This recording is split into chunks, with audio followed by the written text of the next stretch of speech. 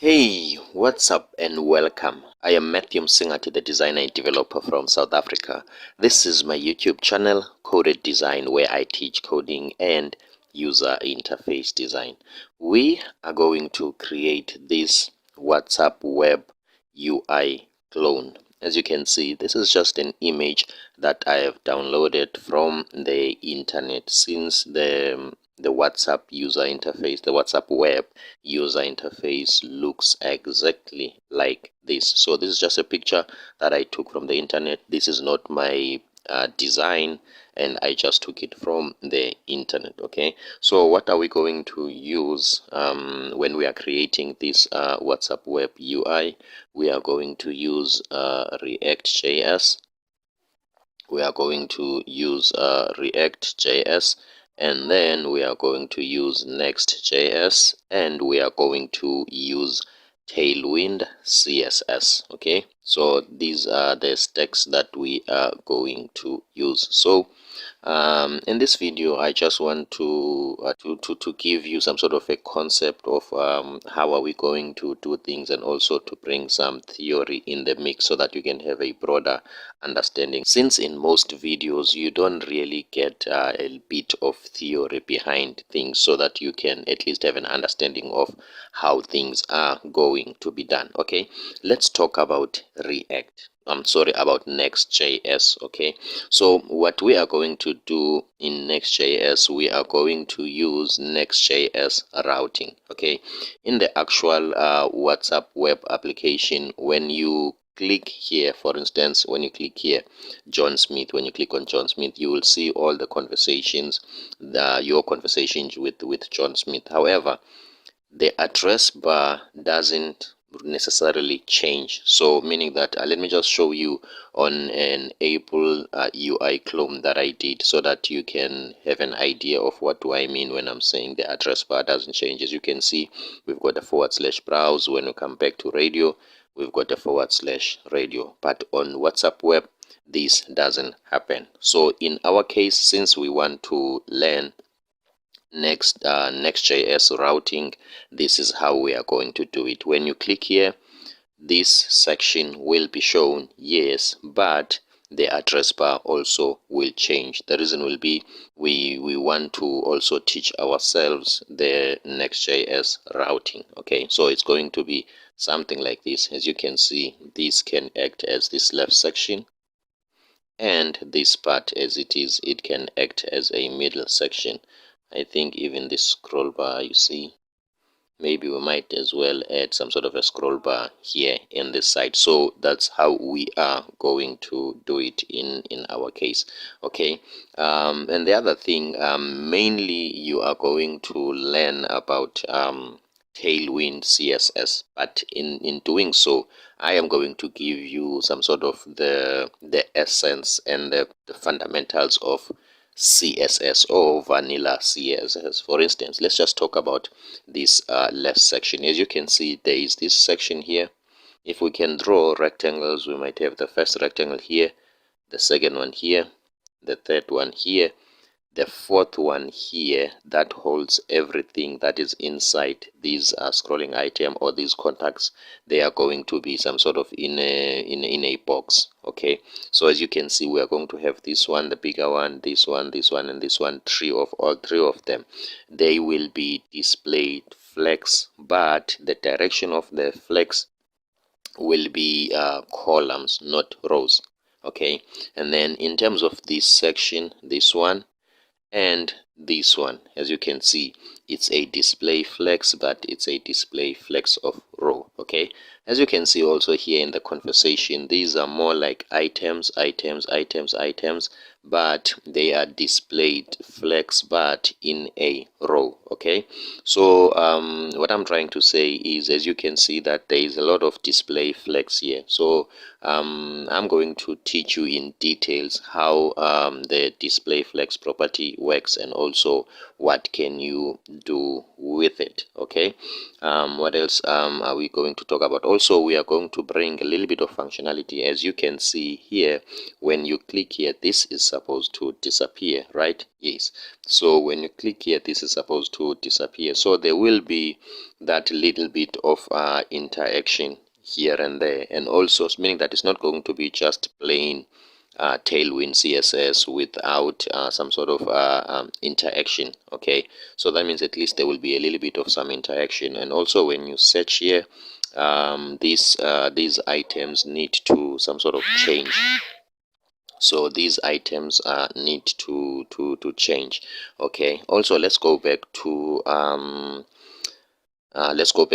Next.js. Okay, in fact, let's go back to React.js. Okay, so as you know, with HTML you write a mock-up of everything in one place, but with React.js we are going to have standalone component, meaning that these are some sort of UI component that you can reuse. Okay, meaning that this part, only this section, can be a standalone component that can be reused, meaning that we have to give it a name. And also this part can be a standalone component. These conversations can be standalone components with a variation. This one has got a background white and this one has got a background light green, as you can see, but it can be some sort of one component. Okay, and then it will differ here and there. Okay, and also these contacts can be components. So what we are going to do as we are building this user interface, we are going to have some sort of standalone React components that we can reuse. That help us to have a clean code that is easy to follow, and also it help us to some sort of capitalize on the DRY principle, which is DRIY, do not repeat yourself. So meaning that we can some sort of write thing once and use it every time, meaning that this is going to be the same component. Then this gray part will be the active component. Okay, I think that's about it, guys. I'm so excited. Obviously when I'm looking at this UI, some sort of UI project or UI tutorial, it's not something that I feel like it's something that is easy. So remember, in this channel I am not the all-knowing guy. I'm not an expert. I'm also learning. I want to become a better React developer or a better front-end developer. So even to me, this is not like something that I know from scratch. I know exactly what I'm going to do, and also we are going to make use of these websites in so that we can search and get whatever that we want to get. But in doing so, I will be explaining some terms and also drilling down on the good programming practices, and also the principles like solid principle if there is a need. Otherwise, for me, I'm Matthew Msengati. If you like tutorials and videos such as these, or also you will want to be notified when I upload and release a video on this WhatsApp Web UI clone series using React, Next.js, and Tailwind CSS, please do me a favor and hit that subscribe button. Otherwise, for me, thank you so much. See you on the next. And then let's go to document, YouTube tutorials, and then this is the folder that we want to be in, and boom, that's it. Okay, the approach in this tutorial, or my approach in general, I like us to figure things as we go, trying to show you that this is not a rocket science. I am not Mr. Know-it-all. I also figure things out as I go. So what we are going to do here, this is the command that we must go to the Next.js website and copy and paste. Okay, so previously I've been using this command without all of this. Okay, so let's copy this. Okay, the command is for creating a Next.js application. A Next.js application, it's more like a container that contains also in it a React.js application. Since the title said we're going to use React and Next.js and Tailwind CSS, so React comes handy with Next.js. Okay, this command is npx create dash next dash app latest. Okay, app at latest. Okay, so this is what we want to copy. Okay, then when we are here, we want to open a new terminal. And then from the new terminal, you just need to be connected. As you can see, I forgot to switch on the internet. You just need to be connected after that, and that's it. We paste that command and then we are good to go. Okay, make sure we are connected. Okay, and then we just need also to make sure that in this command we are inside this folder. Okay, then if we're inside that folder, then we are good to go. Okay, my apologies for maybe my slow computer or something. Okay, so this is the stack. It's Next.js, it's Tailwind CSS, and React.js. The reason why we don't have the React.js tab open is because Next.js has React.js in it. And obviously, this is my YouTube channel, guys. As you can see now, we are sitting at 136 subscribers. Please help me at least to reach 200 subscribers by this month end. Obviously, this is a very little to ask for, but for me, I will be content with that. Slowly but surely the channel will grow big, obviously helping other people to learn as well.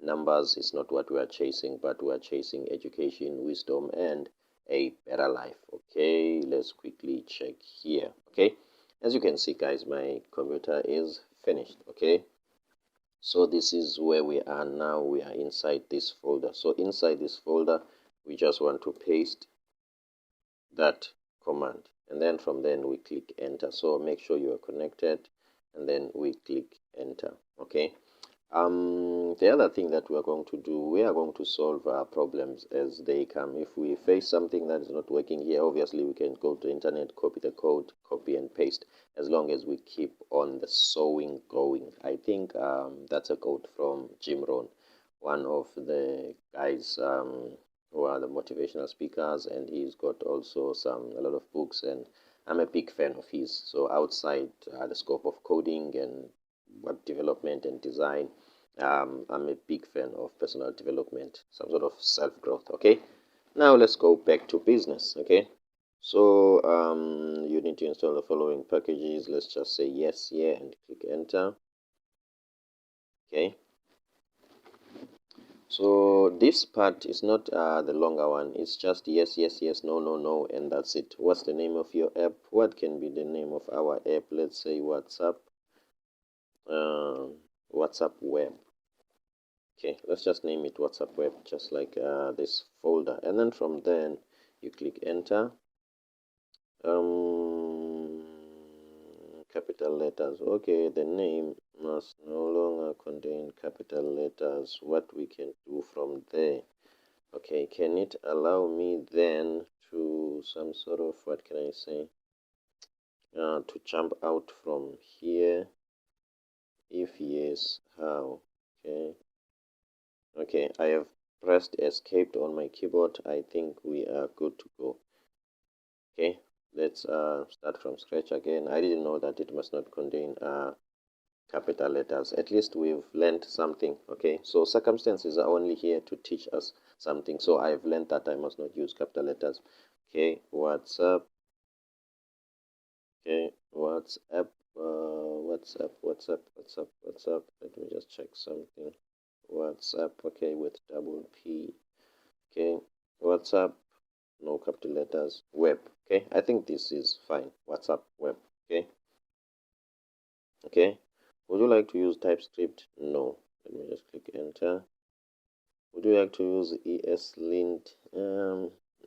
No, I don't know what it is for now, and that won't affect us. Would you like to use Tailwind CSS? Of course, this is what we want. The source directory? No. Would you like to use app router? Yes, we want to use the router. Would you like to customize the import and default alias? No. Okay, as you can see that Next.js is installing some dependencies, React DOM, Next, Tailwind, and whatever. So as you can see, React is part of the package. So it's not like you have to install Next.js, you install React, and you some sort of install Tailwind CSS, so everything comes handy. Okay, so what the system is going to do now is going to process everything, and then from then we are going to see a lot of files in here, as you can see, WhatsApp web app and everything. So I will explain about this folder directory later. So guys, for me, I don't want to make this video longer, like unnecessarily. That's the state of affairs now. It will create these files. Also, when you are following along, it will just create these files and that's it. So when it's done, it's just going to say complete. There is nothing that I will do, and there's nothing more, nothing less. So I think let's end this video here, even though this is not finished yet. We can just look at it on another video and see what we can do.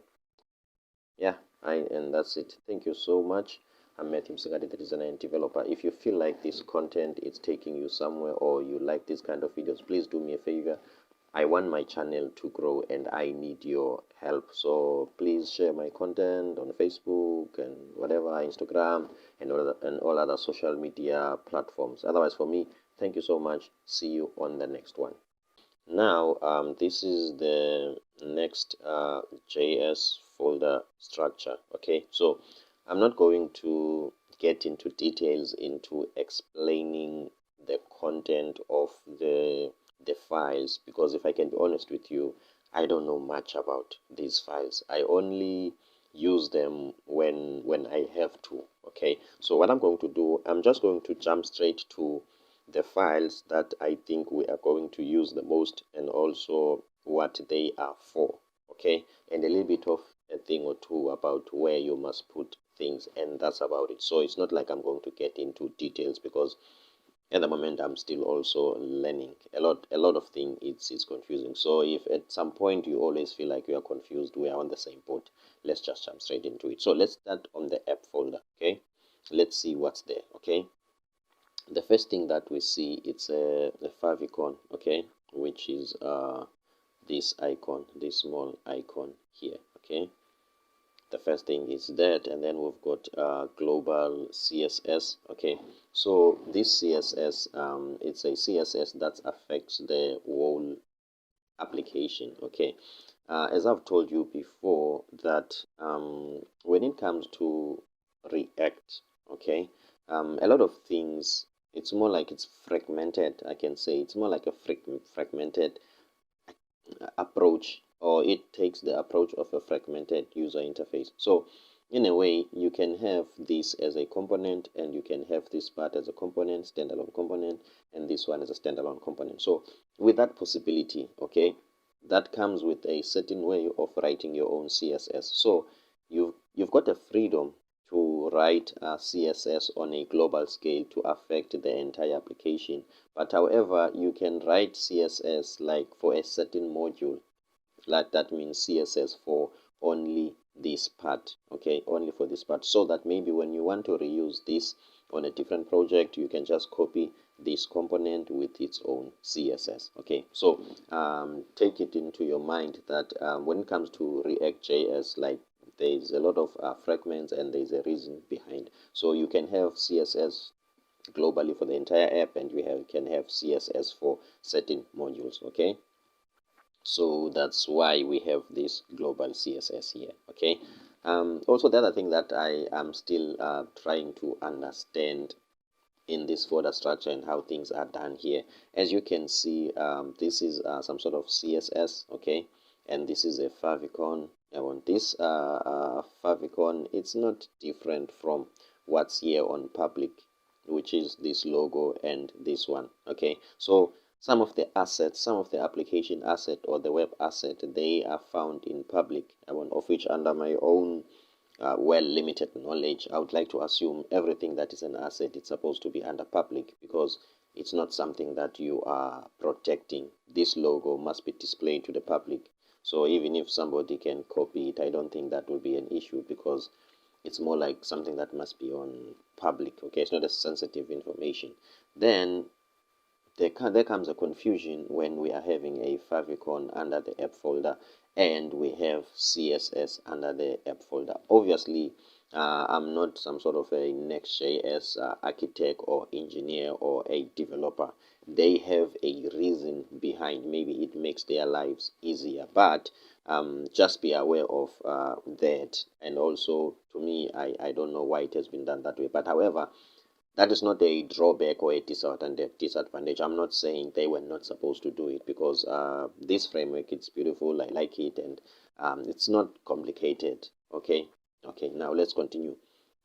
So we've got this favicon and we've got with global CSS. Okay, let's talk about the layout and the page. Okay, let me just click on the page. Okay, at the same time, let's quickly run this page so that as we talk about it, it's much better if we can reference to some sort of the physical part of it where we can see, so that we can not only look at the code. So let's use a command npm run dev. Okay, so at least I'm improving in Next.js command. At least this one I know it by heart, which is I'm winning. Maybe in the next video I will memorize another one, but however, you really don't have to memorize these commands. Okay, as you can see, I don't know all of them by heart. Okay, so I can see that my computer is still slow. Okay, not a problem. My apologies for that. Let's keep the sewing going. Okay, so we've got a page here, okay, which is a web page. Let's say just like this one. Okay, so that's what it's in that page. As you can see in that page, we've got let me type and see. Oh, okay, that means now we can type. So in the meantime, we can type npm run dev. Okay, that means we are running the application, we are launching this application. Okay, so as you can see, this is a page. Okay, maybe what's a problem, what's a problem.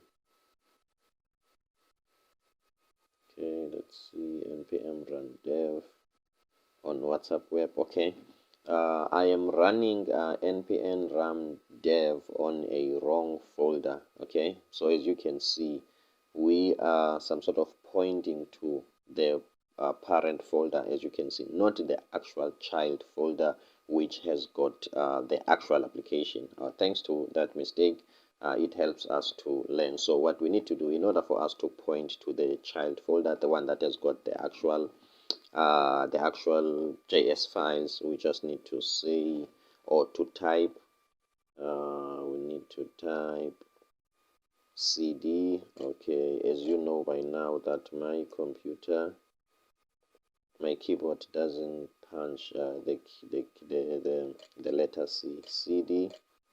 Okay, WhatsApp web. Okay, so we are saying let's go to the child folder. Let's see. Also, I don't have an idea of what's going on here. The big space here, I don't know why, but it doesn't affect us. We are not going to stay in this command line thing for too long. Okay, so as you can see now, we are inside. Let's go back and type the same command that I'm proud of, because it's the only command that I know by heart at the moment in time. npm run dev. Okay, that means you are launching the application. Now let's just wait and see. Okay, as you can see, now we are winning. It's going to continue. Okay, so we were here. So this is that actual page that will be rendered here on this port 3000. Okay, let me open it in the meantime so that it can take its own time loading, and then I can continue here. Okay, so we've got this page. Okay, so this is the page that is going to load there. As you can see, this is Tailwind CSS. One thing that you will notice, it's different from your normal HTML and its own classes. Here we've got class name instead of just something like this, class.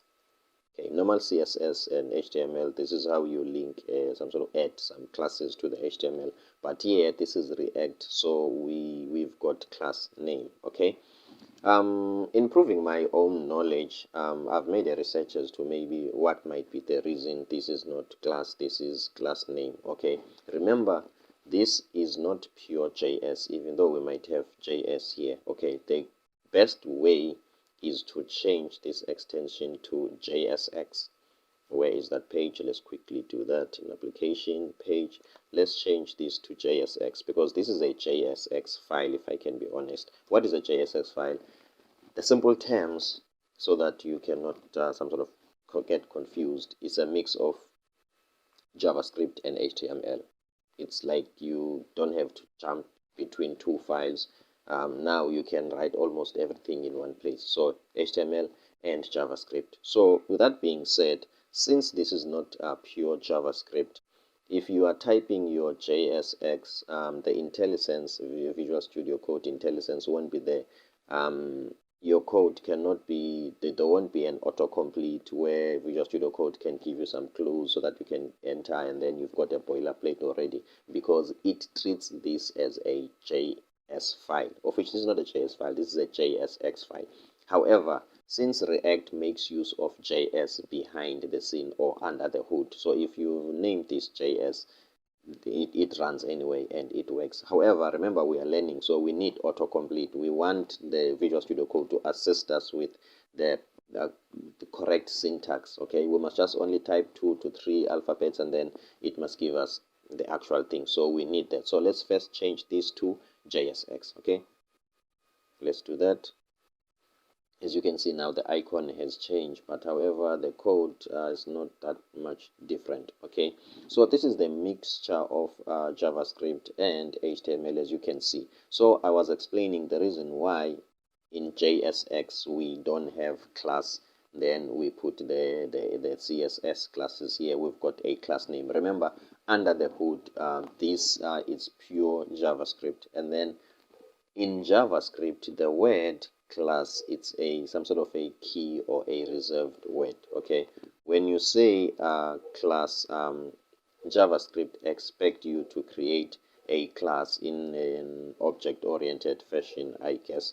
Okay, something like this. Let me copy this so that I don't have to type things myself, you see. So in OOP, this is how you create a class. Let's say class test, and then you will open and close. Okay, sorry, okay, curly bracket. Okay, so this is a class. As you can see that in JavaScript, this is a reserved word, it's a keyword. You can't have a variable with the name of class. Okay, so that means you must be careful when you are using this word class. So now React, when they are creating a mix of JavaScript and HTML to make our life easier, they couldn't write this class now. Okay, because this HTML now, it's not pure HTML, there is also Java involved. Guys, I think that's my best explanation up to now. Okay, yeah, so the first thing that you must know, this is not an HTML file, this is a JSX file. As you can see, there's a lot of syntax that you are not familiar with. For instance, in HTML, there is no tag, which is image. Okay, in HTML, it's img for an image, but now this is a different tag. This is a Next.js image tag, but we don't call it tag now, we call it a component. You will see as we continue, we are going to create our own components. Okay, guys, I think that's about it on this video. The only thing that we okay, sorry guys, I think I'm in a hurry. Okay, I was just explaining this page. Okay, I cannot explain this page alone. I need to explain this page relative to the layout. Okay, because it's important. If I can tell you only this one, you won't understand the essence of this layout. Okay, so with the user interface, okay, let me just go here, make an example here. Okay, with web interfaces, there is always a case whereby we've got your menu items. Okay, some sort of an index where you have to click and you'll be taken to a certain page, where you have to click and you'll be taken to a certain page. Okay, and in most cases, just like this one, okay, when you click here, a lot of things won't change here. There is only a certain part that will change. Okay, let's look at this now. We were on documentation. I don't mind the refreshing aspect of it. Okay, but just look at the user interface, what has changed. Okay, so you will notice that This is not what I want. Let's see. Let's say documentation. I think the documentation will give us what we want. Okay, sorry for that. Where is the documentation? I'm not sure if I'm in the, yeah, I'm in the documentation. Oh, okay. I think I'm confused now. I'm not confused. Okay, let's click here. Let's just click here and see what will happen. Obviously this doesn't do what I'm used to. Okay, I'm not used to Tailwind CSS documentation behaving like this. Maybe, okay, maybe I'm not that glued up with Tailwind CSS. It's fine, that's not a problem. Yeah, so this is what I want. So let me go down configuration, layout. I think this is what I want. So what I was expecting is that when I'm clicking on this aspect ratio, this part doesn't change, and also this part, but only this part that change. So my own explanation, it's some sort of rooted from there. Okay, so an aspect ratio, yeah, that's what I was looking for. As you can see, aspect ratio, let's click on columns. Okay, as you can see, this is some sort of the columns, but this part doesn't change and this part doesn't change.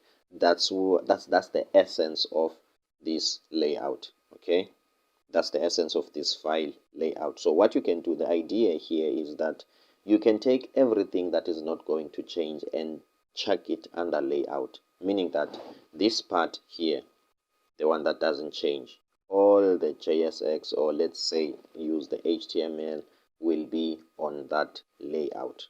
And then this part will be different pages. Let's use pages for now, different standalone pages. So when you click here, it's like you are loading the page, let's say break after, okay, a separate page. And when you click here, you are loading a separate page called break before. But since this is a layout, it's like it will always stay here. Anything that is not going to change, then you put it under layout. Okay, let's see. As you can see, this is our layout. So anything that won't change, you will put it here, and anything that will change, you will put a separate page or a separate component for it. I hope that's one it's clear. Okay, so let's quickly prove that before I end this video. Okay, this is a layout, yes. Okay, everything that some sort of won't change, it will be here. And also, okay, other important things, as you can see, just like the title, okay, it's create next app, as we need to write WhatsApp web. Okay, let's just write WhatsApp web. Let's just type here WhatsApp.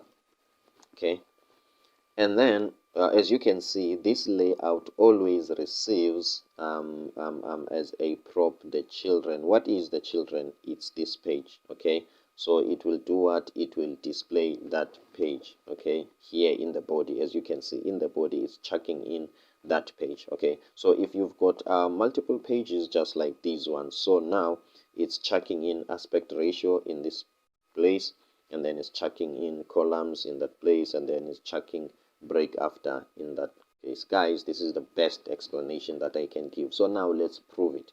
If I delete this, okay, if I delete this, and then let me just write my own HTML. Okay, h1. Okay, let's see what will be the different. Okay, test HTML. Let's see what will be rendered here. Okay, here, as you can see, HTML test HTML has been rendered because this template doesn't have any some sort of content to render. Guys, I hope this is clear, and I hope you are learning a thing or two from these videos. That's about it. We are done. We've got the folder structure. Everything is ready. We know a little bit about files. We know that we've got the layout, and also we've got to know we've got a page, which is some sort of a React component. Also, we know the difference between JS and JSX. I think that's about it, guys. Otherwise, for me, Matthew Msingati, please don't forget to support my channel. Okay, this is the code.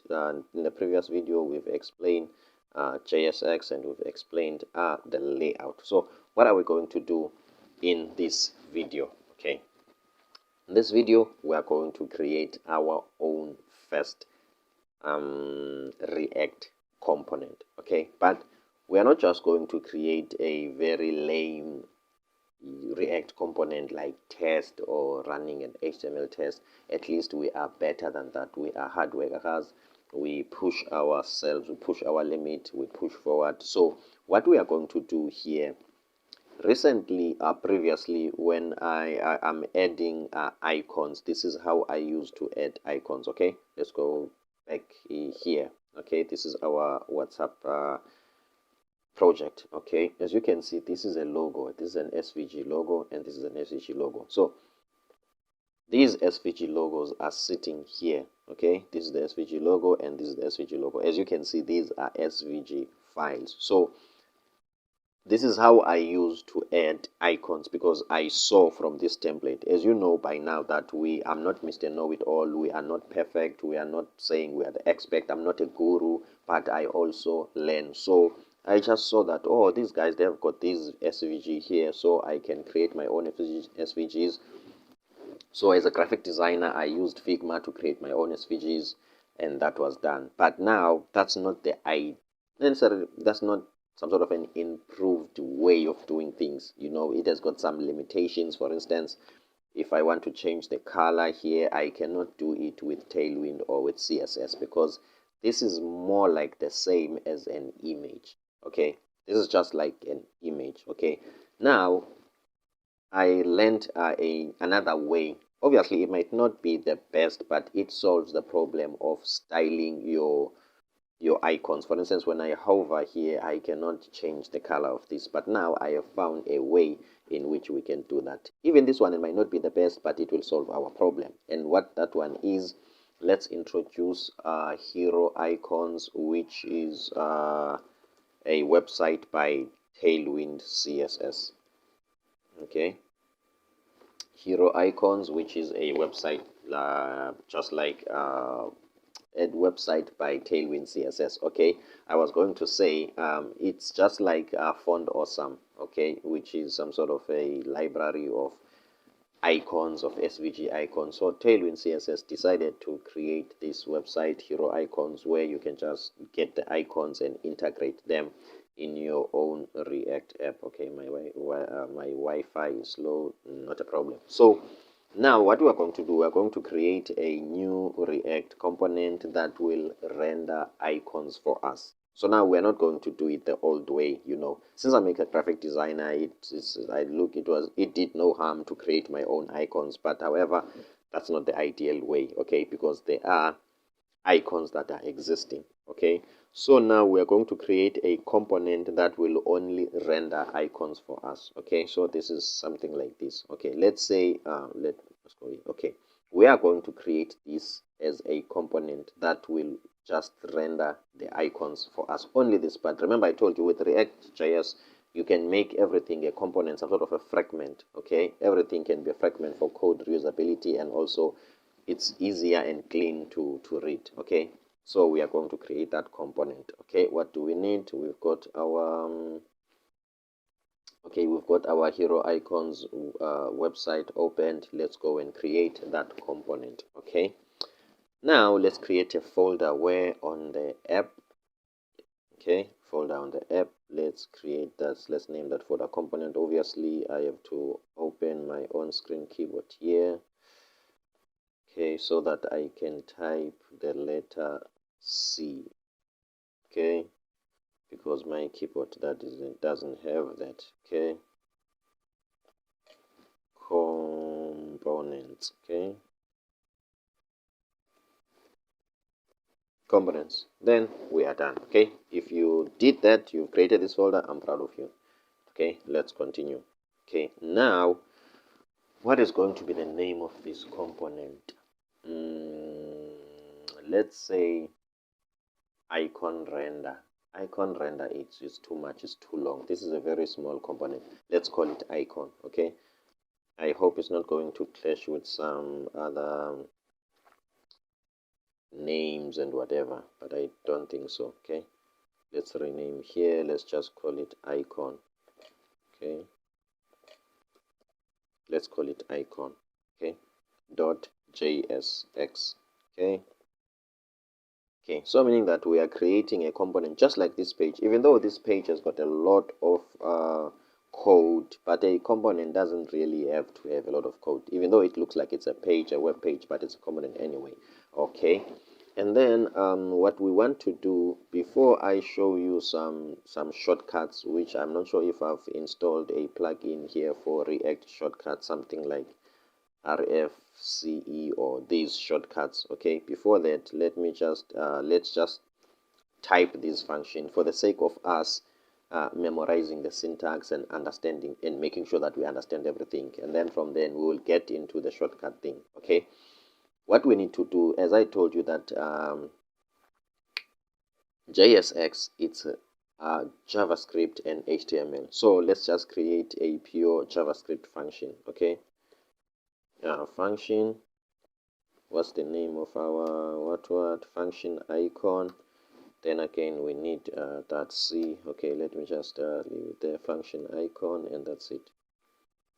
Okay, this is function icon. I just need to type here function icon. Okay, as you can see, this is just a normal JavaScript function, but then you need to some sort of, let's use the word display the function.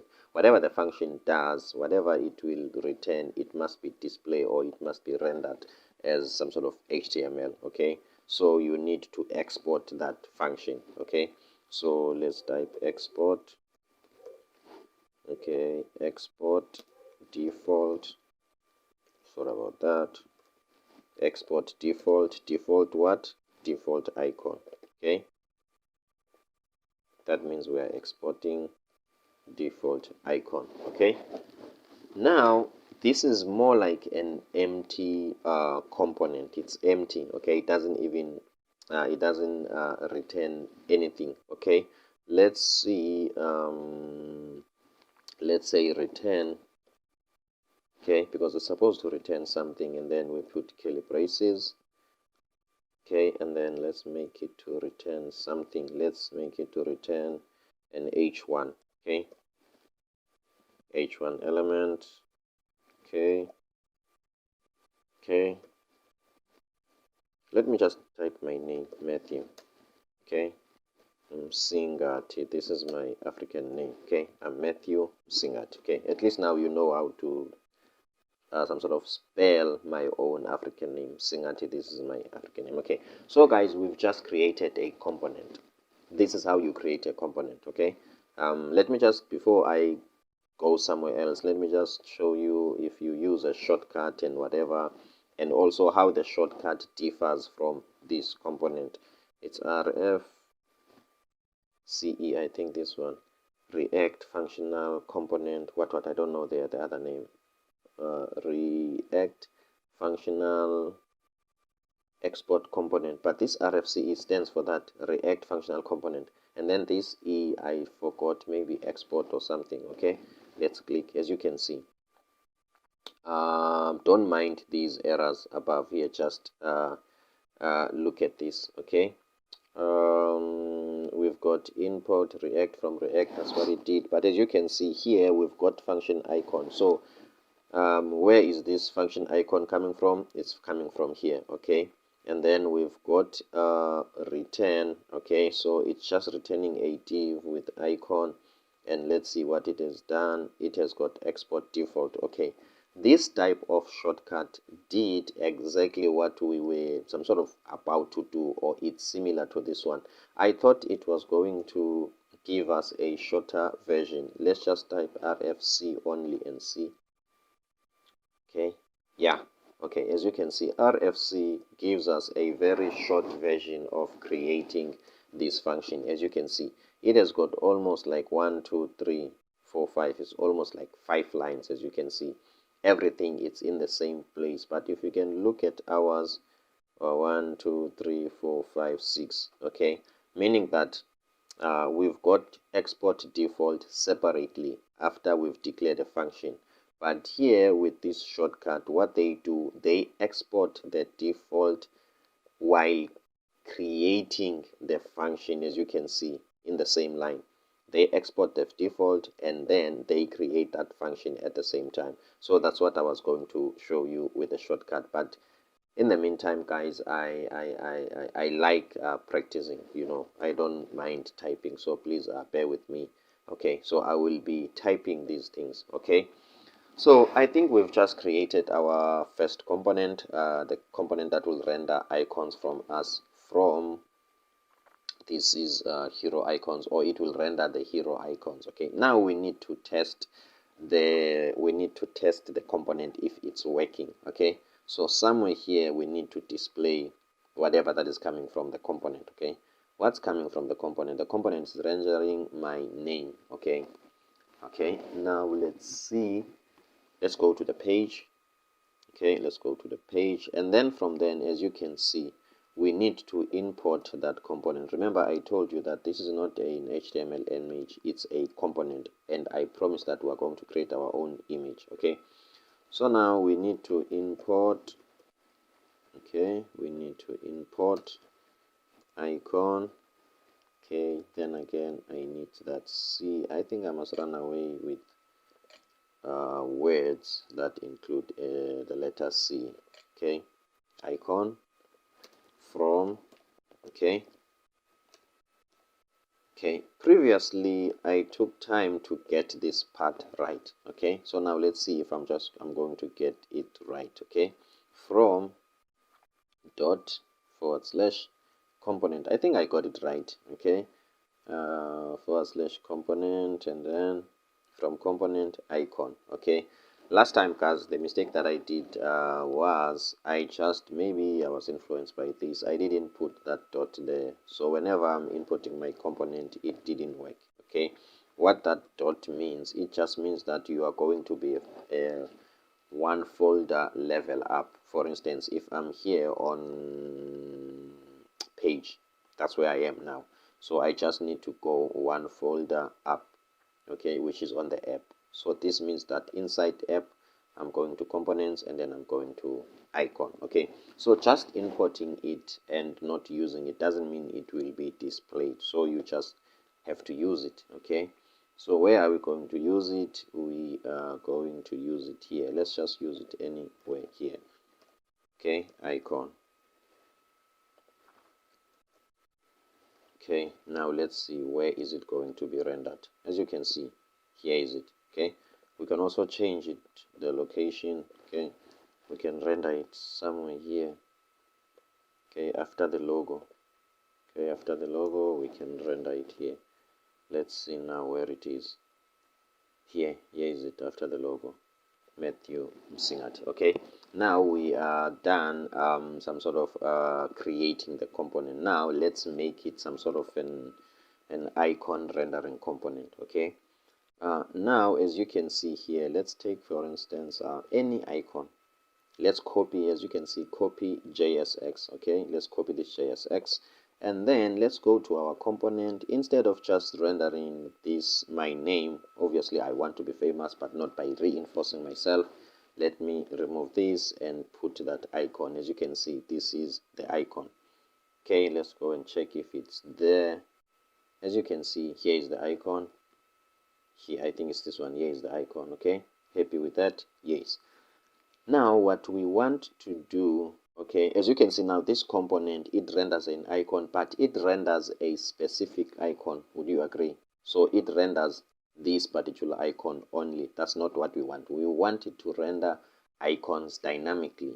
Okay, okay, so if we want to do that, we need to some sort of change this part. You see this D, this is the actual path. Okay, so what we can do here, for instance, we can copy and paste two icons from hero icons.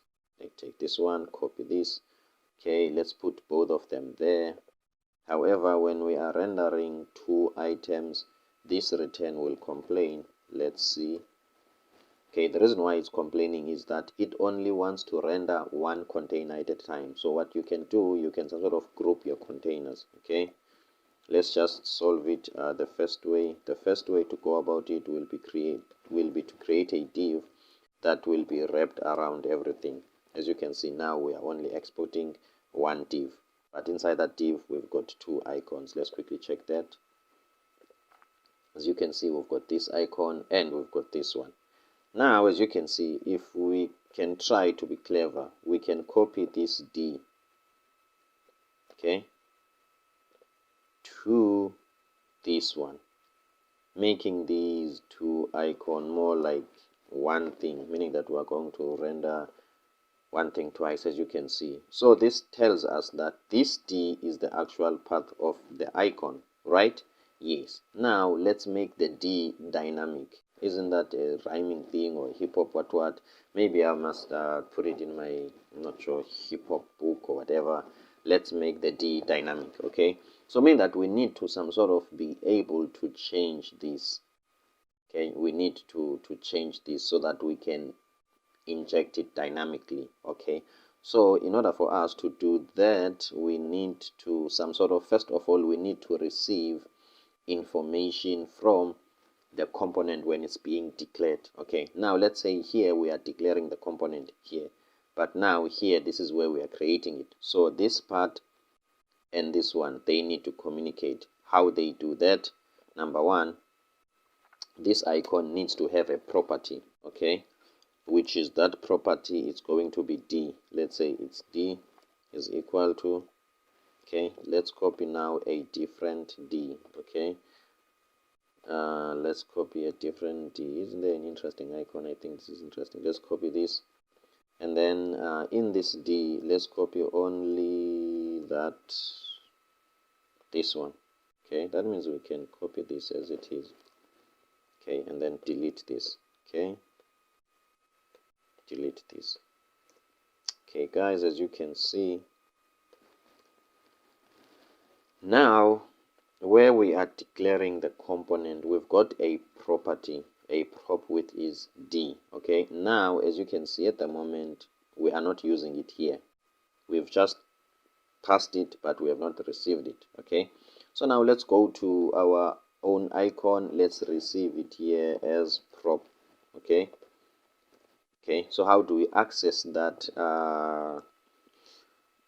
D? Okay, that path. So what we are going to do on the first one, the top one, we are going to remove this string, and then we're just going to put curly brackets, curly braces. Is this one? No. Okay, we're going to put curly braces, and we're going to type that prop dot D. Okay, prop dot D. This means that this is what you have received from here. Okay, that means the top icon is supposed to change. As you can see, it's changing to whatever D that we are putting there. Okay, meaning that now we can delete this one because it's not dynamic. Then we are having this one. So instead of, as you can see, instead of having duplicate this one and this one and this one, now we are only going to have one component, and we can render it as many times as we can. How can we do that? Look at how cool this is. Where is it now? I'm lost in my own code, sorry for that. Let's just copy this and render another one. The only thing that we will change is the D value. Okay, sorry about this. Okay, the only thing that will change is just the D value. Okay, that means I only change this D value. Let's go there. What do I want? Let's look for some sort of can I search here and look for network icon? I understand this is not necessary, but just excited. I hope I could let me just type this one, take this one. Okay, then again we just copy this D. Guys, I hope you are following. If you are not following and you're lost, please shoot a comment below. We will quickly fix that, take it from there. Okay, and then from then we're going to change this D to this one. Okay, and then that is it, guys. I'm not going to make this video longer. As you can see, we've just created a component that renders icons for us dynamically. Okay, so now we just put this icon and we pass the actual let's say icon data or path data, and then from then the icon will be rendered. The interesting thing about this is that we can some sort of manipulate a lot of things. Okay, in closing, let me just show that manipulation a lot of things. I'm looking for color here, but I don't see it. Okay, let me say text color or text red. Okay, which is I need this class name. You know by now that my keyboard has got a problem with the C word, so if I can copy things, that will be interesting. Let's see. Okay, now this is Tailwind CSX text red. Okay, let's just click any of these. Okay, text red. Let's see, this is supposed to, one of these is supposed to change the color. If that happened, then we know we are good to go. As you can see, it doesn't refresh. Let's just force it to refresh. Okay, if it doesn't change, guys, don't mind about that. We will see what we can do in order for us to some sort of make these changes. Maybe we just need to go and change it here. Okay, let's see if that is necessary. As you can see, where is that? Here is it. We need to change it here. Sorry about that. As you can see, stroke, let's just type red there and see.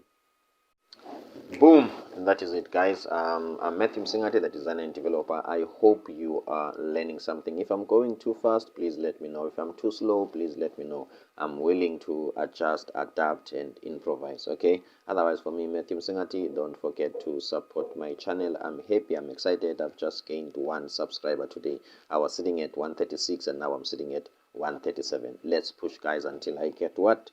200 this month, by the end of the month.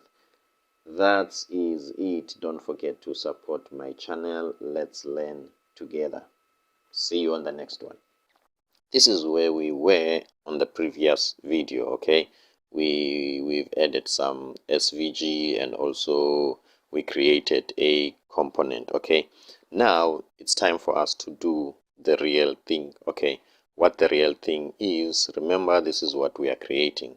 Okay, so that means we are going to erase everything here, delete everything. Okay, and then from then start from scratch. Okay, I think that's about it. And then also let's quickly some sort of plan. I like to plan things. Obviously, some people are just developers and front-end developers, so it makes sense for them to get into code and start coding. But for me, since I've got a background as a graphic designer, I like to some sort of make some diagrams, some sketches, so that we can sort of have an idea of a concept of what we are going to do. Okay, with that being said, let's just jump straight into that. Okay, one last thing, it's raining this side.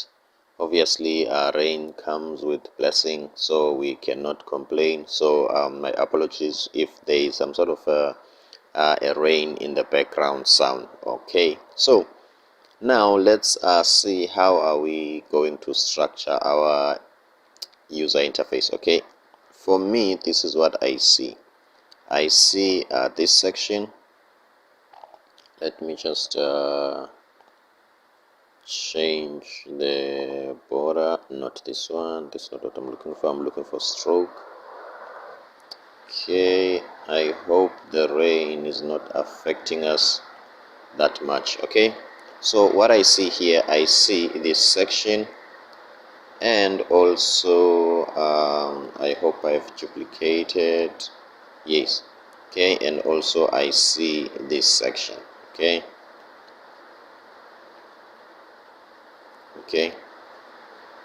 so this is what I see at the moment. So and then obviously there is this one, sorry, Okay, obviously there is this one, but that will be a topic for maybe another video. Okay, there is this one and this one.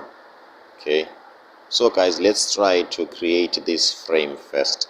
Okay, let me make these blue.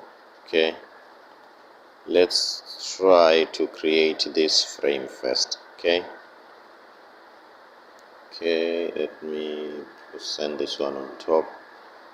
Okay, as you can see, so we've got this left side and we've got the right side. Okay, so we can call this the contact side. As you can see here, the contact side, there are some contacts, and also on the left, this left side, we can call it the chat side.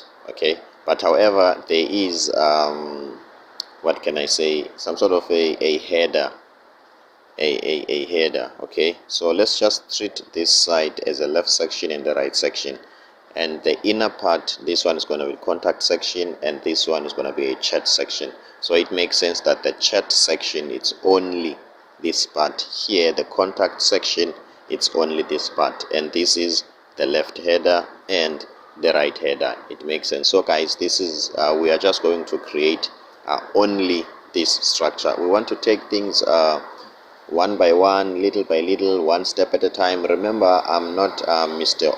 Know-it-all. I am also learning. So I think everything is clear now, and let's jump straight into it. Okay, so this is what we have at the moment. So what I want to do, I want to go to page. Okay, and then inside page, I'm going to, can I delete everything and start from scratch? I think so. I think I can. I think I can.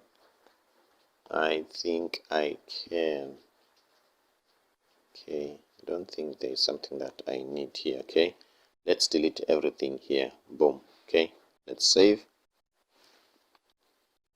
Then from then, let's check what will be rendered here. As you can see, now there is nothing. Okay, so what we are going to do,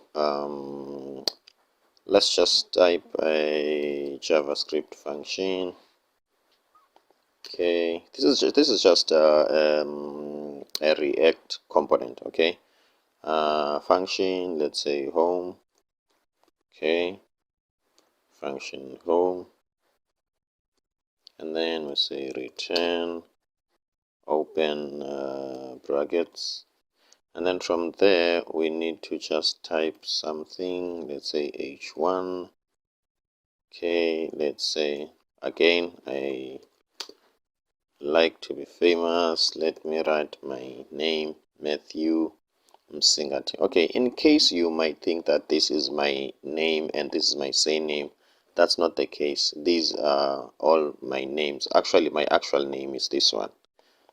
It's Msingati, that's my African name. And Matthew is the name that I'm using just to think for people who don't speak my language. Obviously, they can't pronounce the name, hence I go by the name of Matthew.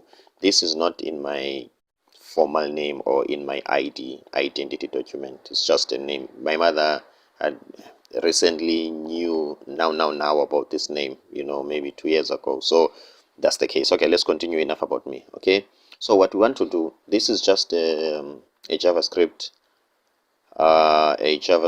function. As you can see, it returns this. So now this won't work. As you can see, even if I can save, it won't work up until we export it. Okay, nothing happens up until, sorry, not necessarily export, but export means that we display it in a way. So let's say export default home. Okay, default home. Okay, now that we have exported it, let's see if we can see this name. Refresh. Okay, as you can see, here is my name. The reason why I did this, I exported my name, or I displayed my name, I wanted you to see that as much as we have erased everything, but still we are getting these lines, some sort of stripes, okay, with a little bit of gradient here and there. Okay, so if we've deleted everything, isn't suppose this is plain white, suppose it's plain white, but we still have these lines. So I wanted to show you how to remove that. Okay, so what we are going to do, remember when you talk of React, we are talking of some sort of a loosely coupled way of doing things. So things are not sitting in one place, like where you can just find everything here. Let's say the navigation bar, the head, the header, the body, the footer, and everything. No. So things are a little bit loose here. Things are a little bit scattered. So I want you to think of React like that. Okay, so this means that these styles, or what is going on here, these styles take effect in a different section of our application. Okay, so that different section is, let's first look at the layout. Okay, let's look at remember the layout. It's some sort of a template of your page that won't change, and then everything that will change will be received at this as the children, and it will be chucked or inserted inside the body. So do you see where your body is? That means your body is in the layout. Okay, so this page, whenever it renders, it will be taken and it will be received here, and it will be pushed inside the body. Okay, so as you can see that the body has some styles. Okay, class name, inter.class name, and whatever. So let's make sure that our body doesn't have any class name. Okay, let's just put here just an empty string. Okay, meaning that our body doesn't have some sort of a CSS. Let's go back and see if is there anything that will change. Obviously nothing changed. Okay, that's not a problem. I'm sure that our body doesn't have anything. Okay, let's go to global CSS and see, okay, if there are some styles there. As you can see, here is the body. Okay, and the color of the body is what as you can see, these are styles. Okay, okay, now we just need to remove this. Okay, okay, let's go and check there if we are good to go. Voila! If you have reached this stage, I'm proud of you. That means you are a professional front-end developer. Okay, so guys, we are starting from scratch. This is a clean slate. Okay, remember, don't forget, this is what we're trying to do. We want to build this frame. It's like we're building a foundation. We want to build the left side, the right side, let's say the left header and the right header, without the icons and the other things. Remember, framing or structuring things, it's very important. It sets you up for a clean code, for easy, I'm not sure, for some sort of, it helps you to easily know what is the problem, and also it will help you to style or to name your sections. Okay, so let's start with that. We are not going to put any icon, any fancy thing. We're just going to create this structure. Okay, makes sense. Okay, now let's go back. Okay, let's go back here. So what we're going to do, we are not going to first create components, right? What we are going to do, we are going to create everything in one page. Okay, then once we are done with that, and then we will create a component, meaning that we are going to create our own frame. Make sure that it's like this, even if it has got some red and orange color, that's not a problem. And then from then, after that, once we are done with this section, okay, we can then extract this part and make it a component. So we will make components later. Okay, now let's go back. Okay, so what we want to do, we want the left section and the right section. Okay, before we do that, let's create an overall div which is going to act as our app div. Okay, the other thing that you must notice, okay, let me just show it to you. Here you are not allowed, JSX doesn't allow you to render more than one div. Okay, as you can see, this is the first div and this is the second div. So ideally it wants you to wrap this inside one div. Okay, something like this. Okay, something like this. If all this can be under one div. Okay, as you can see now, everything is under one div, one container, then it will work. Okay, the ideal way is to just open and close this, and then this empty bracket, and also here you can some sort of export these empty brackets. Okay, that means this solves the problem. So you must always have these things. Okay, and then from then let's create our parent div. Okay, so this is our parent div, or the main app container, let's say.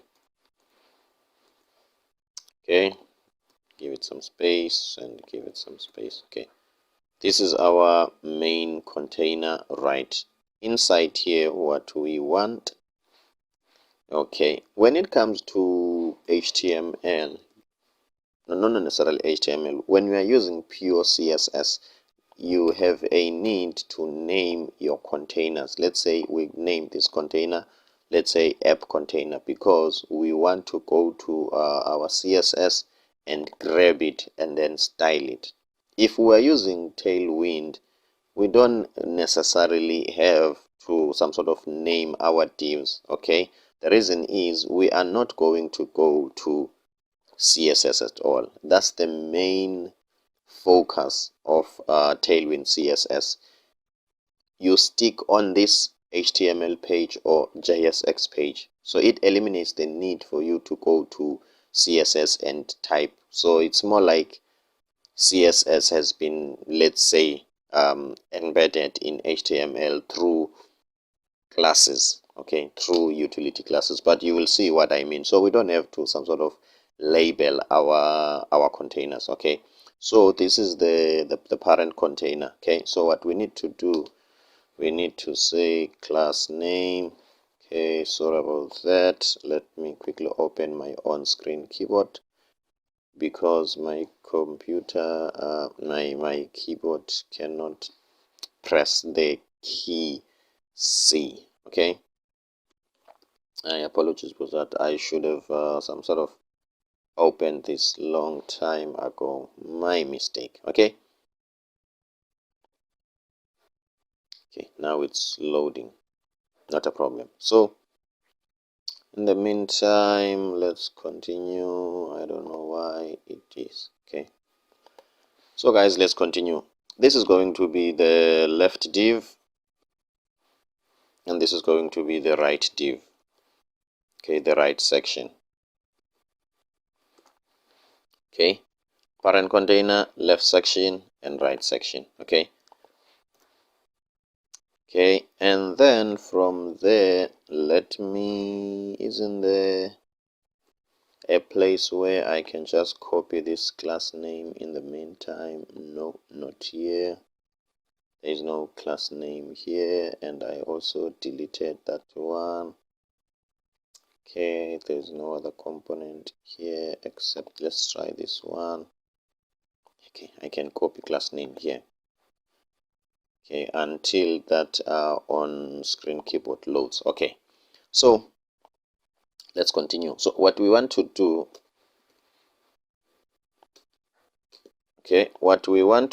we want to style our main application container. So let's say bg gray, or let's say bg red 500.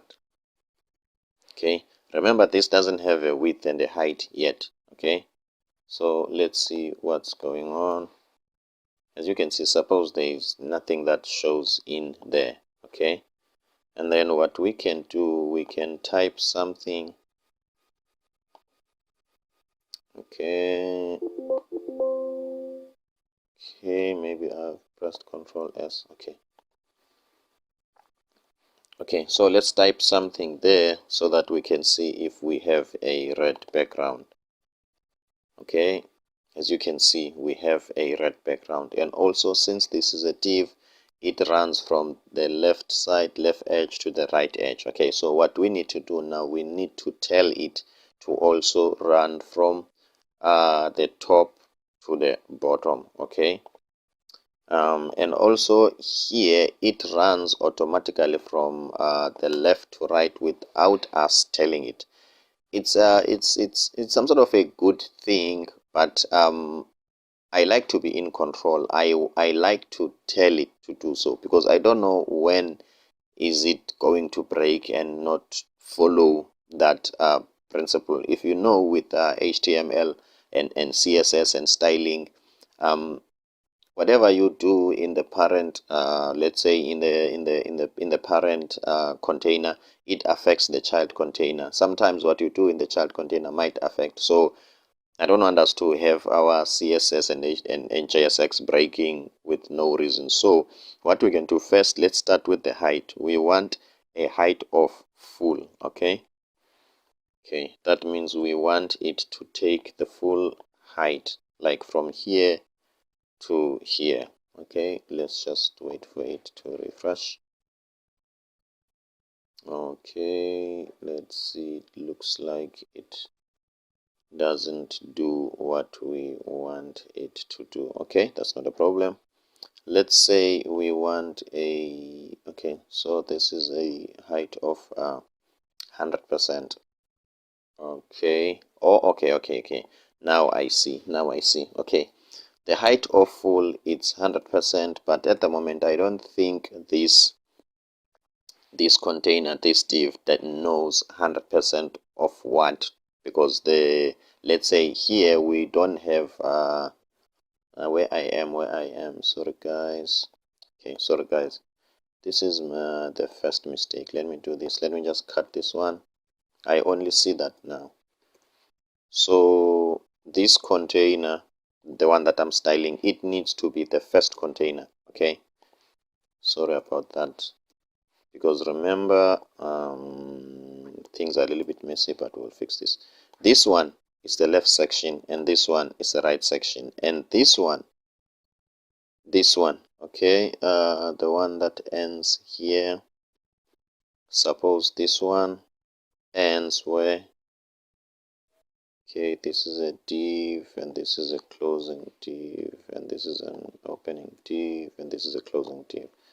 This one closes here. I hope this is clear. Okay, this is the parent container. Remember, this is the main container, so it should be at the top. Okay, so I was saying, if this h full means 100%, okay, 100% of what? Because we don't know, we are not aware of the parent container for this div. Okay, so usually 100% means that 100% of the parent container, and we don't have that parent container, so we don't have to take that route. Okay, so there is a CSS class that has got something to do with screen. Okay, h, okay, let me do it like this. Yeah, okay, h. Then here I want something that has got something to do with screen. Now I forgot what is it, but it's not, yeah, not max. Is it max? Okay, but this is, I think this is this one, h screen. Okay, but without this max.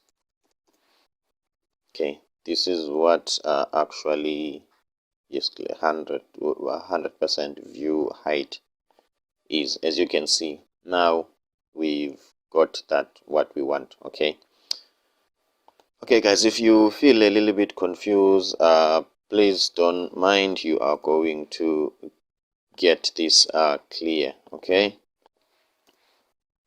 so I don't need to put now that there. Okay, so we've got our container. Okay, our parent container, that's it. So what we want now, we want this left section and the right section. Okay, let's quickly do that. Remember, we said this first one is our left section. Okay, what we're going to do, we are going to take this class name as it is. Okay, remember we said if the height is some sort of 100 view height, okay, then let's make the width also to be like that, so that we know that we have made it to be like that. Because remember, at first it was like by default, okay, of which we don't want that. We want to be on control. We want to know it's us who has made that. Okay, now what we want to do, let's just copy this class. And remember guys, this is Tailwind CSS. Okay, we are not going to go to a CSS file and do things not with Tailwind CSS, unless there is something that we really feel like we can't do with Tailwind CSS, or we like in terms of our experience with Tailwind CSS, we've got some limitations. We don't know how Tailwind does that, and then we'll go to this file and we'll type vanilla CSS. Okay, so let me make BG green. Okay, BG green for the left section. The height might be 100%, but the width must not be that. Do I have 90 here? Let's see, do I have something like 90? Let's take 60 because it's there. Okay, let's see the green color. As you can see, here is the green color. This is 60. See, okay, doesn't look like it. Let's make it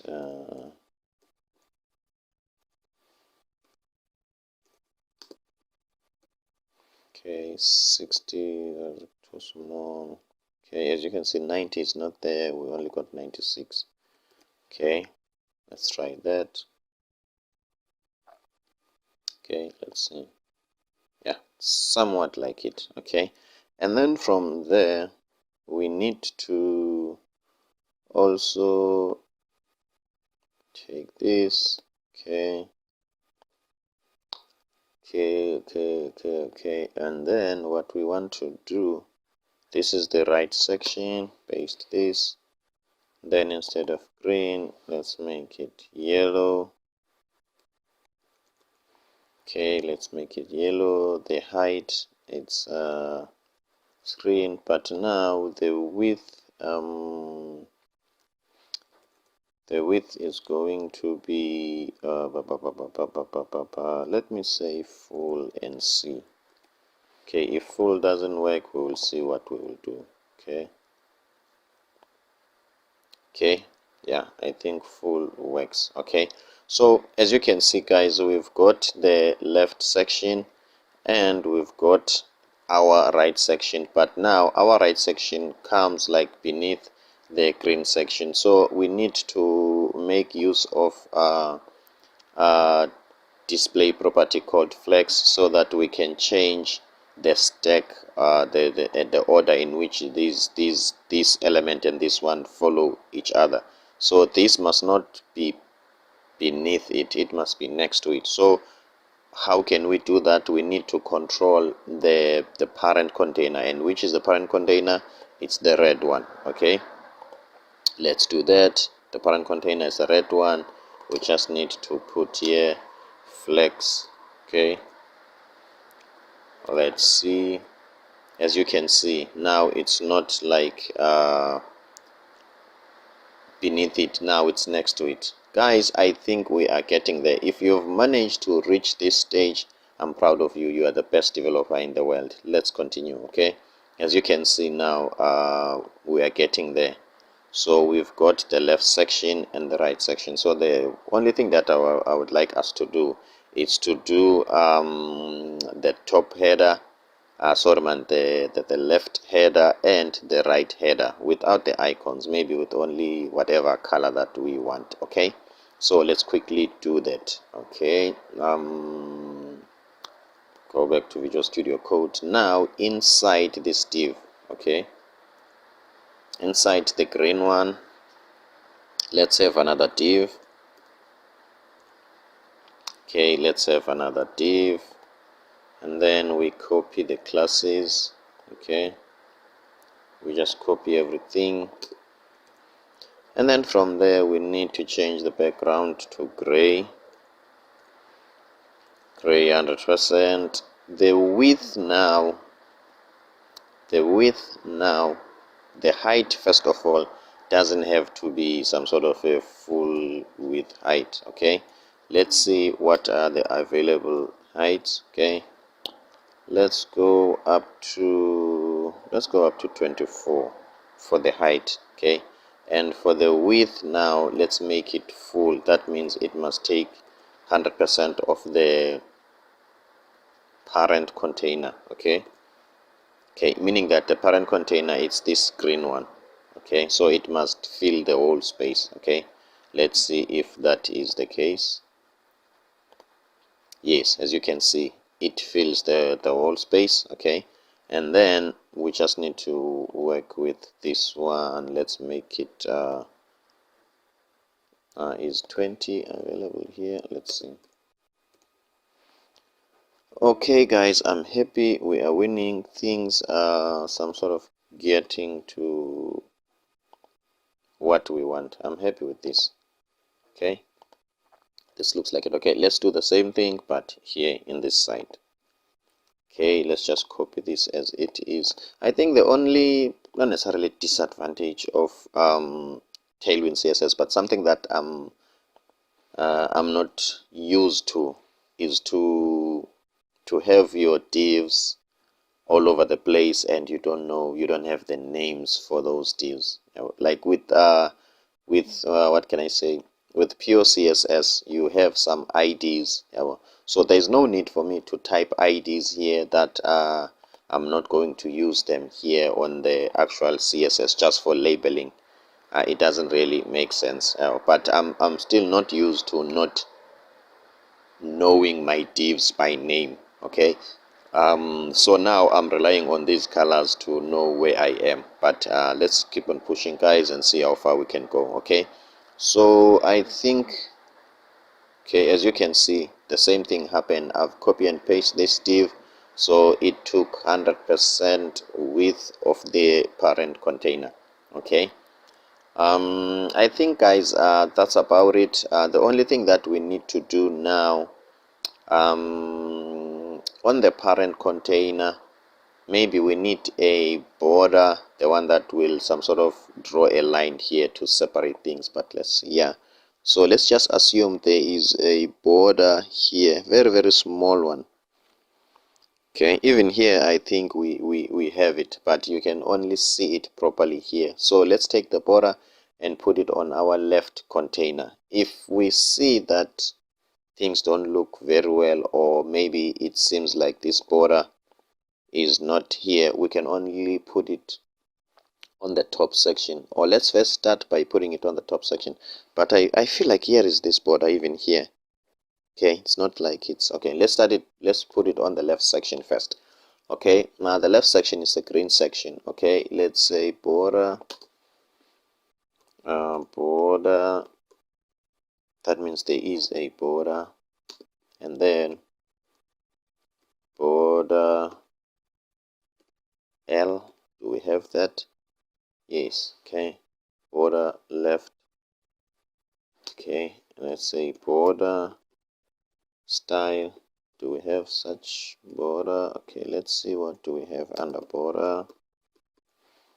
Border spacing. No, I want the border style, border solid. Okay, border solid. Okay, let's see, did I specify the color?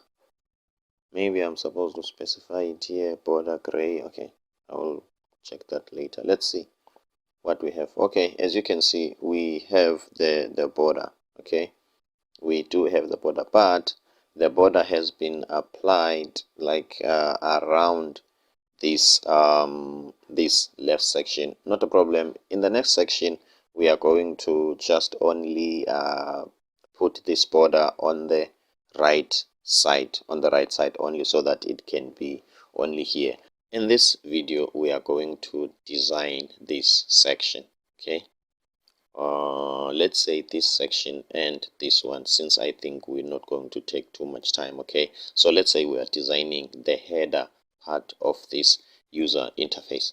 As I've promised that we are going to use hero icons. Okay, remember we said we are going to use hero icons. Okay, the only drawback or something that I've just noticed with hero icons, maybe I'm still new in it, maybe I don't know how it functions, okay, or how it works, but at the moment I just noticed that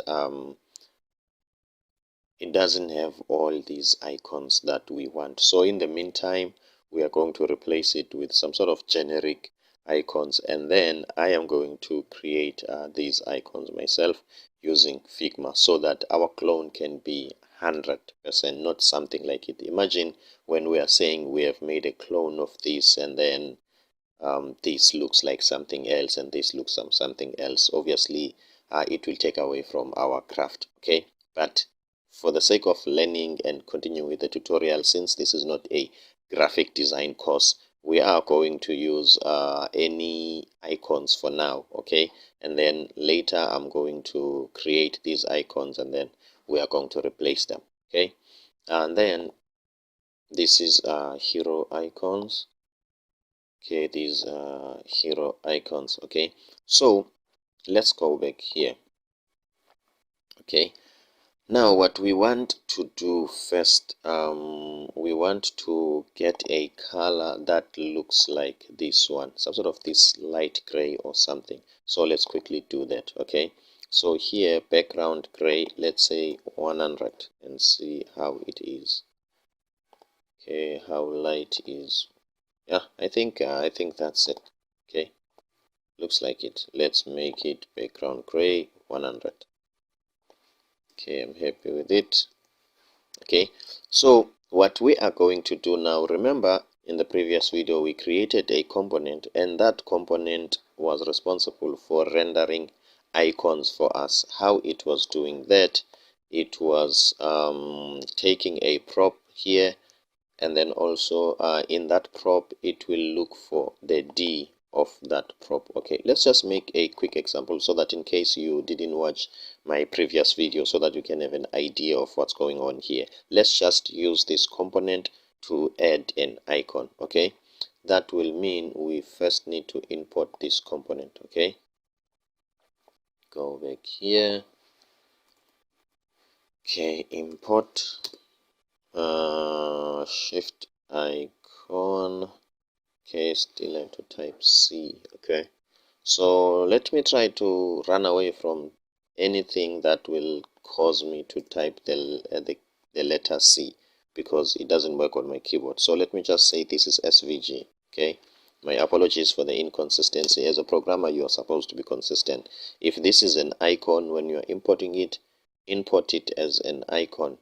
Okay, name it as an icon and continue with that, because your code will be confusing. But remember, I told you that my keyboard key C doesn't work, so it gives me a tough time. Okay, so that's why I'm writing the typing the SVG. Import SVG from, okay, from what, from, let's say, dot / and then components, and then from there icon. Okay, remember I told you on the previous video, first of all, before you know where you are importing things from this path, you must know where you are. So if I am here on page, so when I'm saying dot / I'm moving one folder up, and that one folder up, it's what? It's app. And then inside app, I'm looking for component. Inside component, I'm looking for icon.jsx. Okay, so now I've imported that SVG. Okay, rendering component. Okay, that means it renders the icons for us. So what I want to do inside this gray, the first gray part of it, okay, and which one is it? It's this one. That means this is that left header. Inside it, let's render the SVG. Okay, obviously now we didn't give it some sort of properties, so suppose there is nothing. Okay, as you can see, there is nothing. So let's go to hero icon. Let's look for the moon icon. Okay, here is the moon icon. Copy JSX. Okay, So the idea here behind this component, okay, let me paste this here. So this component icon JSX component is React component. What it does, it renders something like this as it is, but it only doesn't render, or it doesn't contain this path. Okay, this path is the one that we must define when we are declaring that component. So once we've declared that component, we need to tell it that it must have this path. Okay, and that's it. Okay, so meaning that whenever we create this element, this path will be inserted here via prop, and inside prop we can get it. So this D will be replaced by that path. Okay, let's see now. Okay, as you can see, here is the moon. Okay, as you can see, the moon, it's an outline here, so we can go to hero icons and see.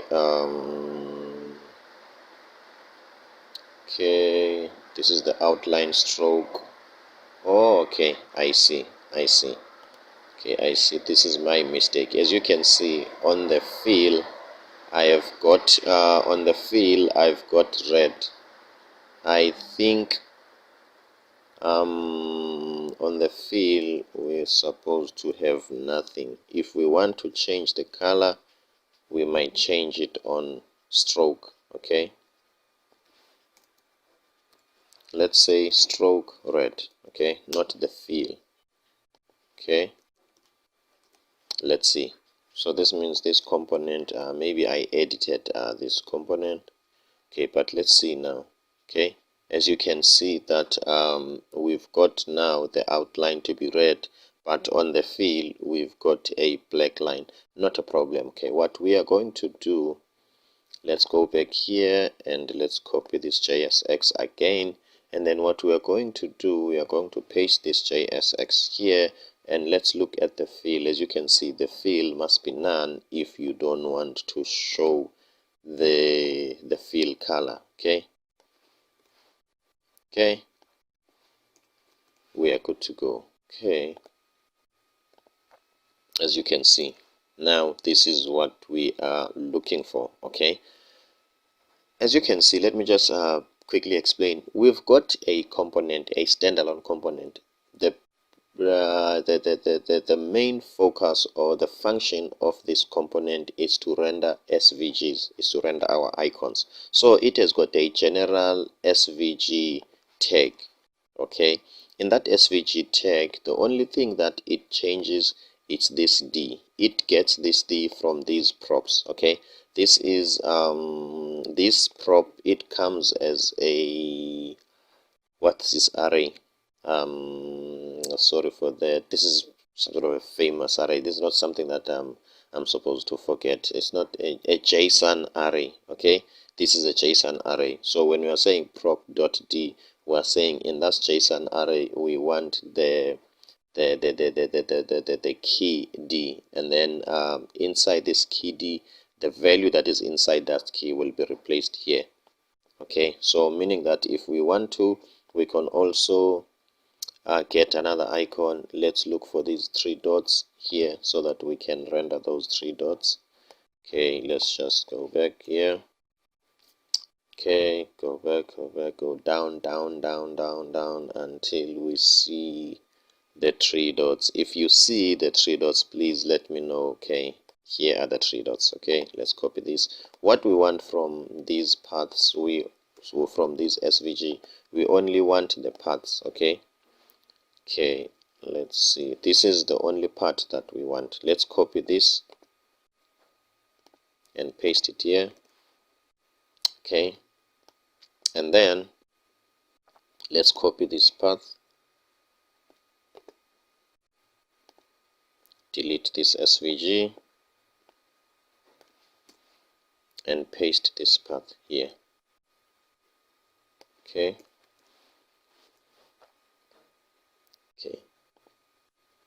let's see.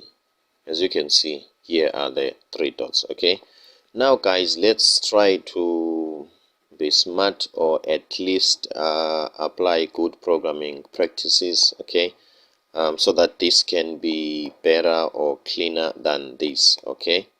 So as you can see that we are able to change the path, okay. We are also interested in changing the color, okay, so meaning that we might have the color here, okay. This color name will give me a tough time. I will always have to type C, okay. The keyword C, the keyboard key C, okay. So let's change it to fill instead of the color, okay. Let's change this prop to fill. So we want this not fill, sorry, stroke. Okay, that means this is the color of the stroke. Sorry about that. Okay, we want this one to be red and we want this one to be blue.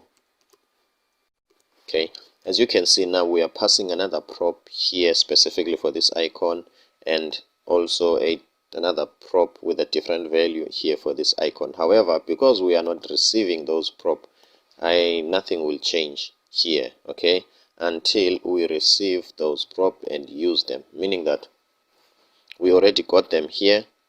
We just have to use the dot method to get them, okay. So what we can do, we can copy this on the stroke. Instead of red, we can replace it with this, okay, prop dot stroke,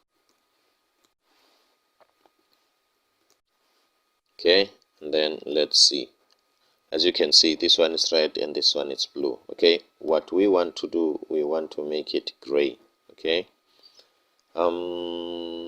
Yes, gray. Where do we go? Okay, this is where we need to go, okay. And then let's make it gray, and let's make it gray, okay. Let's see. That is it, okay.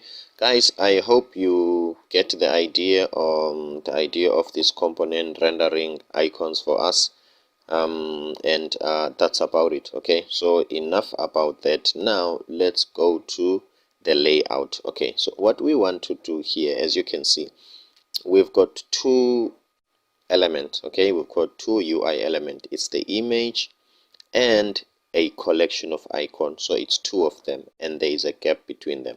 So let's do it like that. The only thing that we are going to do, we are going to take these icons and we group them in an element so that we can change its layout, okay.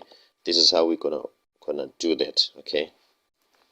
This is how we are gonna do that. We are grouping those elements, okay, the icons, so that we can have one element there. As you can see, nothing changed. Now let's change the layout of these. Instead of being stacked one on top of each other, they could be aligned one next to each other. So let's just copy this. I think this is what we need to copy, okay. And then from there, we don't want to change the background, we just want a display of flex. This is Tailwind CSS. Let's see what will happen. As you can see, now they are inside one thing and they are displayed like one next to the other, okay. So what we want to do now that we are done with that, and then we need to add that image, okay, which is this image, okay, this image, okay. So we will have to go to Gmail and then images and then profile picture, okay. And then here we'll just save any image and then we continue with it, okay. Which one can we use? Okay, let's just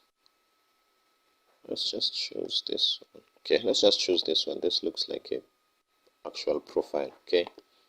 Let's just choose this one, save image as, okay. Then let's save it to the the actual folder, okay, the actual WhatsApp web UI folder, It's taking some time. Let's be patient, and then we're going to go to document. Oh, we are already here. Public is test. Okay, let's replace this profile pic. Okay, let's replace that profile pic. Let's see.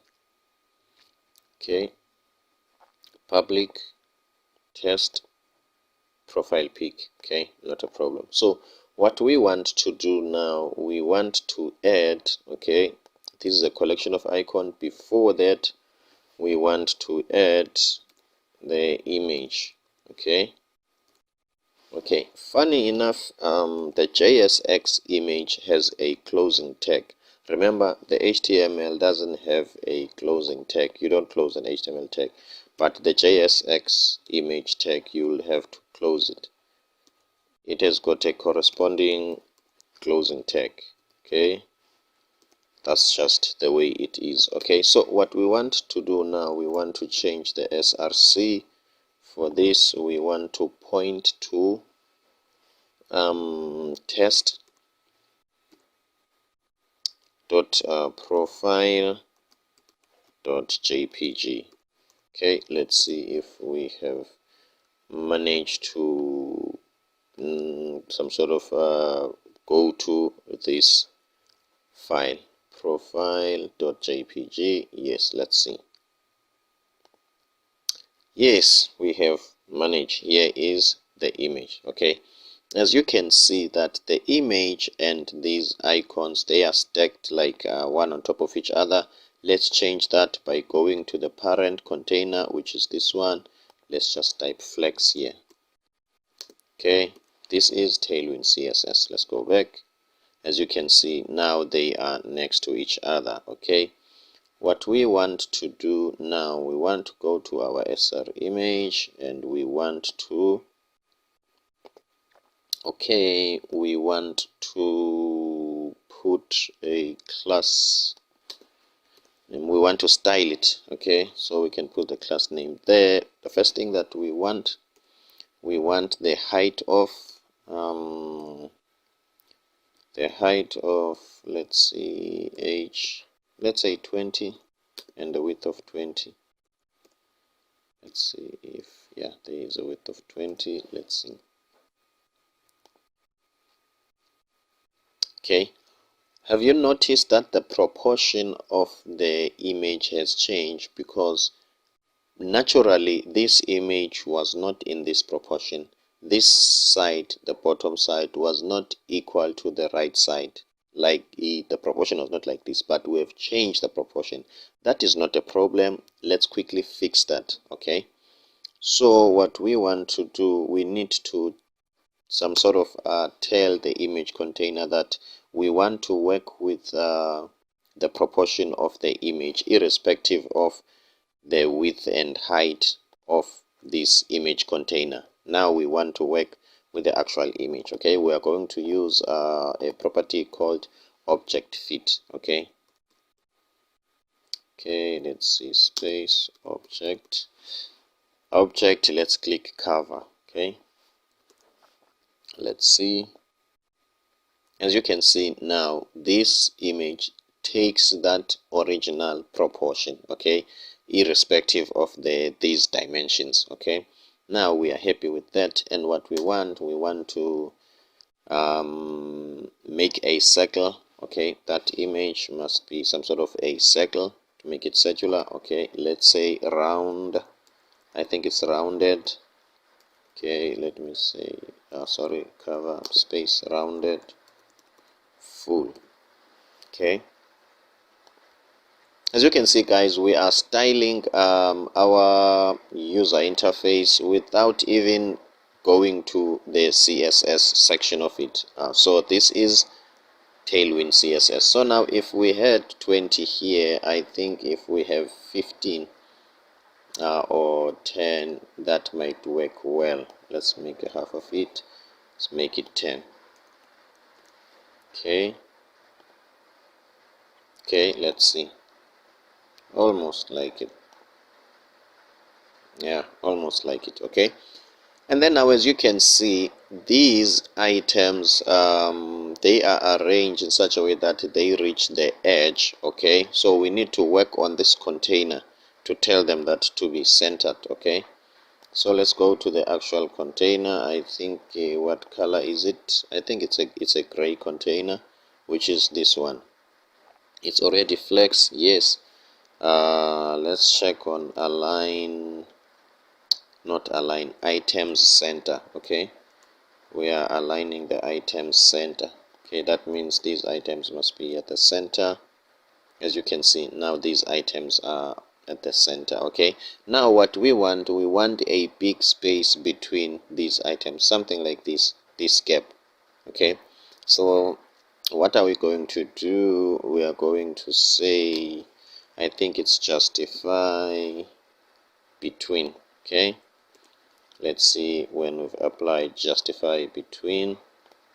As you can see now, these elements, they are some sort of being pushed to the edges so that it can leave some sort of a big space between. Okay, so what we are going to do, okay, let's work on the padding.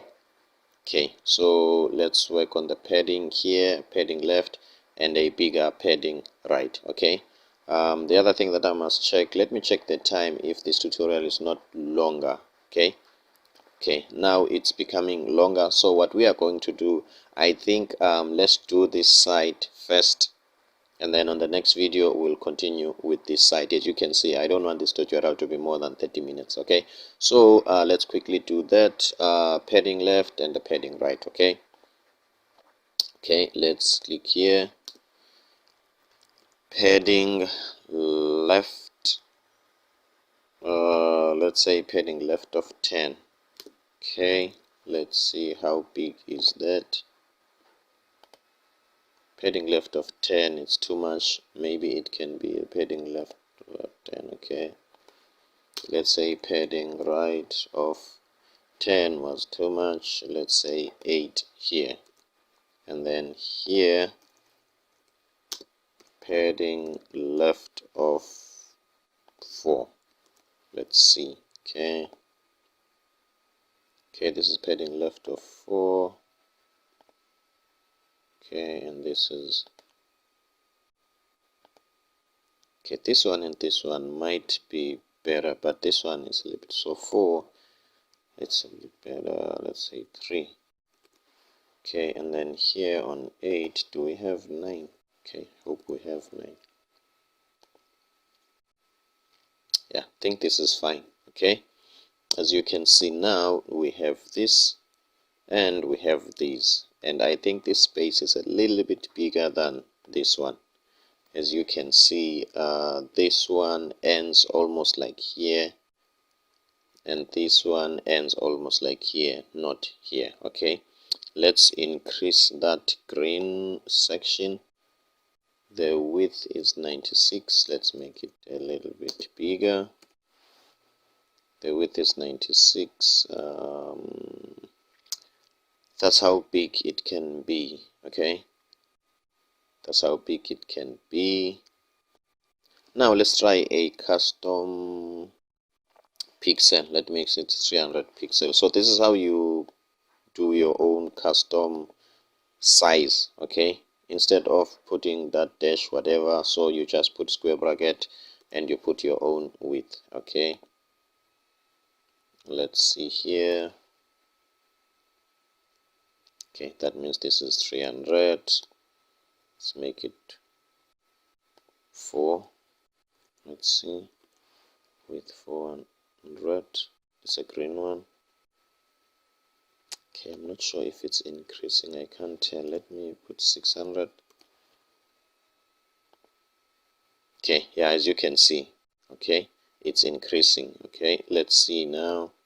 Yeah, I think now it's more like equal. Okay, but my icons are not too much. That means I've got less icons.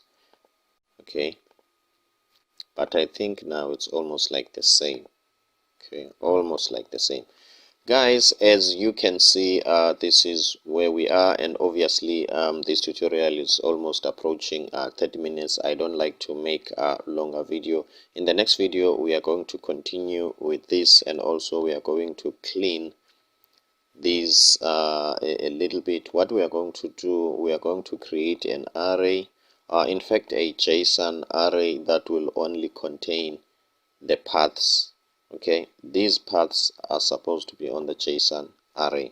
Okay, first things first, I think this border, as you can see, it's all over the place. Let's fix that. We want it to be only on the right side. Let's go and check the green section. As you can see, we've got two borders. We've got border which is around, and then we've got some sort of border left, of which is supposed to be border right. Okay, and we have to remove this border. Let's check it. Okay, let's refresh and see. Okay, as you can see, there's nothing here, it's only here. I'm happy with that. And then now what we are going to do, guys, we need to be smart around this part. Okay, so what we are going to do, we are going to create a JSON array here. Okay, I can't avoid this C, so I have to type it here, const. Okay, meaning that this is a constant. Let's say constant paths. Okay, equal to, and then let's have a JSON object. Okay, and then we're going to say D. Okay, dot, and then that's what we are going to do. Okay, and then this is not going to be D, it has to be meaningful. This is moon.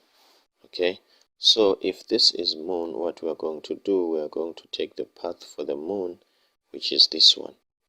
Okay, guys, then copy it, and then instead of this, we open and close curly braces if we want to put JavaScript, and then we said that JSON object is path.moon. Okay, I hope this is clear, guys. We've got a JSON object here.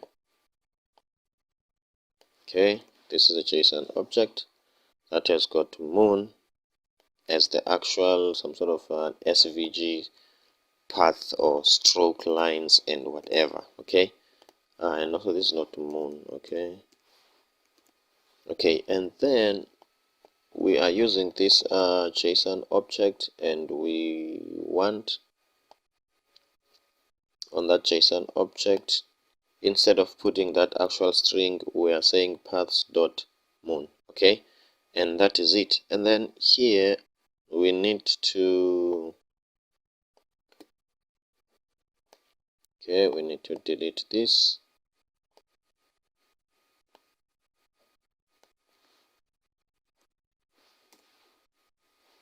Okay, and then here we're going to say d.dots. Okay, and then we go to d.dots, we look for dots here. Here are the dots, copy the SVG, let's paste it here. Okay, and then these are the dots that we want up until here. Cut this one, move, press F5 so that it goes to where it was. And then, did I copy that? I think so. Okay, let's go back here, and then when we are here, we must always put a comma here. Okay, we can even put it here, comma, and then we say dots, paste. Okay, here are the dots. Okay, so let's see, guys, if everything is fine. In the path, we've got path.moon and path.dots. Let's go back and see if those things are there. Yes, those things are there. Okay, so now what we are going to do, we're just going to look for icons that look similar to these two. Okay, which on hero icons we might not find those, so we're just gonna have some look-alike icons, and that's it for now. And then I will create those SVG icons, and then we will replace them later. Okay, let's take this one. Okay, where is that D value? I think it's this one. Okay, starts from here up until where? Up until here. Okay, and then let's go back here. Let's say this is a group. Let's just say it's a group.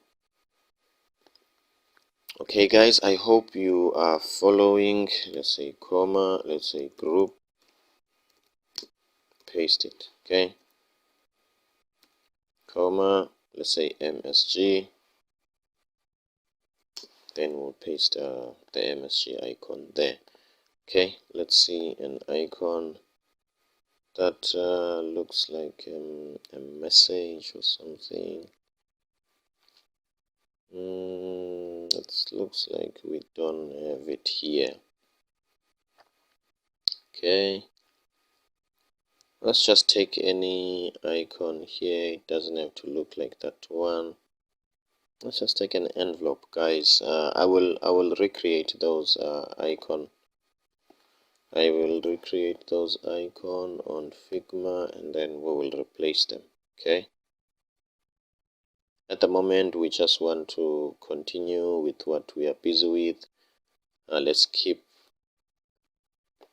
going and flowing like water, guys. Okay, this is where I want to go, and then this is MSG, paste. Okay, so what we are going to do, as you can see now, we are starting to some sort of use the dry principle, DRY, do not repeat yourself, because we've got one component, and this one component renders some sort of, we are using it many times or multiple times here. Okay, as you can see, we can copy this. Okay, the color remains the same, which is gray, but the dots now, it's not going to be the dot, it's going to be group. Okay, and let's put the group here. Okay, the group is here, and then from there it's not going to be these dots, it's going to be MSG, which is that envelope MSG. Okay, let's go back and see. As you can see, here are our icons. Okay, and then from there, as you can see now, the gap, the distance between these. Okay, now what we want to do, we want to go to the parent, which is flex, and then we are going to say gap. Okay, let's say gap of 5. Okay, let's see how big is that. I think a gap of 5, it's small. Let's try a gap of 6, and that will be it. Okay, I'll be happy with that. Okay guys, as you can see, we've got a screen that looks exactly like this except the icons. In terms of the icon, I will go to Figma. I will redesign these icons as they are. Okay, since this is not a graphic design course or lesson, that's why I will just use some generic icons, but I hope you can see the idea and where we are going. Okay, now what we're going to do in this video, we're just going to create this site this site, and then we are done. Okay, just for the sake of variety, let's not use the same picture. Let's just organize another picture of a kid, and then that will be it. Okay, so that we can have the exact same look and feel. Okay, let's move up. Let's say kid profile picture. Okay, let's see a kid that looks like that boy. Not at all. Okay, the face, they are facing on different sides. Okay, I think we can take this one. Okay, this one can work. Save as profile 2. Okay guys, I hope you are getting that. Don't forget to subscribe to my channel, to help me grow. If you can, please share my content with your friends. Obviously, you can email me and ask me anything. You can check my about on the about section of this YouTube channel. You will see my email there. Then this is a WebP file. Okay, let's try it and say profile 2. I think it will work too. Okay, let's save this one as profile 2. What we are going to do, we are going to copy. Okay, we are going to copy the image. Where is the image now? Okay, yes, I'm here. Okay, here's the image. Okay, so we need to copy this image. Okay, copy this image to where? To this side. Okay, this is the right side. Okay, let's paste it, and then from there, if it shows, then we will just change the image. Not here. Okay, it's not supposed to be here. That's my mistake. Let's see. This is the orange side. Nah, where is the orange side? It's this one. Okay, and then I'm looking for this. Okay, let's see, in the orange side. Okay, I'm looking for this. This is where I want this to be. Okay, let's see. 100%. This is where it is. Now let's change it to profile 2. Profile 2 dot, what's the extension? .webp. Okay, let's see. 100%. We've got the picture of this boy. Okay, so as you can see, there are similarities here between this one and this. It's more like exact same thing. Okay, there's the name here, and there's a big space between. Okay, so let's just quickly do that. Okay, let's surround this with a div. Okay, with a div. Okay, and then next to this, let's say h1. Okay, let's add an h1, and then the h1 will be John. I'm not sure if I think it was John Smith. Let's see if is it John Smith. John Smith, yes. Let's close this Corel Draw thing, or let's just leave it like that. John Smith, and then let's just check here with our page. Here is John Smith. Okay, so okay, so what we want to do now on John Smith, we want to add a class. Okay, we want to add a class here. Okay, and this class is number 1. I'm just guessing, maybe there is a class called bold. I'm not sure if there is such on Tailwind CSS. This is just a wild guess. If that doesn't exist, then let's just type here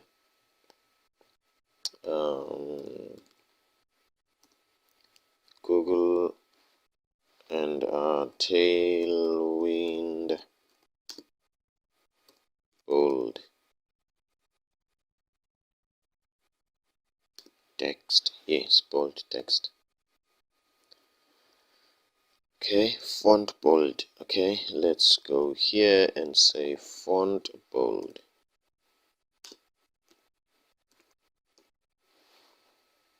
Font bold. Okay, let's see. That's a okay. And what we want now, we want these to be next to each other. I think, guys, now you get the idea of what's going on here. We are going to display flex, and we are going to have a gap. And that is it, guys. Nothing more, nothing less. I'm happy that we are getting there with Tailwind CSS. I'm happy. Let's say a gap of 2, and let's see. I'm happy with that. And then what we want to do, okay, let's excuse me, what we want to do, we want to go to this container and display flex. Not now, let's just copy these icons, okay, as they are also in this container, okay, and then put them next to this one, okay, next to this one. Okay, let's see where they are exactly. As you can see, so now they need to be displayed flex. Okay, let's go to the parent container, which is this one. I think we can also copy this one. Where is that one? This one. Okay, flex, yes. Item center, yes. Justify between. I think we can copy these styles. Okay, I think we can copy these styles to where? To here. Okay, let's see. As you can see, exactly that. Okay, let's look at the padding. I think the padding is almost the same as this one and that one. The padding is also the same. Let's go back there and look for the padding. Padding, it's 3 and 9. Okay, come back here. Padding 3 and 9. Okay, I'm happy with this. Looks like it. Okay, we just have to put the search icon here and the dots. Okay, that means I don't delete the dots. Okay, that means I have to add the search button or the magnifying glass, the search icon. Okay, let's go up, go up, go up, go up. Where is it? I saw it here. Let's go down. The last time before we search it. Sorry for that. Let's see. I hope I didn't pass it somewhere here. Here is it. Okay, copy this and then we can even paste it here.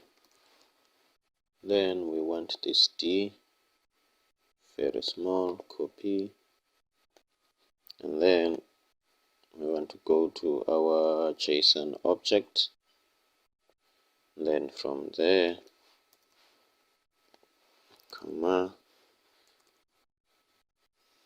let's say class, because now this will need me to type C, and C in my keyboard doesn't work well. Okay, let's say class, and then from there I can only leave here the dots and the class, then delete here. Let's check and see. Okay, that is it. Okay, what else, guys? I think that's about it. Let me check how long is this tutorial. Is not going to be code heavy. It's going to be some sort of graphic design heavy. Okay, why it's going to be graphic design heavy? As you know by now, I'm a graphic designer, so I just transitioned from graphic design to front end developer. So I've got knowledge about graphic design. Okay, so how does graphic design feature in what we are doing? We were using hero icons. Okay, we've decided to use hero icons for all the icons that we're going to use, but the problem that we ran to is that hero icons doesn't have all these icon, or even something at least closer to this. As you can see, this was my closest match, and this is far from this. Okay, and also this one they don't have. As you can see, this is what I've used.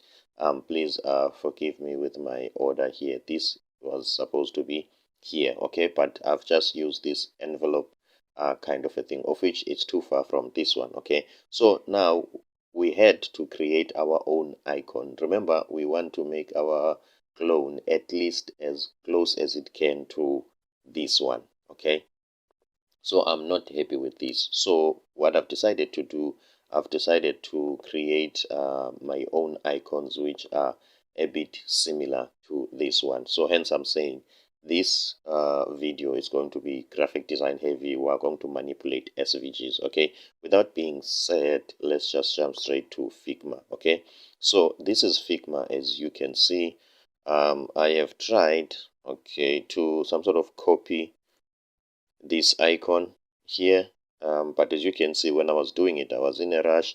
This gap is not equal to this gap, and this one, it's far from what we want. So I decided to create another one, which is this one. Okay, which is this one. So what we are going to do here, even this one, I didn't like, what can I say, I didn't spend much time trying to make it perfect. Remember, this is not a design course. Okay, let's see if I can change this. Okay, so as you can see, this is not a design course, so we don't have to make things like perfect. Okay, let's see what's going on here. Why I cannot color this, that's not a problem. I can delete this one. Where is delete? Okay, can delete it, and then I can create another one. Okay, I don't know why I couldn't some sort of change that color. I really don't know why. Okay, just zoom in. Okay, zoom in, then make this smaller. Okay, let's see if it looks like this one. More or less like it. Okay, let's change this color. Okay, I think this is this color. Okay, and then let's change the color of this one into this gray. Okay, I think that is it. And then what we're going to do, we are going to group this one. Okay, let's just take a look and see if it looks similar to that one. Okay, it's almost there, guys. Just one thing. And also this is these are, what can I say, the dynamics of graphic design. Graphic design, it's more like a very, what can I say, it's not mathematics. It's not 1 + 1 is 2. It's not accounting. Okay, it doesn't have formulas. You always change things based on how you feel. But I am done with this icon. This looks almost like this one. Okay, and this one we are done with it. Here is it. Okay, as you can see, so these are the icons that we are going to use, this one and this one. Okay, let me delete that one. Okay, so now let's export this one. Okay, and then we're going to click here, SVG export. The name of it is subtract. Let's change that. Let's just name it MSG, like a message, meaningful name. Okay, then let's export. As you can see, we've got MSG. Okay, so now what we are going to do, we are going to go to our downloads, and then in our download we copy MSG. Okay, copy MSG, and we paste MSG to our public folder. Okay, let's just go to our project, and in our project we are going to open this in Reveal in Explorer, and then from then we are going to copy the MSG here. Okay, in this test.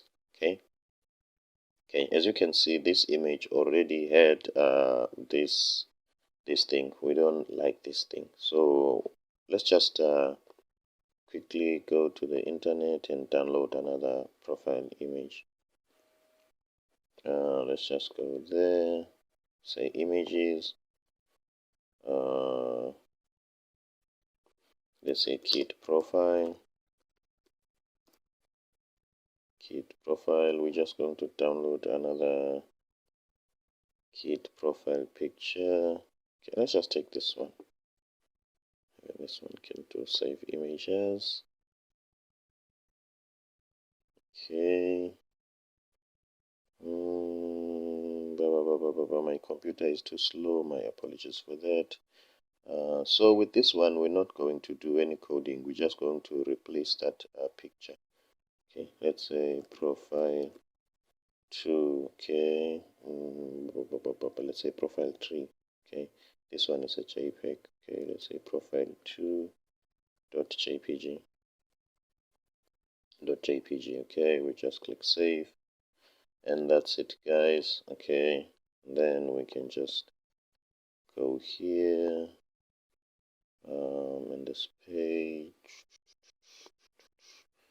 Just forget about all other things, and then profile.jpg. Yes, where's the other one? Profile2.jpg. Okay, so let's just quickly reload and see.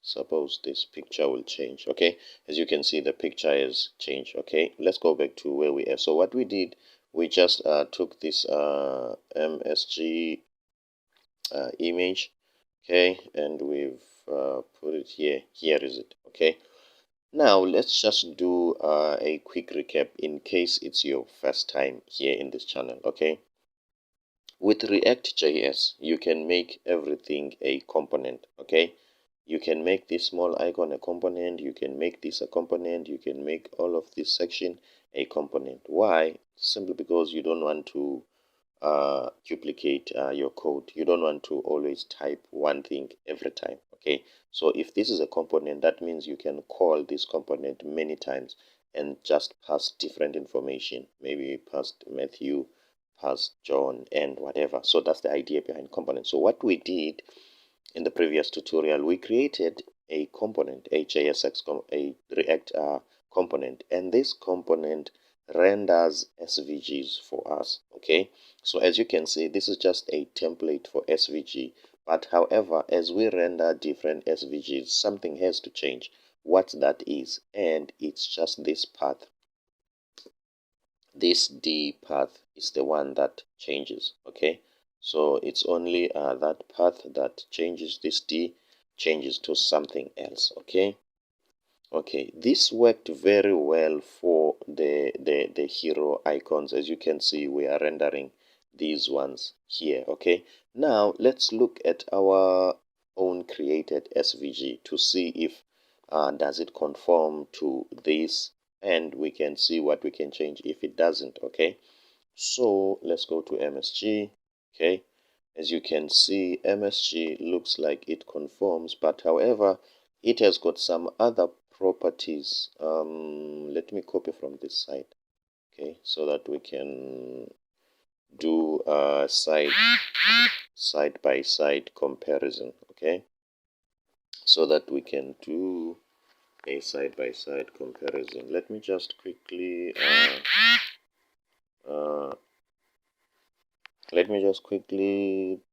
switch off my Wi-Fi so that we cannot hear those vibrating things. My apologies for that. Okay, so let's continue. Okay, so we have copied this. Let's go here and paste here. So guys, as I've told you, this tutorial is going to be more about SVGs. Okay, we're just going to learn how to manipulate them and all those things. So that's why we are going to be almost like 90% in SVGs. Okay, so this is how we were doing things, and now as you can see, our custom shape, first of all, it has got a fill rule, which this one doesn't have. Okay, as you can see, this one is just a simple one. Okay, also it has got a clip rule, this one doesn't have, and then it has got this D path here. So as you can see, if we are going to take this as a template also and only change the D path, we are going to run into a problem because these shapes are not the same. Like these, what can I say? These SVGs, they are not the same. Okay, so what goes on inside this path tag, it's different. It's different for this shape, and it's different for this shape. Can you guess what might be the solution? Okay, instead of us passing down this D, this prop D, now let's visit our SVGs and let's pass this whole path. Okay, so that if we are passing our custom shape, and when we are passing the hero icons shape, so that everything can fit very well, because these attributes or this part changes, it's not the same. As you can see, I hope you understand what I'm trying to say. Okay, so now what we need to do, we need to go to our React component, the one that renders SVG for us, instead of replacing only this part. Okay, let's remove this path part, okay, as it is, all of it, and then let's just put here curly braces, signifying that this inside here it's going to be a JavaScript, and then let's say prop dot, let's say path. Okay, so meaning that we are receiving now the entire path, okay, not only the prop. Okay, what else can I do? Okay, now we need to go where we are calling.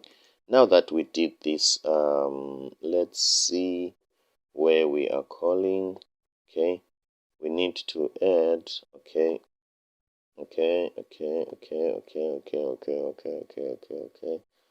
let's see what we are going to do,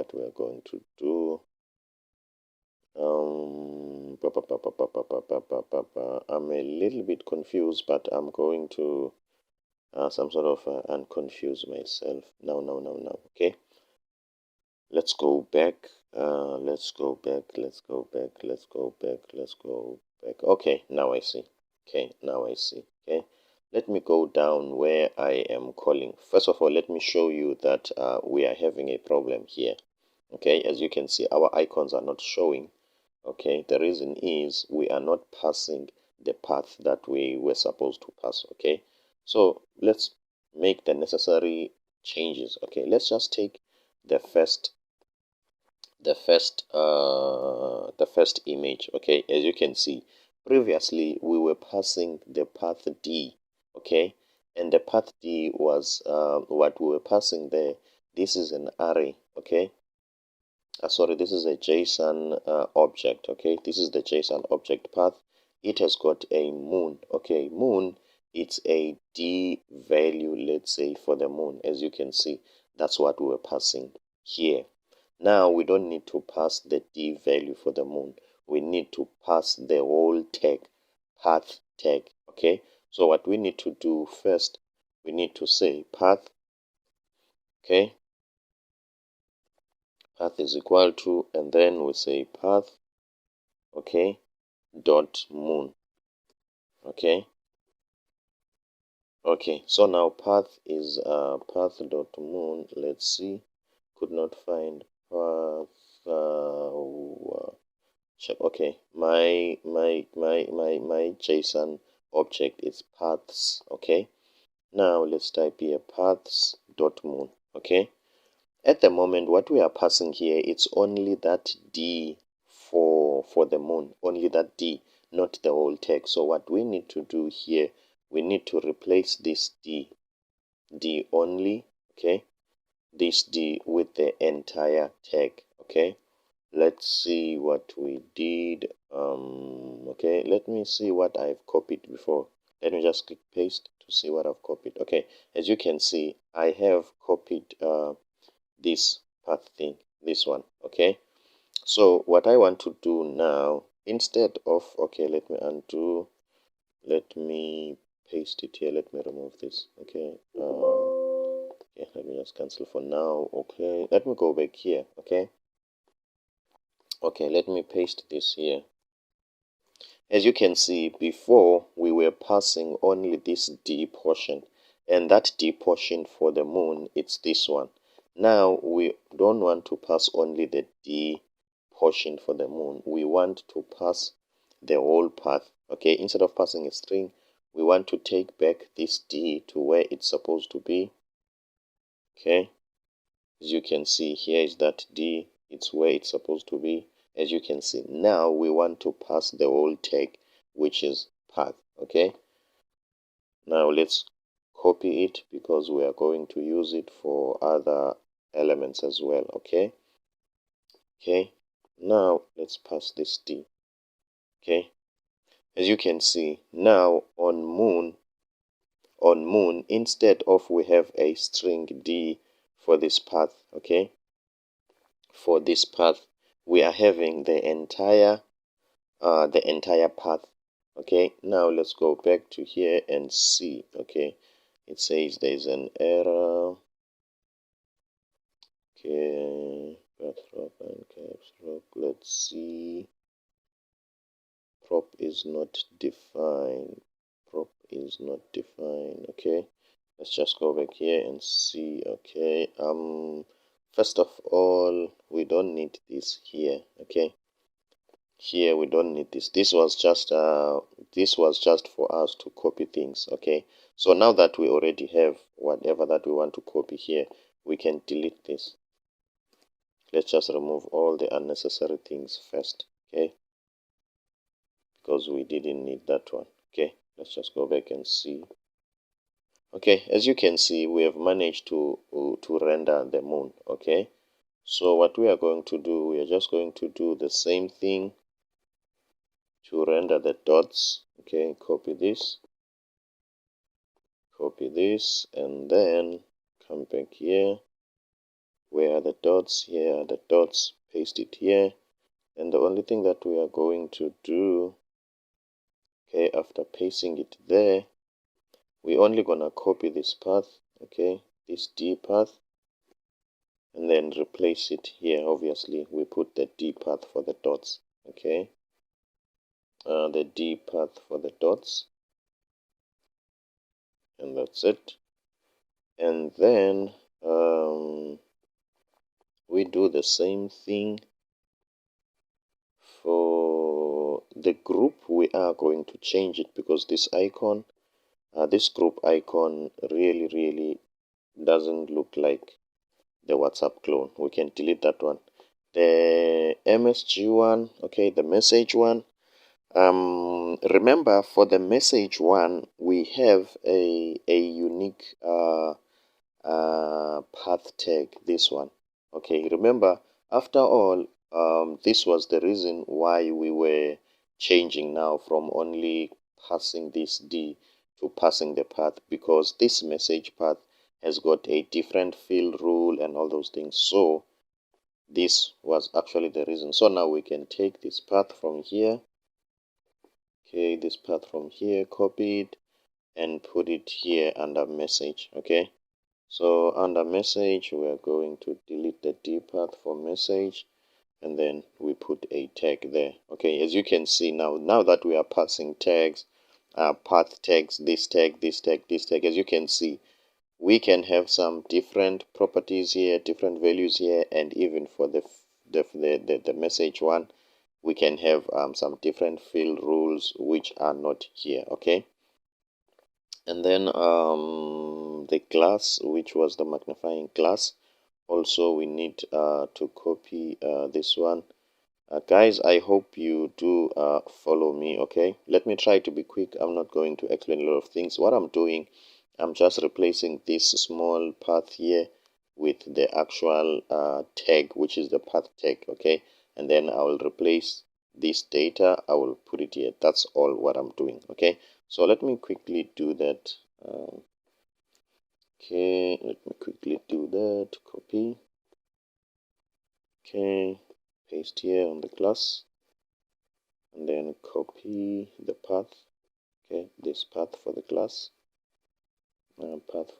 until where? Until here, and then replace it here. Okay,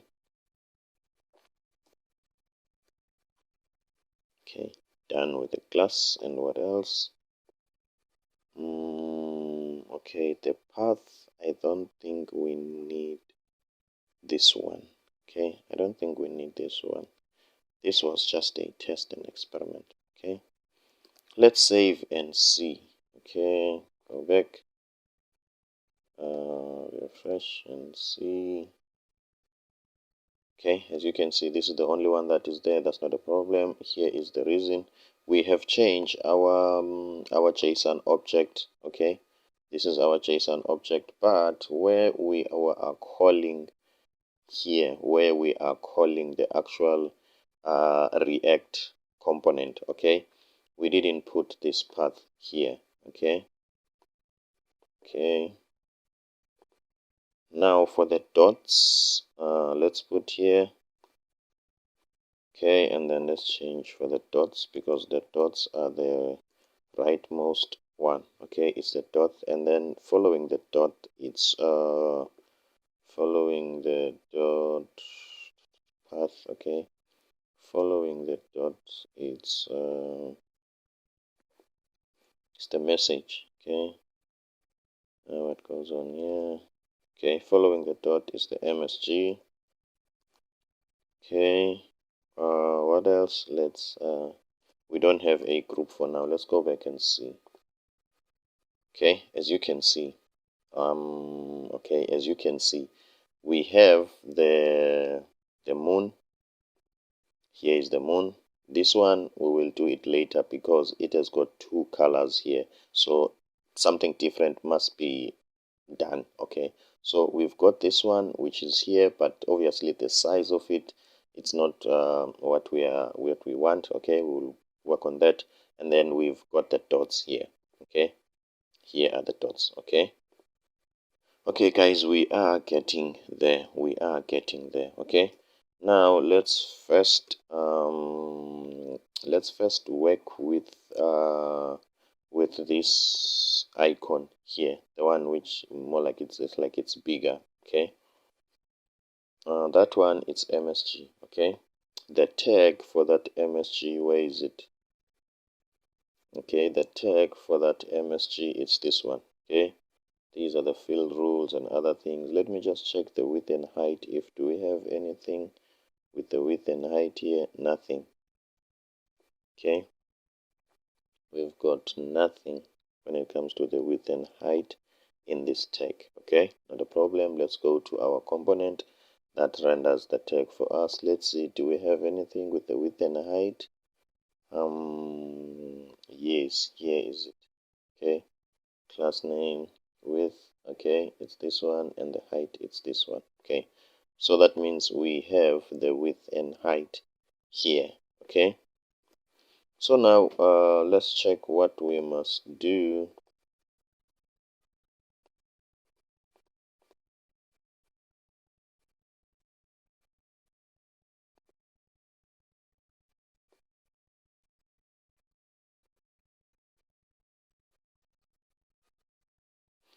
Oh, okay guys, okay. The view box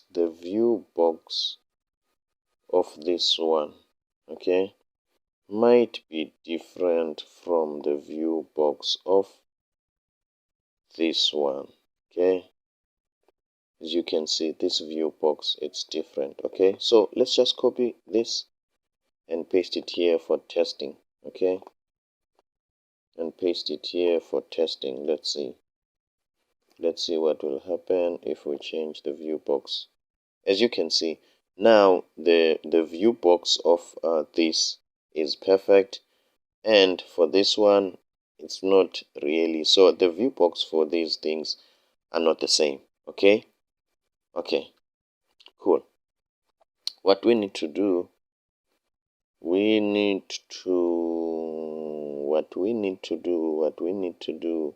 can we pass the view box as a prop? Okay, view box, we delete this, we pass the view box as a prop. We'll say prop dot, let's say dot box. Okay, and then from there we go to the calling class. Okay, for all those ones which are not okay, let's go back. For this one, the first one, because it's the moon, so we can pass the box equal to the view box. Okay, and also the view box for this one also, no, not for MSG, for the dots, it's the same. But for the MSG, the view box for the MSG. Let's copy it here. Okay, from this MSG. Okay, let's go back in this page, and then let me paste it aside, and then copy only this. Okay, copy only this. Okay, paste it. Okay, that means now we are passing dynamic view box. Okay, for all the hero icons, okay, we are passing its own path tag and also its view box. For our custom icons like this one, we are passing the custom path and also the custom view box. Okay, let's go back and see.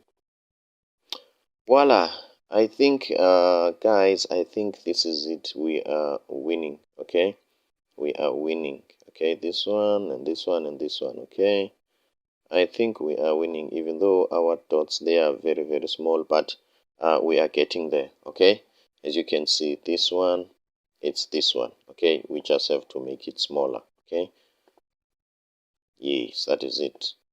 Okay, what we need to do now, I'm happy with this. Hey guys, I'm sorry for taking too long.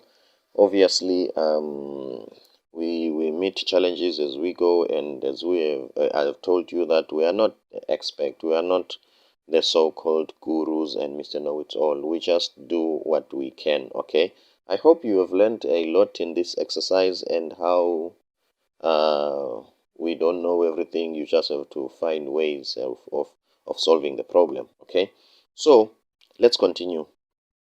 Let's continue. Now we are done with these icons, right? The only icon that is missing here is this one. Okay, sorry, it's this one. Okay, this icon, it's not part of those icons, simply because let me export it. Let me export it and see.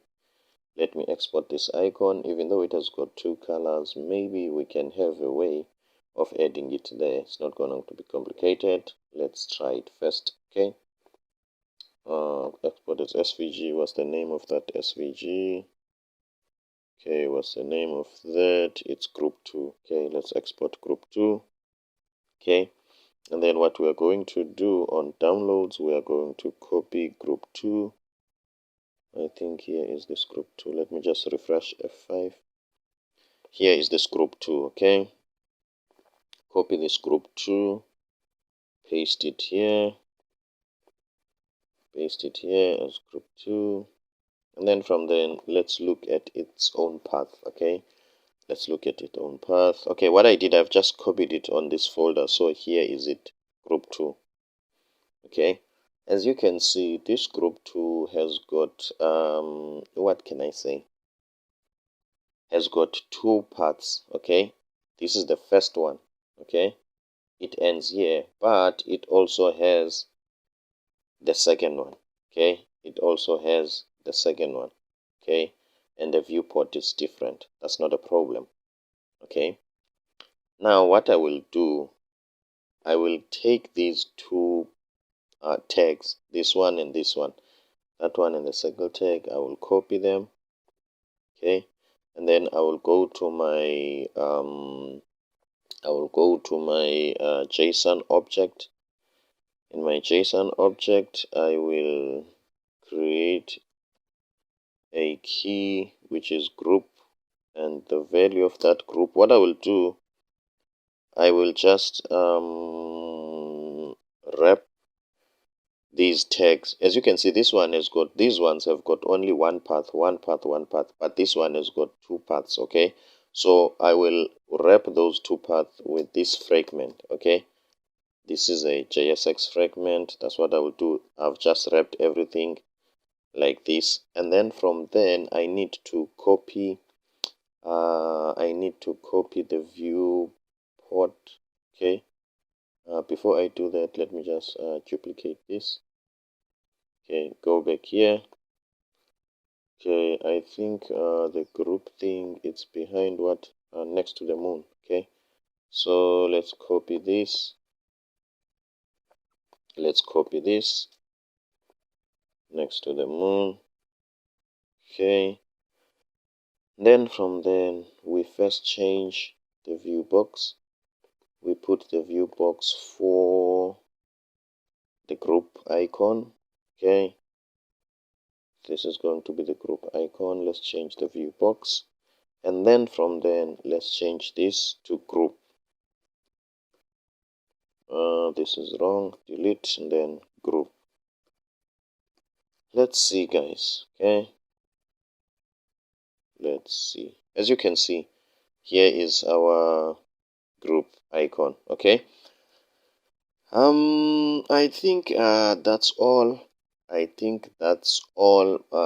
The only thing that is different here is that I'm thinking the reason why our icons are too small, these dots are too small, is because the viewports of these icons are not the same. What we can do, we can go to hero icons and look for those three dots and find and try to find the viewport of those the view box of those three dots. Okay, something like this. Just a moment. Those dots were not too far. The dots were not too far. I think I've already passed them. Yes. Okay, the dots were not too far. Yeah, okay, let me copy this JSX. So what I'm going to do, I'm going to go back to where are the dots.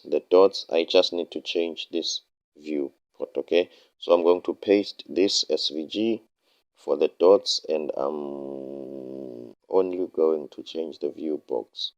The view box for the dots, it's also 2424, it looks like.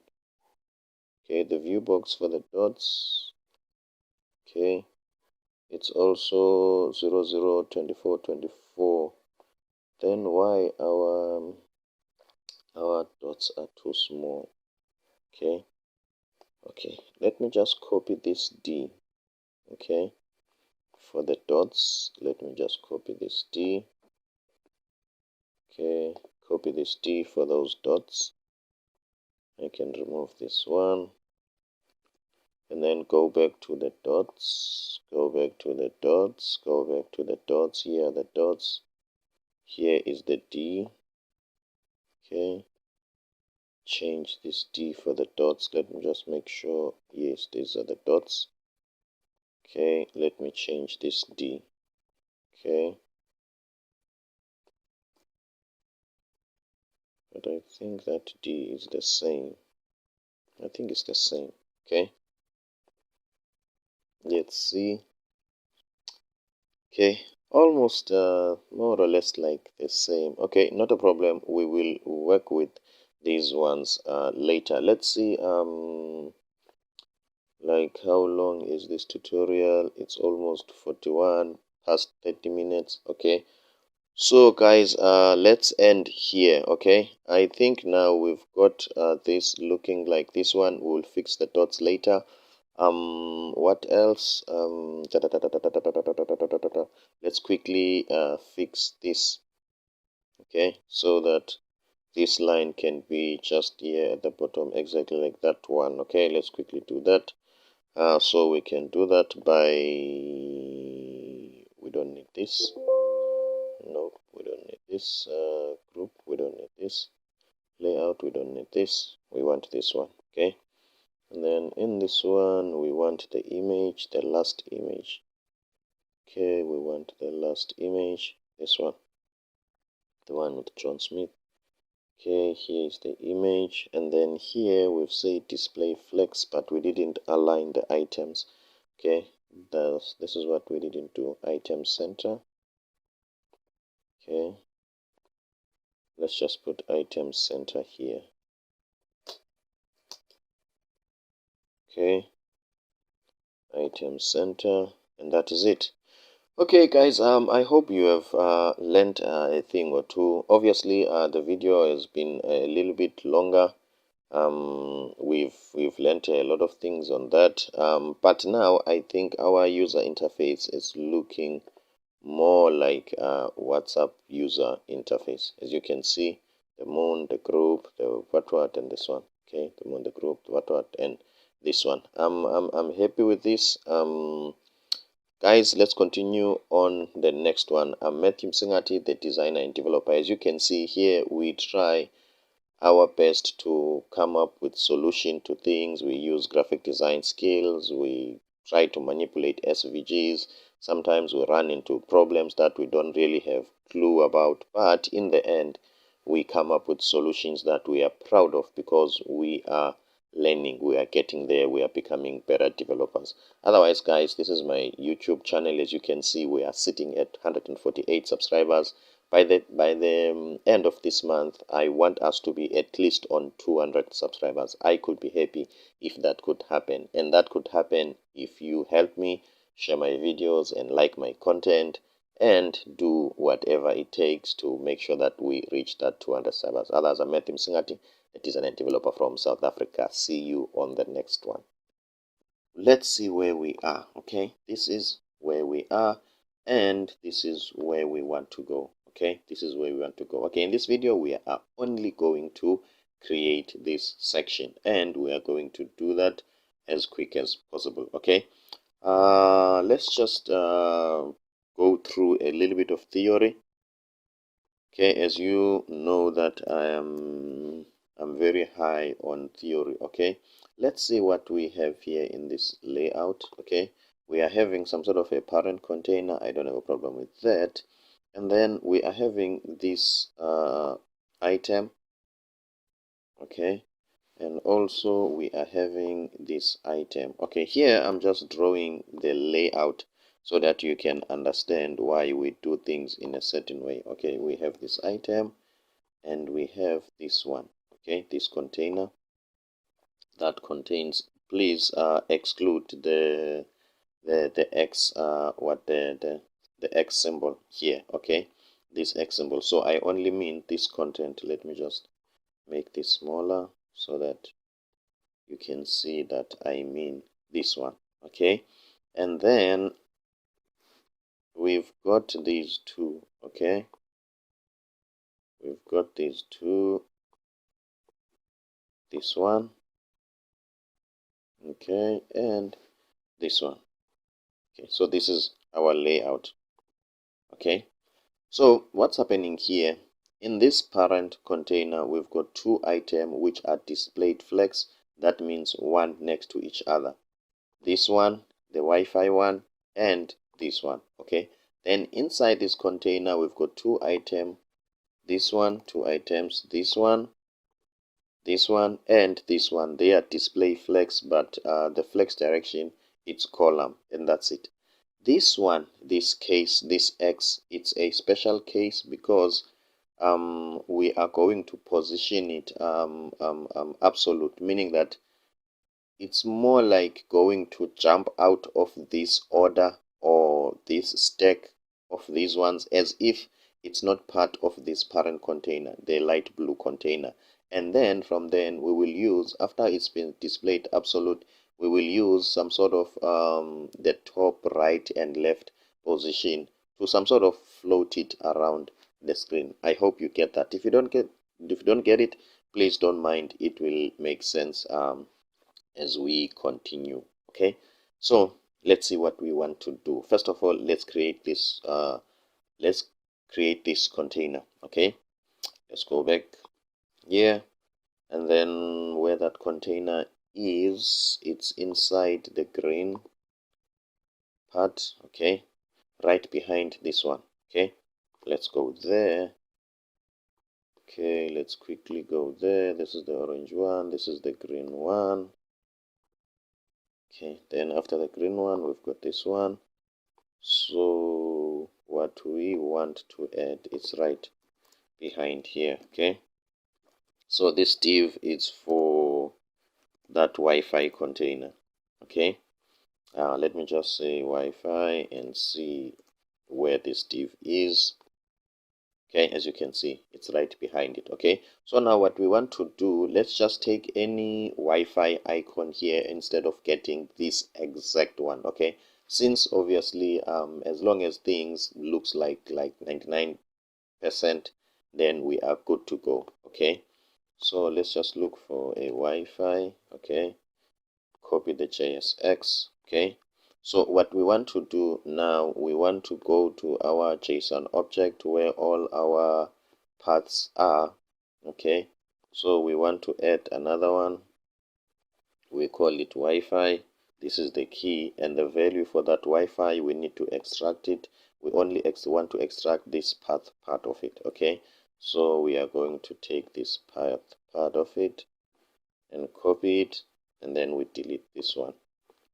Okay, save, and then on the Wi-Fi we put that path. Okay, so now we know that we've got the path for Wi-Fi, and then what we're gonna do, we are going to take this.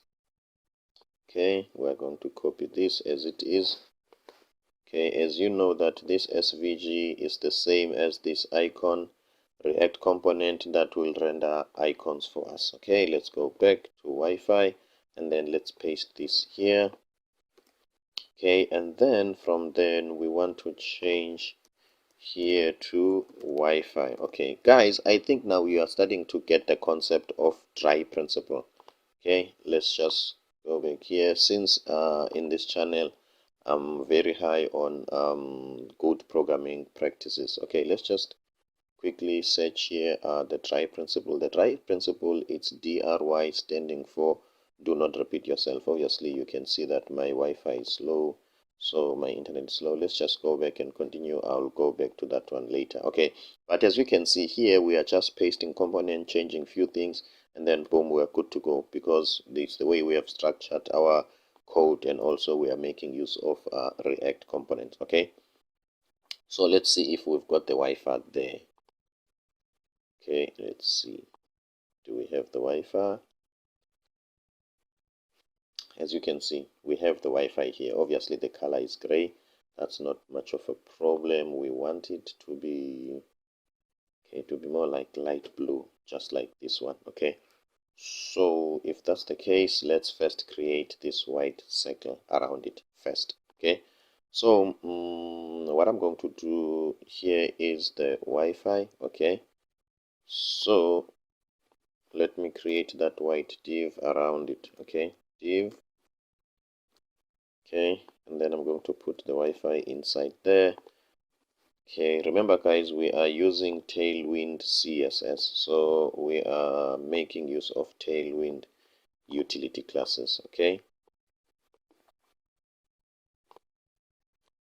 go back, copy and paste here. Okay, what we are going to do, let me delete all of this. First of all, bg white. Okay, bg white is already there. Let me say white 500. Okay, let's see what will happen. We've got bg white 500. Does it show? Looks like it's not showing. What might be the problem? Okay, maybe it's because it doesn't have the width and height. Let's say the width is, let me say 20, and the height is 20. Okay, let's make sure that this Wi-Fi is inside it. Yes, it's inside this div. Okay, I'm happy with that. Let's see.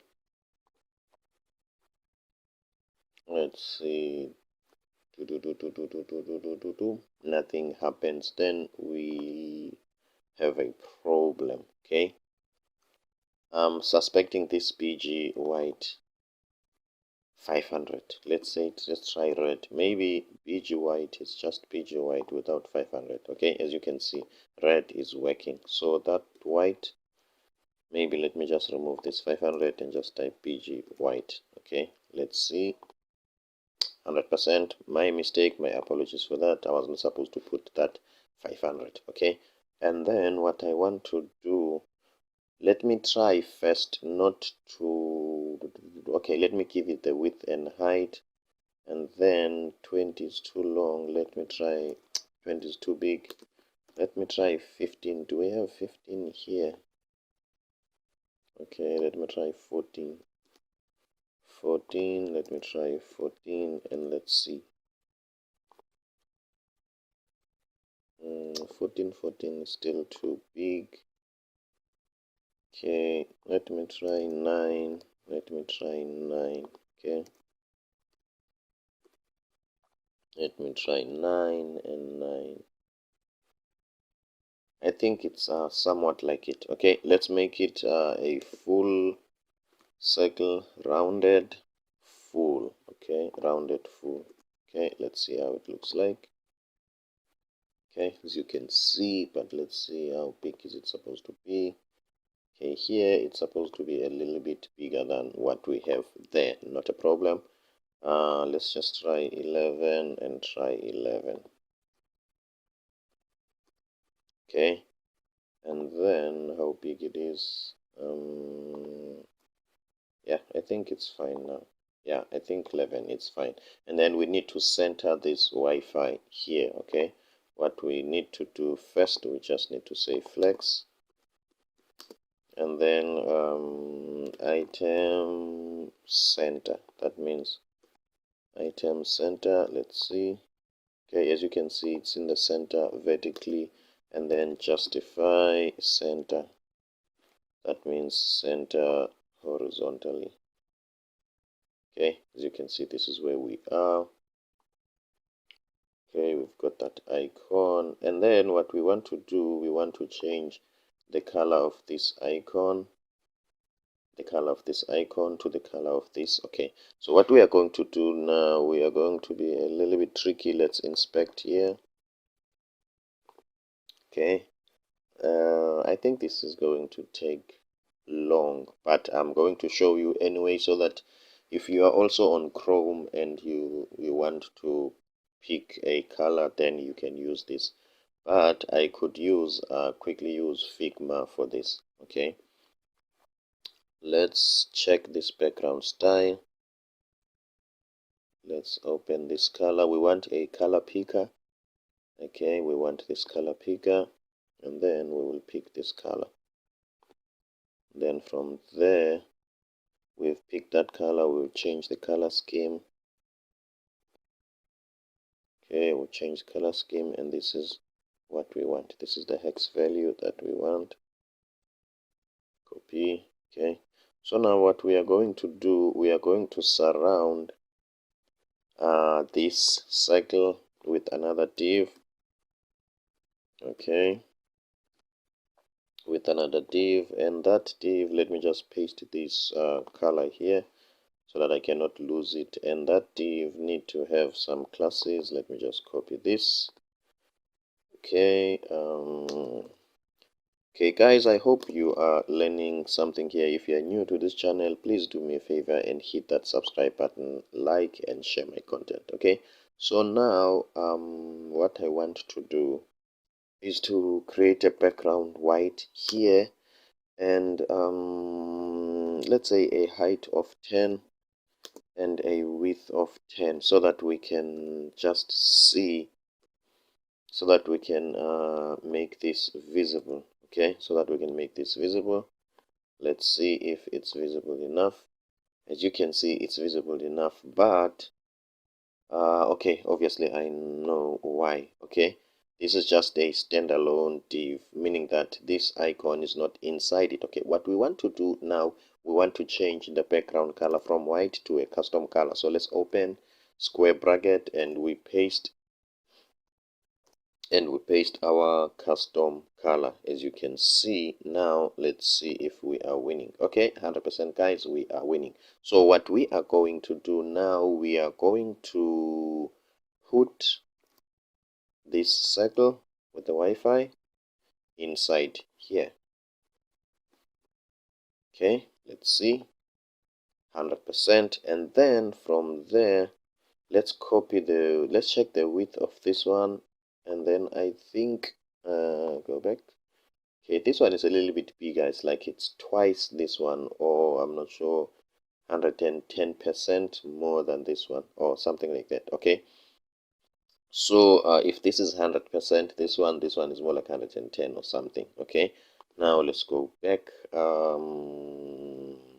Okay, let's just say the height of it, it's 20.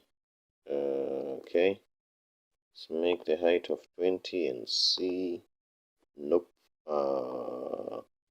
This is the wrong height of 20. This is the height of 20. Okay, this is the height of 20. I go back and see. This is somewhat what we are looking for. Let me check. A little bit bigger. Okay, let's look something more. Something more. Okay, what's more than 20? It's 20. Let's look for 24. Okay, let's look for 24 and see. 24. One last thing, 28. Okay, and then here the width, let's say it's full. Okay,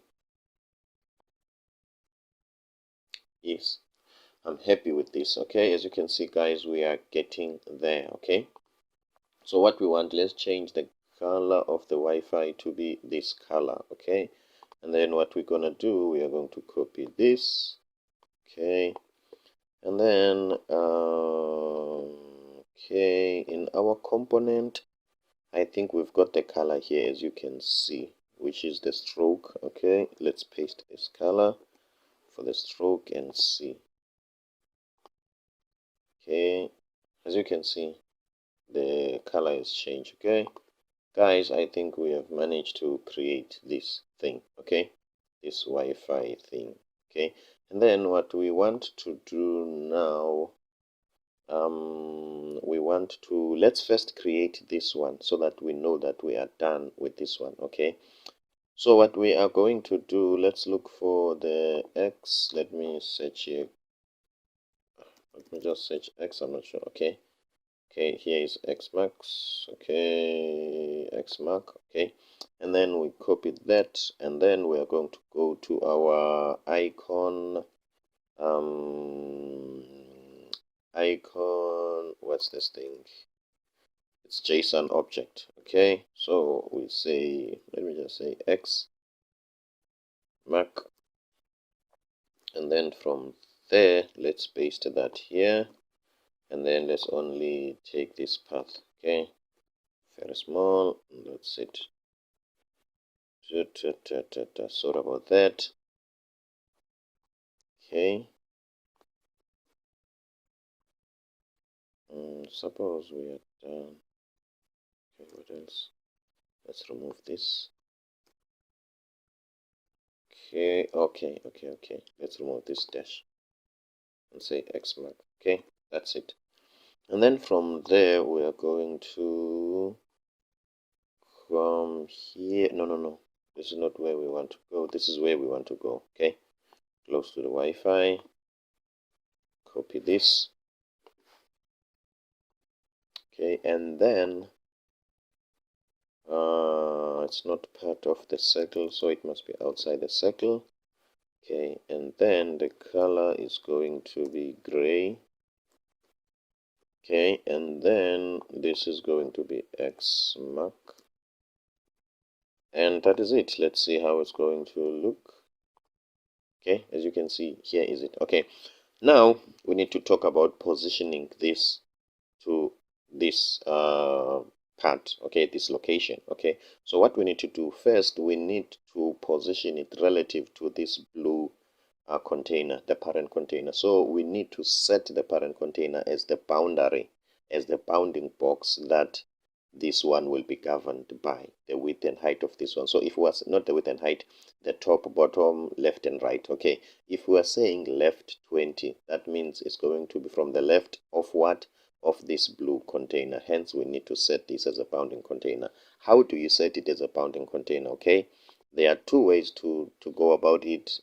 Both ways work. Okay, it's either the blue container, it must be absolute, or it can be relative, any of those, but usually let's use relative, because relative is a default one. Okay, let's use relative. You just position this relative, okay, and then from there you position this one absolute. Okay, remember this is a component, this is not a some sort of an HTML element. So let's wrap this with an HTML element that we will position absolute. Okay, and then from then we're just going to copy this. Okay, copy this. Okay, as you can see, even though we have positioned it absolute, it's still some sort of okay, we haven't positioned this one absolute, we only position this one relative. As you can see, it's still where it's supposed to be. Now once we position it absolute, then you will see it will change. Okay, now we've positioned the X absolute. Suppose it change the position from here, so that you can see it's not it feels like it's not part of this. Let's do this. Okay, suppose this position changes. Maybe it's supposed to be on the top left or top right, or it's not supposed to be here. Okay, let's quickly see if we are winning. This is the X mark. Yes. Let's see this. Does this position this absolute? Yes.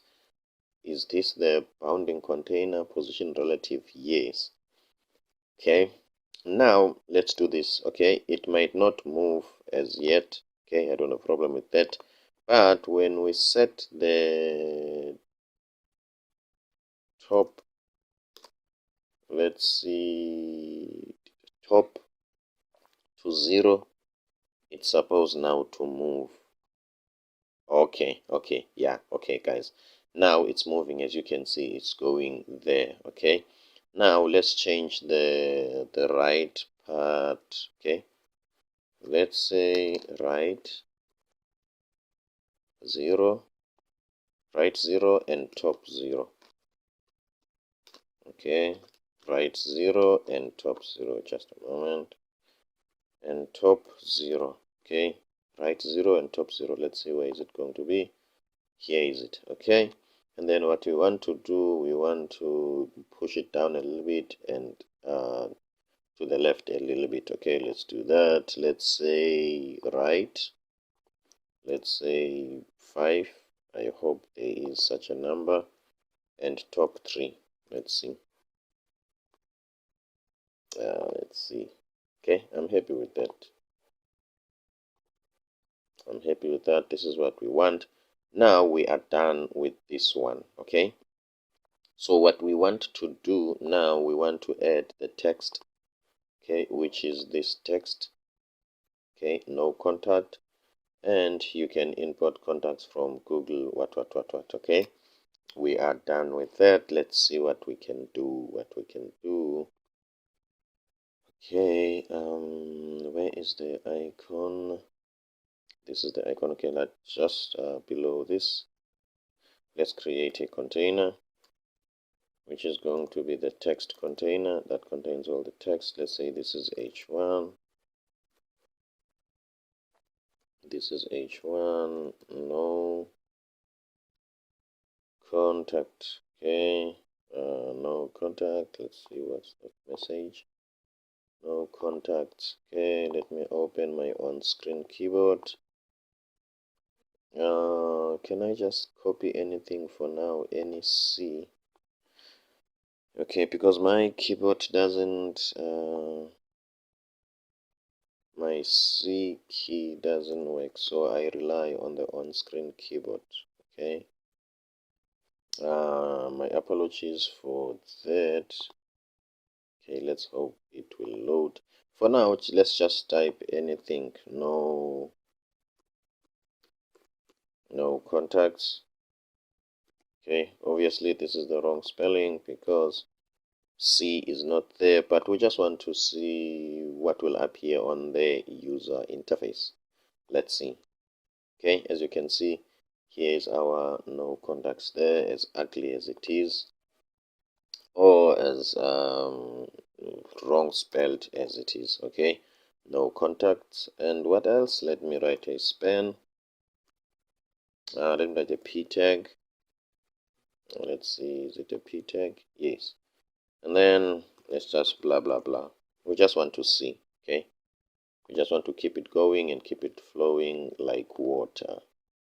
Okay, we've got this one and we've got this one. Okay, I think that is it. Okay.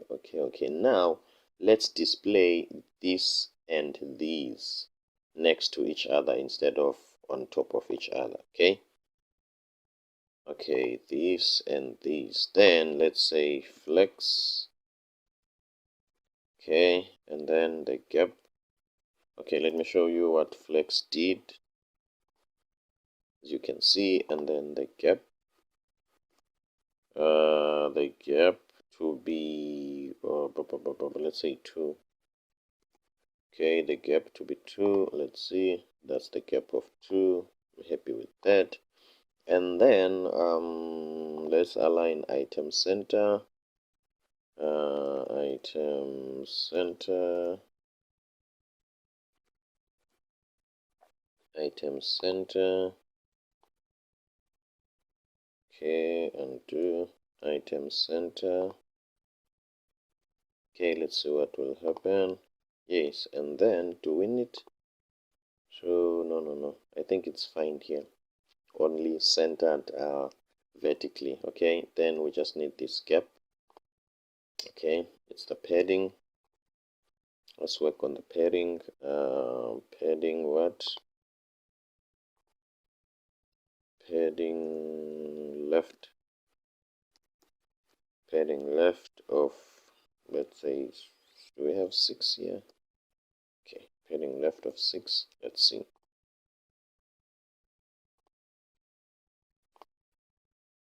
Padding left of 6 didn't apply. Oh, it's too slow. Padding left of 6 didn't apply. Let's see why. PL-6. I think so. Okay. Didn't apply or what? Okay, let's go back and test. Okay, where we are. Which div is this one? Yes, it's this one. And then let's see, PL. Oh, okay. Now PL6, something like this. Okay. PL6, let's see. Okay, I'm happy with that. Okay. Happy with that, even though mine looks a little bit bigger, but it's fine. Okay. And then let me make this font bold. This one, where is it? This one. Okay, let me copy this and do, sorry about that. Okay, let me make this font bold.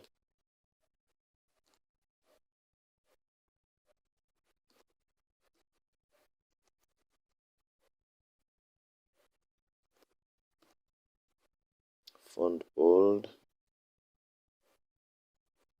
Okay.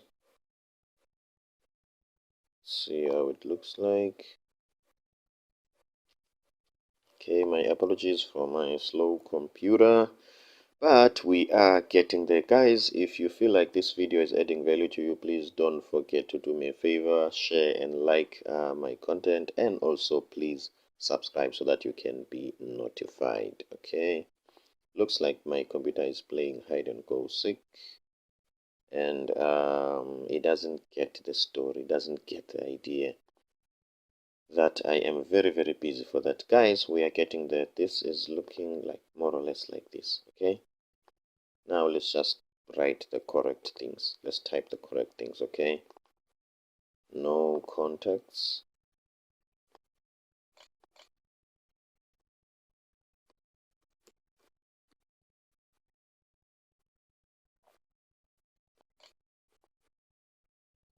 Okay, no contacts.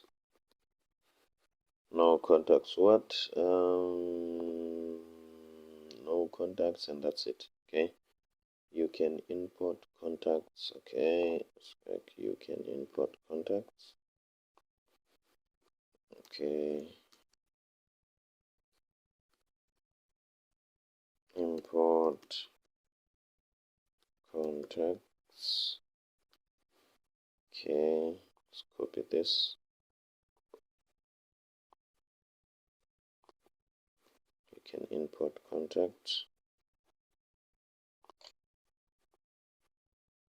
You can import contact. I hope that's it. From Google. Okay. And then we've got learn more. Okay, which is supposed type the wrong thing. Okay. Now we need to add a span here. Okay. Then we say learn more. Okay. Okay, so what we want to do, the reason why we are adding this span, we want to separate this text from this one so that we can underline it. Okay, so that we can underline it. And I think it's also a link. It's not just underline, but it's a link. So what we can do, let's first make it an anchor tag. Okay, maybe it will be underlined automatically. Let's first make it an anchor tag. Let's first make it an anchor tag, and then we say href. Okay. Okay, 123 dot google dot com. Okay. Dot com.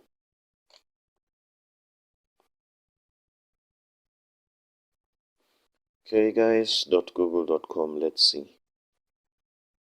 Now, let's make sure that it's underlined. Okay, as you can see, it's an anchor tag, but it's not underlined. Okay, let's see what we might have missed. Okay, it looks like our text is too long, so let's just decrease our padding left of let's say 3. Okay, padding left of 3. So this is supposed to move to this side a little bit. Let's see. Okay, yeah. What else? What else? What else? What else? What else? Maybe this is supposed to be bigger. Let's see. But I think this is bigger. Okay, maybe we'll have to change the font, this font. Okay, now let's underline this one. Okay, so what we want to do now, okay, what we want to do now, we want to underline it, and what else? And make the font smaller. Okay, so this means we need Tailwind documentation. Okay, my apologies for the slow computer. Okay, for now, let me just see if I cannot fluke it and just put where it is on the anchor tag. Let's put a class there. Maybe I'm just going to type underline. I hope that will be a class for underlining in Tailwind CSS. Obviously, I'm just guessing. Okay, let's see. Nope. Okay, space. Underline. Yeah, it's underline. Okay, let's see if it's going to do what we want. Hope it will. Refresh. Okay, my computer is slow and I really don't know why. Okay, let's see. Maybe I've opened a lot of tabs. I don't know. Okay, good. We are winning. So as you can see, it's underlined. So the only thing that we want to change the size. Let's also fluke the size in the meantime to keep things going. It's supposed to be text. Yeah, let's say text extra small, or where is text small? Text small. Okay, let's see. I think we're getting there. Is it going to be smaller? Yes. Is it small enough? Somewhat like it. I'm happy with it. I don't complain. This is what we are looking for. Okay, guys, I think we've reached the end of this section. As you can see, we've got our icon, we've got our closing thing there. I think it's black, the color of it. Let's quickly change that. But you can see that we are getting there. Let's go to X mark. Okay, X mark. Let's say it black here. Okay, I will need that C. Okay, let's save. Otherwise, guys, I'm Matthew Msengati, the designer and developer from South Africa. If you feel like this video is adding value to you, please do me a favor. Don't forget to subscribe, okay? This is where we are, and this is where we want to go. As you can see, we've got this section and we've got this section, okay? Looks like it.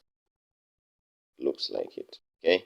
And then this is my YouTube channel. Please, guys, don't forget to subscribe. I'm relying on you to help me. It looks like off the internet. I don't know why. It might happen. It's the load shedding in South Africa. Okay. At this point in time, we are being affected by the load shedding. The load shedding, it's some sort of we are running out of electricity in the country. I don't have much information about it, but we are struggling with power. So we've got some different schedules where we've got power cuts, like let's say from 2 to 4, a certain area. It's gonna be there won't be electricity, and then from then it will shift to another area. It varies on different provinces, but that's the idea. I think yes, I just am affected by that. But guys, in our case, I think we did what we are supposed to do, load shedding or no load shedding, and I'm happy with what we've came up with. I like this interface. It's nice, neat and clean and straight to the point. Okay, guys, otherwise for me, that's about it. See you on the next one. Thank you so much. So in this video, I am going to give you in details what React does as compared to vanilla JavaScript and CSS and pure HTML. Okay, so what I did, I went to the internet and I looked for a code on W3 Schools on how to hide and show an element using JavaScript. So whatever that we are going to do here with React.js is the same thing that we can do with pure JavaScript and HTML. So I want to show you how we would have done it using JavaScript, and also I'm going to show you how React is going to do it so that you can some sort of understand what React does better. Okay, so with JavaScript, okay, as you can see now, this tutorial is for to toggle hide and show an element. Okay, let's start with HTML. This is HTML, okay, and this is JavaScript. Okay, as you can see, two separate files and separate code base. Okay, React combines this and this, and it will come up with a new file extension which is JSX. That's the first major difference. Okay, as you can see, so in React there is no HTML and JavaScript. Everything is combined in one place, and the name of that file is JSX. Okay, let's continue. What you do with React, obviously on HTML, with JavaScript, you've got your button, the one that you want to listen for an on click event. Okay, as you can see here, on click event, and then from then you can type the function that you want to be executed. This is just pure HTML, so this button will listen for an on click event. When you click it, it will do what? It will execute this. Okay, this part, it's more similar to what React.js will do. However, When you are defining this function to be executed, the one that will hide and show an element, in Next.js you don't have this code. Next.js will handle this in a different way, okay? It's going to be simpler, it's going to be more efficient, it's going to be clean, and also it's going to be some sort of quicker than this one, okay? So let's just get into details to see what Next.js is going to do for us, okay? Normally, first you declare a variable and you get the element that you want to manipulate, which is here, it's my div, okay? As you can see, we are going to hide and show this my div, okay? So here is the ID of that element, okay? Here is the ID of that element. On React.js, we are not going to get the IDs of the element. That will be done under the hood, okay? If the style of that element is display none, then you must display block, else display none. As you can see here, we are choosing if it's off the screen, show it. If it's on, hide it. In React.js, we are not going to have this. And also this idea of this if and else statement, we are going to implement it differently, okay? Now let's jump to the concept of React.js, okay? On React.js, we are going to have the on-click listener. We must still listen for the event, okay? Meaning that we must listen for when this event is being clicked. That one is not going to change. However, now let's introduce something different on Next.js. When something is clicked, obviously we are going to call a function, okay? Just like in JavaScript, we are calling this function, okay? Here, that's where we are calling this function, okay? But we are going to call this function not to do this, but we are going to call it to set a state variable, okay?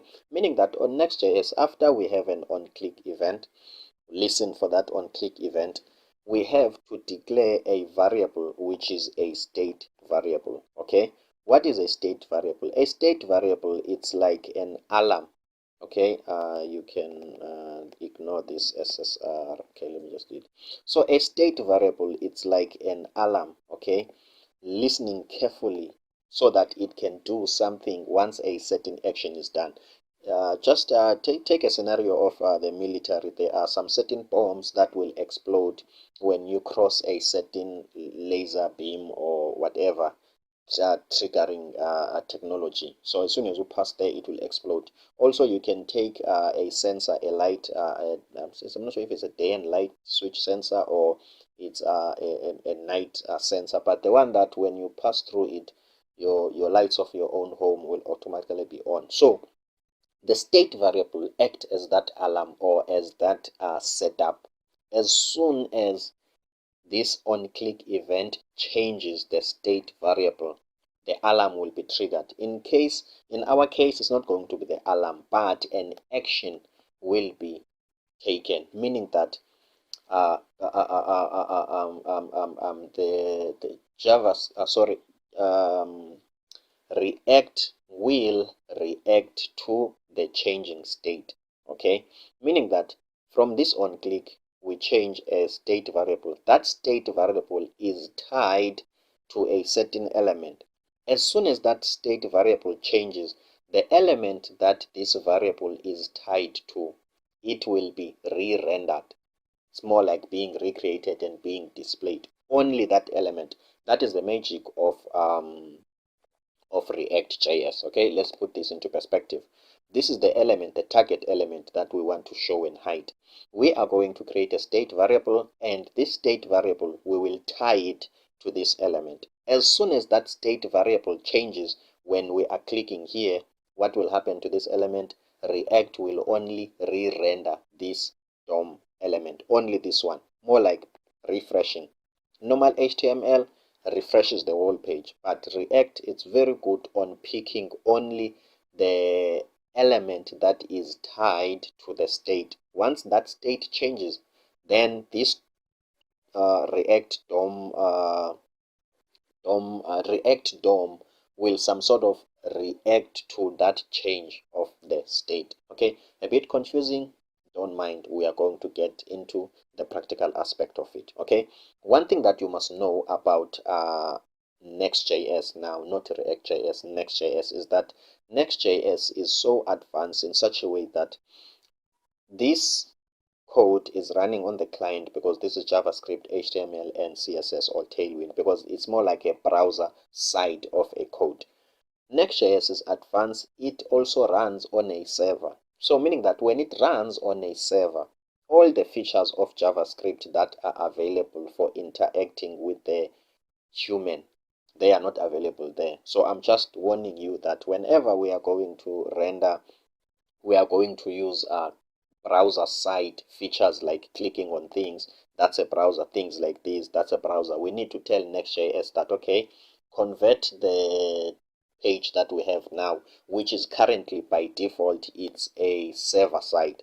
Let's convert it to a client side. As you can see, this page now, it's what? It's a server side. Okay, let's test that to see if this is a server side. What we are going to do, we are going to go to this item, and then we must assign the on-click event on this item. Okay, which is, we are doing step number one.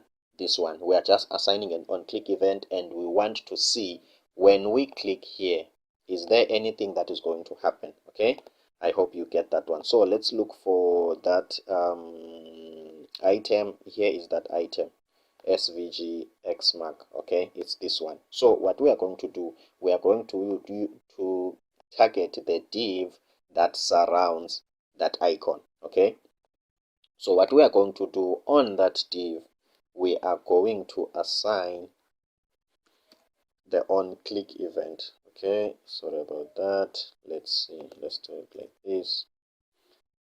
Okay, I need the key C. Okay, on click event. Okay, let's see, on click event. Okay, as you can see, we are listening to an on click event, just like in normal what can I say, just like in normal JavaScript. Okay, so we are going to alert. Okay, this is normal pure JavaScript. We are going to alert and say done. Okay, and then we will save that. Okay, so my assumption will be, since this is a JavaScript that is meant to run on a server because of Next.js capability, this is not going to work, because this works only on a client side kind of JavaScript. Okay, remember, when we talk of a server, let me just give you a perspective. This is running on a server, right? www.codeddesign.co.za. Okay, whatever that we see here, it's more like HTML, which is more like a browser based, JavaScript, whatever that maybe, if we've got some interactions, is JavaScript, but it's browser based. You don't see anything that talks about the server here. Okay, which is the server side, it's this one. You don't see any of whatever code or whatever. So meaning that at this point in time, the JavaScript that is running, that is active on this page, is only for server based. It's not related to interacting with the user. Okay, meaning that this alert is not going to work. Okay, let's save, compile successfully. Let's see. Okay, rerun. Okay, we want the local one. Rerun it. Okay, and then we are going to click here. Nothing is going to happen until we convert that JavaScript. As you can see, we are having an error. Okay, alert is not defined. But if this is just normal JavaScript, which is like your browser-based JavaScript, why it says alert is not defined? Because the function alert, it's more like a default function of the JavaScript language. Okay, so it means that we have to convert this. Because of Next.js, we have to convert this. We have to tell Next.js we are interested in rendering this as a client by use client. Okay, use client. Okay, because of Next.js's capability of rendering things from rendering pages from a server, and also on the client side we need to tell it that we want this to be a client side because we want to use the capability of interacting with the user, just like these click things and whatever. So now let's see. Okay, my apologies for my slow internet. I hope you are learning. In this video I want you to get the idea of what's going on. I want you to grasp the concept, because this is what I've been struggling with too. I really didn't understand why must I use React. Like, I really didn't understand the concept of React. It makes it worse when it's Next.js, a framework built around React. Okay, and then now there is also Node.js in the picture. It was a bit confusing, but I've managed to watch a lot of video tutorials, and then I've managed to some sort of find a way to understand it, and now I'm sharing it with you. Okay, my apologies for some sort of the slow internet and other things, and also my computer. Okay, let's see what's going on. Is there any error? Okay, here it created an error, I understand. Okay, okay, and then okay, I tried to run it again when I was saving, so it was running again. As you can see, Next.js is some sort of rendering client, and also it renders the server side. Okay, obviously I can see it's taking some time. What I'm going to do to help it to refresh and speed things up, for the interest of time, let's see where it is at the moment behind the scene. Okay, as you can see, it's still some sort of stuck on the same place. What I'm going to do, I'm just gonna cancel it and rerun it again. Okay, I'm just gonna cancel it. As you can see, I'm canceling it, yes, and then I'm just gonna run it again. I think it's going to be quicker that way. Okay, npm run dev. Okay, now what we want to do, we want, when we click that X, it must some sort of run the alert message box. However, what might happen also, I'm just giving you a heads up before it happen. What might happen also, based on how we have added this alert, based on how we have added this alert this way. Okay, this alert might even pop up even before we click the button. If that happens, I will explain and I will show you how are we going to fix it. So in case that it happened, this alert might quickly pop in even without us clicking. However it happened, we know that we are on the right track. As long as it shows, it means that Next.js acknowledged our request to use this as a client. So it runs the alert as some sort of a normal valid client-side JavaScript. And then from there, we will take it from there. Okay, as you can see, it's compiling. I think now it's going to be more quicker, and as you can see, when you are running this Node.js commands and other things, you will see a lot of messages like these ones. These catching failed and whatever. Obviously, as a developer, when you see the word failed, you are afraid of bugs. Okay, sometimes you just have to give it some time. As you can see, this might scare you to say that, hey, there's a lot of errors. Don't mind, it will do this. When it's done, since you know your code is fine, it's working perfect, it will resolve its own things, and then you can see here it's going to say execution successfully or something. So when you see a lot of these things, just give it some time. As you can see, it's compiling again, then after that it's going to say successful, and then we are good to go. So at least don't be that afraid of these things, of whatever it is doing now, because before I used to be some sort of scared of these things. When this happened, I used to be like, ish, how am I going to fix it? Okay, but now don't be afraid. I've got your back. Just watch it and wait for it to finish whatever that it's doing. Okay, let's quickly just double check. As you can see, guys, boom, we've got done here, meaning that it has compiled successfully. Remember, I told you that it's not going to wait for us to click. It's going to run automatically. That one, it's a topic for another day. I don't want to digress from what I want to show you. Okay, now let's change that. Okay, now let's change that. Let's make sure that it's only triggered when we press that button. Let's copy this alert. Now let's use a JavaScript arrow function, which is this is an anonymous function.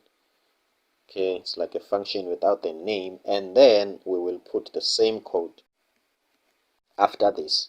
Okay, now let's see what will happen. Okay, I hope it's done compiling here. Okay, I hope it is done here. Okay, I hope it's done here. Let's refresh. Okay, as you can see, guys, it does nothing. So let's click now. Boom, you see, now we are winning. So at this point in time, we are more like simulated this. When you click here, this function will be executed, as you can see. But now let's go to the main thing. We are not going to do this. We are not going to get elements from the one that we are going to hide. We are going to use this approach.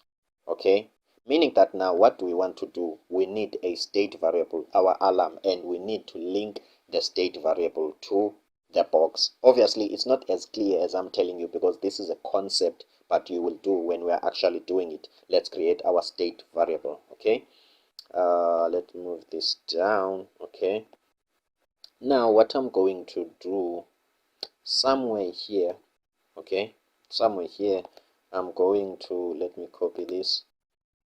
Okay, I'm going to declare a state variable. My apologies for this syntax, but you just have to memorize it and use it as it is. Okay, our state variable, it's going to be box height. Okay, let's name it box height. Okay, and then this is the actual variable that we are going to use. Next.js will watch for this variable. As soon as it changes, it will re-render the DOM element that is associated with that state variable. Okay, when it re-renders the state, the box that is related to that variable, we would by then have assigned a CSS property which is hide. So when it's re-rendering it, it will re-render it, but it will have a different class CSS property which is hide. So when it's re-rendering it, it's going to disappear because when it's now, it doesn't have hide, the display it's block. But once we do something on that variable, and then this is being re-rendered with the hide CSS property, then it's going to be off the screen. Okay, let's just continue. This is the state variable. So now we must also declare a function that will change this state. This state variable, we don't change it like state variable is equal to. That's not how we roll in React.js. So we need a function. Usually when you write this function, you just say set, because you want to set this variable. So you just set box height. The only thing that we can do here, we can put a capital letter here. Okay, so this is the state variable. This is the main guy, the important person, the one that React will look for. As soon as it changes, it will re-render the element that is associated with this variable. And then this is how we change this variable. And then we need to equate this to use state. Okay, as you can see, once I've entered this use state, automatically import use state from React. This has been imported. If it doesn't happen to you, please import it like this. Maybe it's because of I have got a React Redux plugin that does this for me automatically. In case it doesn't happen to you, please import it. And then from there, we need to initialize this variable. So let's initialize it and give it an empty string. Okay, let's give it an empty string. And that's it, guys. We are done with this stage. We have created our alarm. So the alarm, it's always going to trigger something. It's going to make a noise or trigger a certain action because of the changes that has been made in that state variable. Okay, So now we need to associate this variable with a certain DOM element that will be re-rendered. Okay, now let's go back here. Remember we said it's a blue box. Okay, let's go to that blue box, okay, which is this one. Remember the Wi-Fi logo, the Wi-Fi SVG icon, and the X marks, they are inside what? They are inside this. Let me just type here, inside this blue box. Okay, let's see what will happen. Okay, as you can see, this blue box. Okay, so what we are going to do now, instead of writing this blue box, what are we going to write? Okay, we are going to open this curly bracket. What does this mean? This means that we are writing a JavaScript inside the HTML. So this is JSX. Remember I told you that JSX, it's a combination, a blend of HTML and JavaScript. So by putting this state variable here, this is our alarm. Okay, let me say alarm. Okay, and then let me comment it. Not everything. Let me cut this. Okay, let me write alarm here. Okay, this is my alarm. Okay, as soon as this state variable changes, this whole div will be re-rendered. Okay, so this is the idea behind React. It means that this is what React is trying to do. I think this is the last part where I'm trying to explain the concept. After that, we are going to get into the actual thing. Okay, let me do this, let me do this, let me do this. Okay, this is what React does behind the scene. Okay, we've got HTML element, or we've got the DOM. Okay, so this is the DOM. We've got, these are HTML elements or DOM element. Okay, what React does, instead of when a change has been done here, you refresh everything just like what normal HTML does. What React does, it looks for a change in a state variable. For instance, just like this one. Once you change the state variable, it will trace that state variable. It will find that element associated with that state variable. It will re-render that element only. Okay, that's the idea behind it. Doesn't render everything. That makes React application very fast and intuitive, and some sort of interesting quick loading time. They feel like a normal application, like your mobile application. Okay, now that we have associated this state variable, our alarm, with this tab, okay, we need to, instead of alerting, okay, where are we alerting? Okay, down here. Instead of alerting here, guess what we are going to do? We are going to use this function that we have declared here. This is a function. You use it to set what? To change the value of the box height. So inside box height at the moment, let me just quickly show you what's inside. It's an empty thing. Okay, let's put something, okay, so that you can see that inside this variable, this state variable, there is a text called something. Okay, as you can see here, the text called something will be here. Okay, let's quickly prove that. Before there was this blue, but now let's see what's there. Something. Okay, are you with me? Happy with that? Yes. So as soon as I change this state variable, this will be re-rendered very fast. You're not going to notice it, but that's what will happen. Okay, then let's go back, and now let's change this. What is some sort of a method or a protocol to change this variable? Let me tell you, this is not the protocol. Okay, this is not the protocol. Unfortunately, this is not the protocol. Okay, this is not the protocol. Let's just run it. No. If we run it and we encounter an error, maybe my computer might be slow.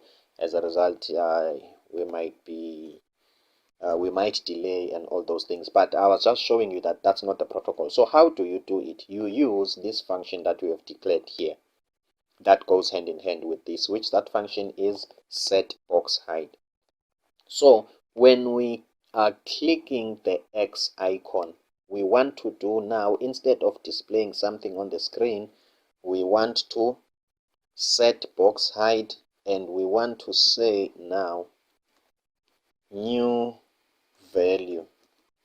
Okay, we want to change it to new value. As you can see, guys, once you click on the icon, this function will be called, which is called new value. And once this function is called,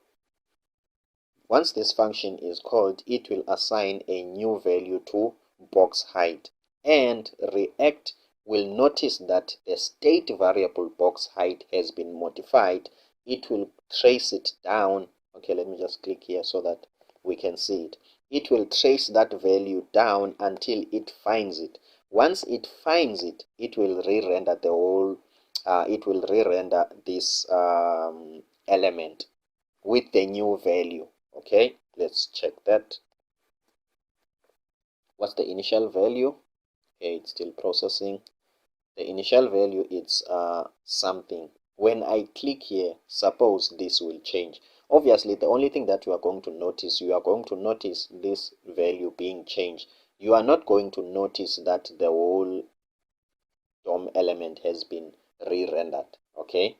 Obviously, as you can see, my computer is starting to come with its own funny tricks, because by now, suppose we would have been done compiling. Okay, that's why I didn't want to make all those unnecessary testing things.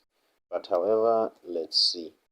I think you know by now that once it starts to do this, we just have to cancel and re-render. Okay, let's see here, we just have to say cancel,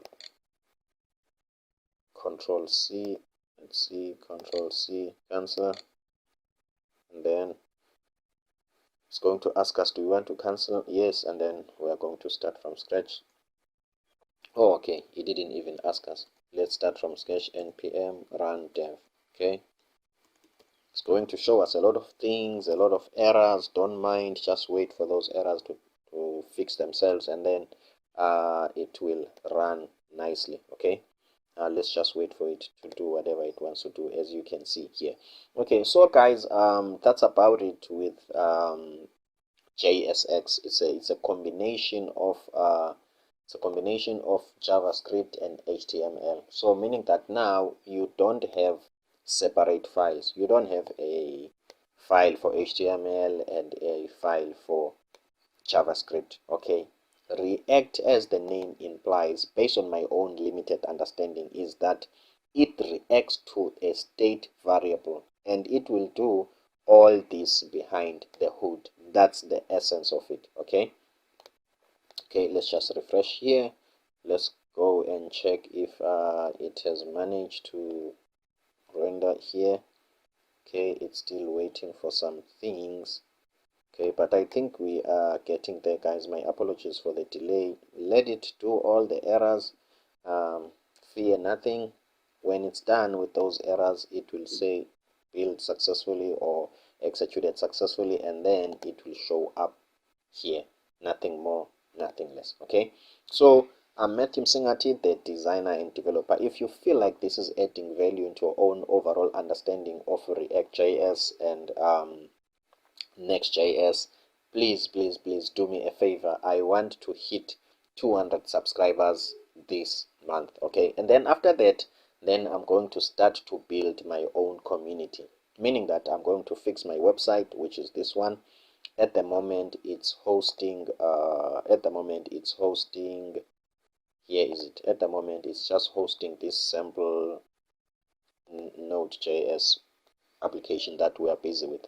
So I'm going to create my own website, and I'm going to build a community. That's where I will start writing my own thoughts on React and publishing some PDFs.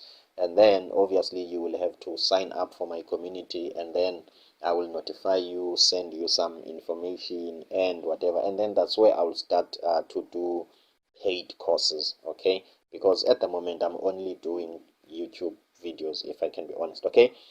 Back to business, guys. As you can see, we've got something as a default value. Let's see when we click here what will happen. Do you see that we've got a new value? So meaning that this has been re-rendered with the new value. Do you get what I'm trying to say? I hope you get me. So now let's be clever. Now this new value, let's change it, okay? Let's change this new value to a CSS or to a Tailwind CSS utility class which is hidden. Okay, let's test it. If we add this utility class hidden here, okay, what is the highlighted thing? Hidden property as flex. Okay, hidden applies the same property as flex. So you cannot have display flex and display hidden at the same time. Okay, let's remove flex for now. For the sake of that, let's see if is this going to disappear because of that utility class which is hidden. Let's see. Let's see, guys. If it does that, that will mean we will make use of it, okay, so that we can hide this element when we click here, okay. Let's see. It looks like my computer takes time to run.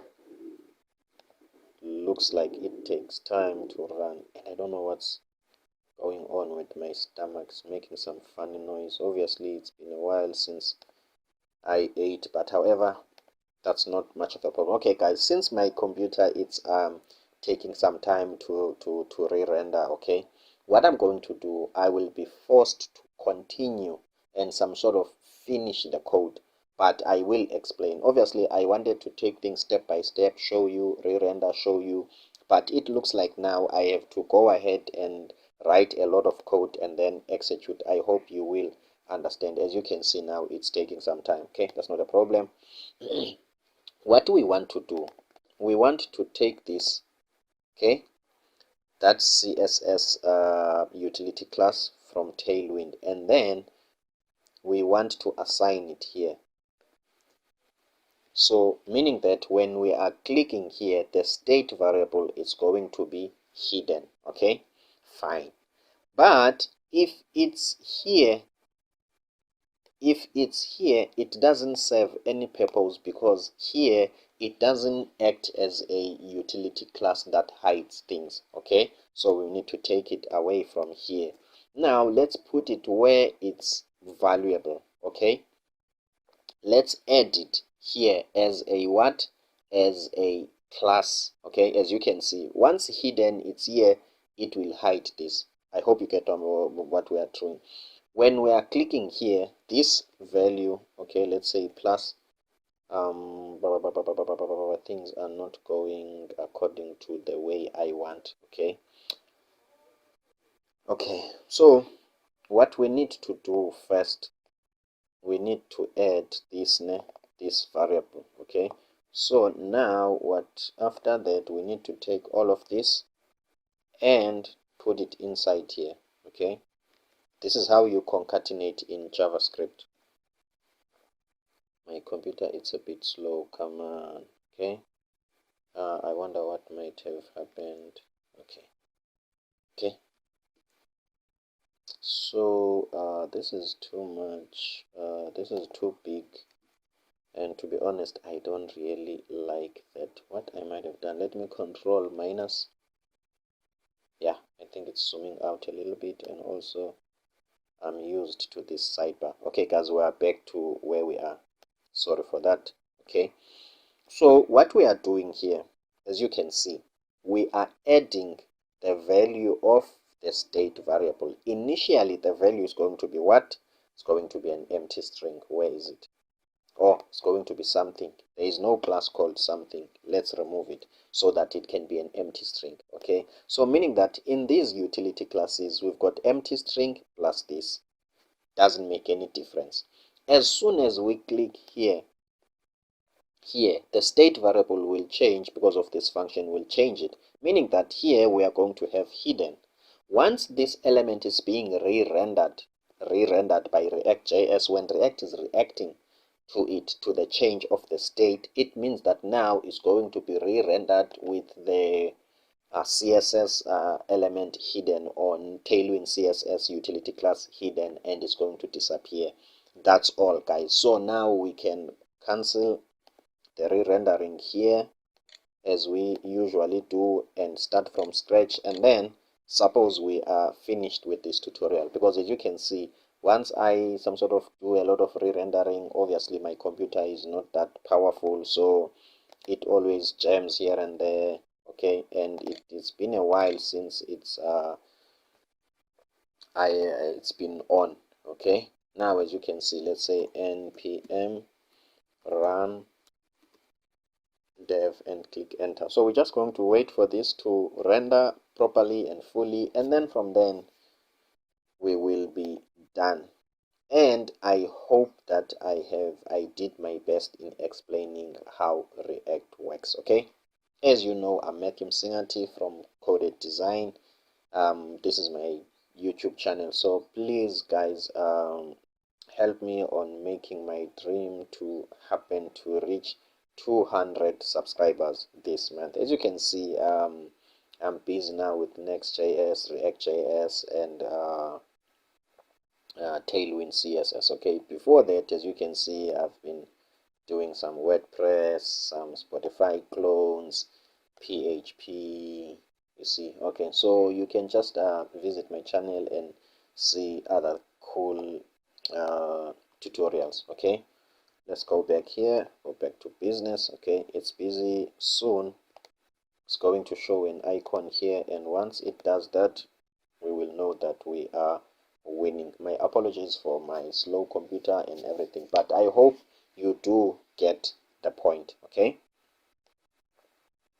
I hope you do get the point. So what is important is for you to understand the state variable, React state. Okay, this state variable.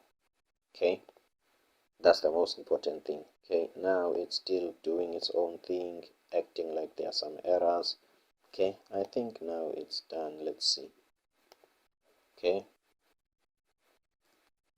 Okay, as you can see, now it's loading.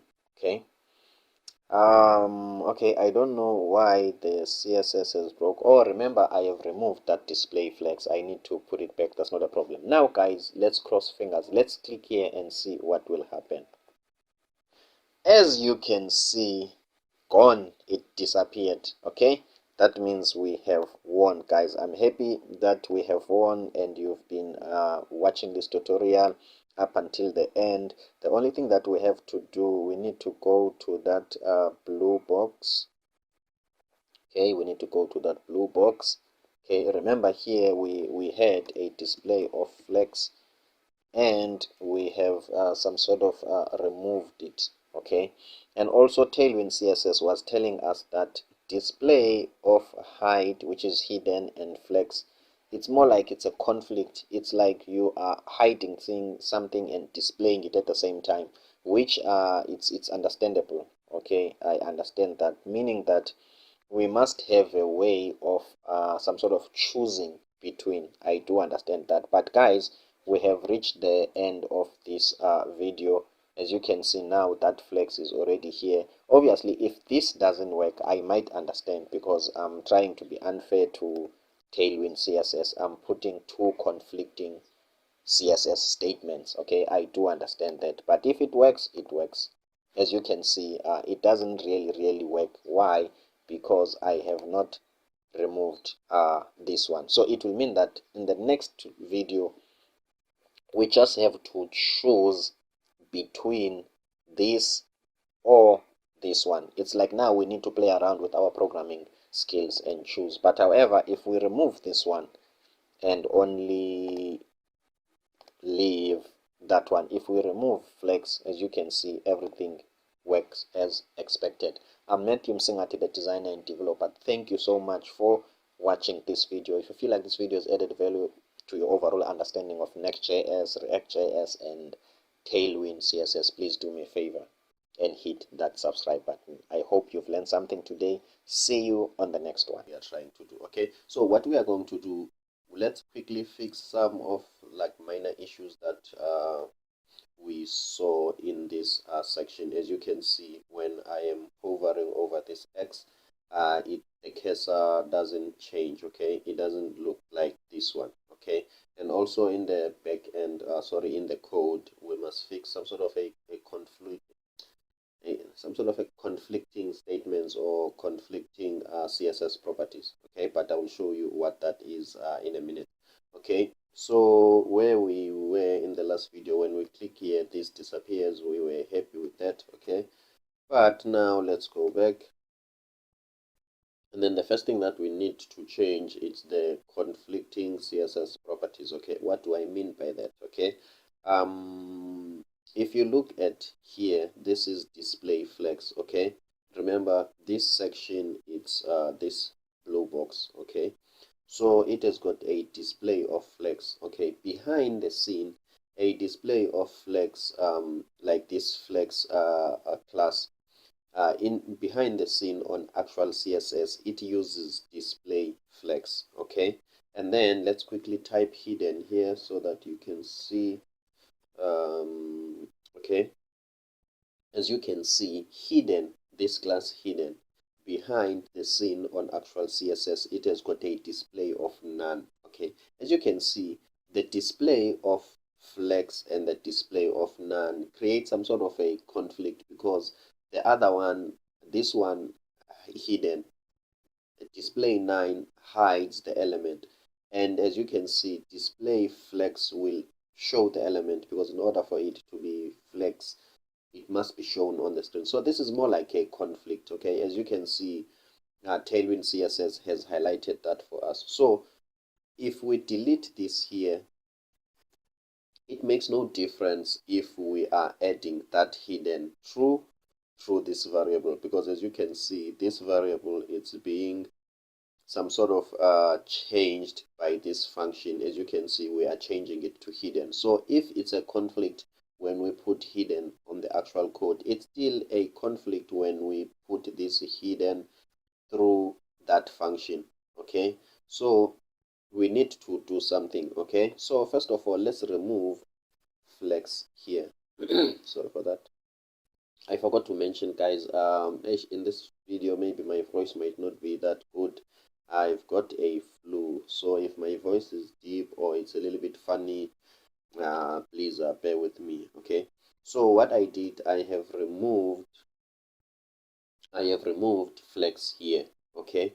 So initially, this will be false initially, okay? As you can see, this is where we've initialized it to false, okay? Initially, it's going to be false, okay? So now what we need to do, sorry for that. So now what we need to do, where is it? Okay, so now what we need to do, as you can see, let me just remove everything first, okay? We don't have display hidden through a variable, and also we don't have flex through here, okay?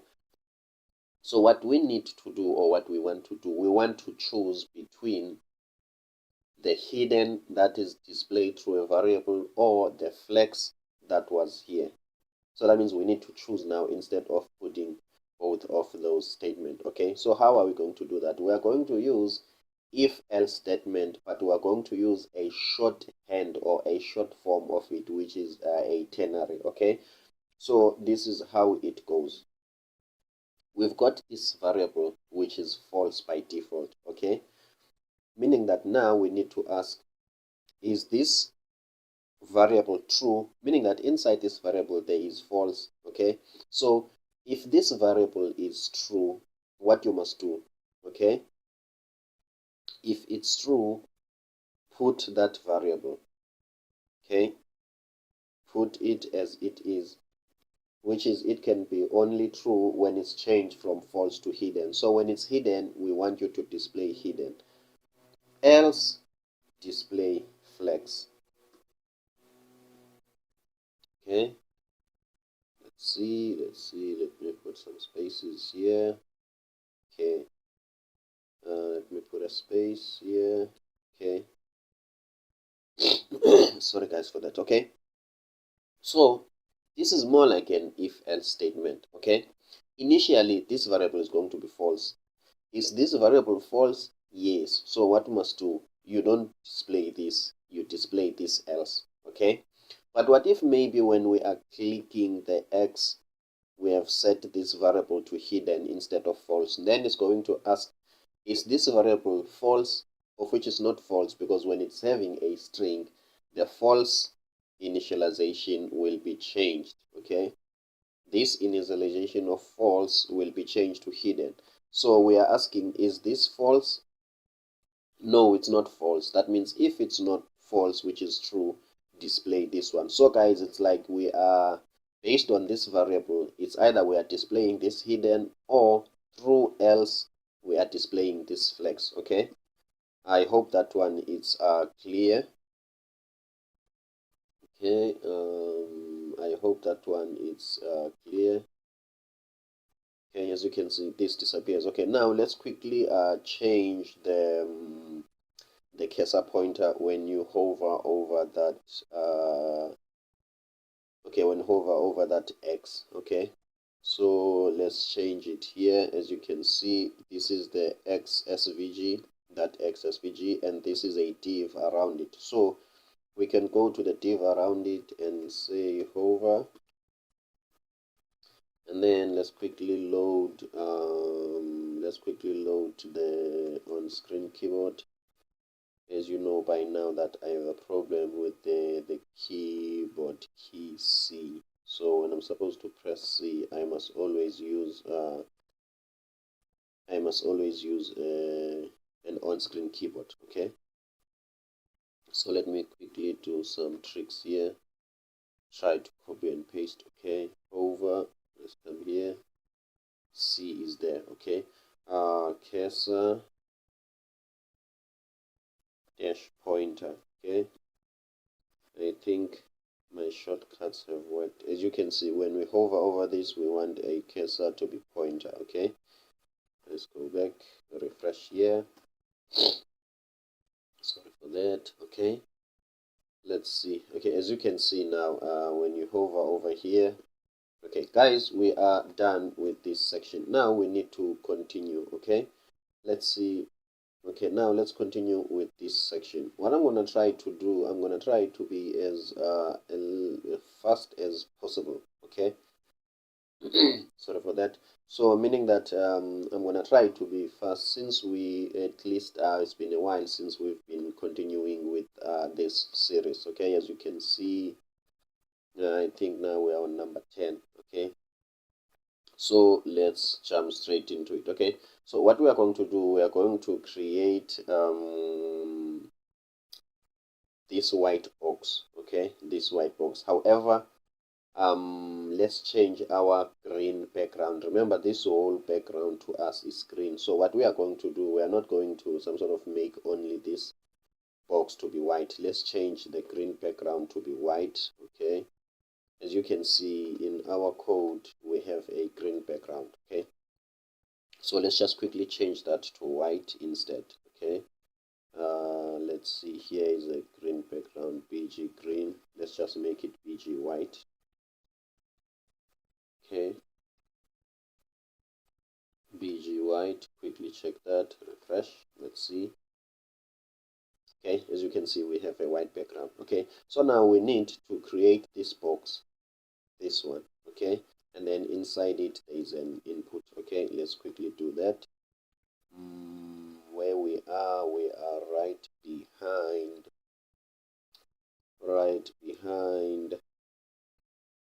this blue box. Where is it? Here is it. Okay, right after the blue box, here is a blue box. Okay, it ends here, and then we can put another div here. Okay, let's quickly do that, guys. We've got this div element. Okay, then let's label it input. Yeah, let's comment it. this is our input. Okay, so this is just the box around it. This is just this white part around it, and then we're going to use this input. Okay, also our input, we will wrap it around a div also. You will see later why. Okay, and then from then we can have that input. Okay, sorry, we can have that input. Okay, and that is it.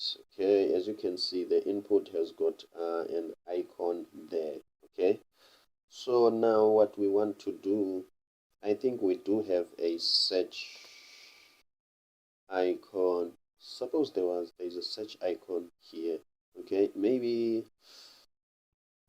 in my fiddling, I think I've made some mistake or something. But suppose we have this search icon there. Okay, guys, we will fix this mistake later. Okay, so let's continue. We already have a search icon in our icons. Okay, so let's see, do we have an input here? Let's restart and see.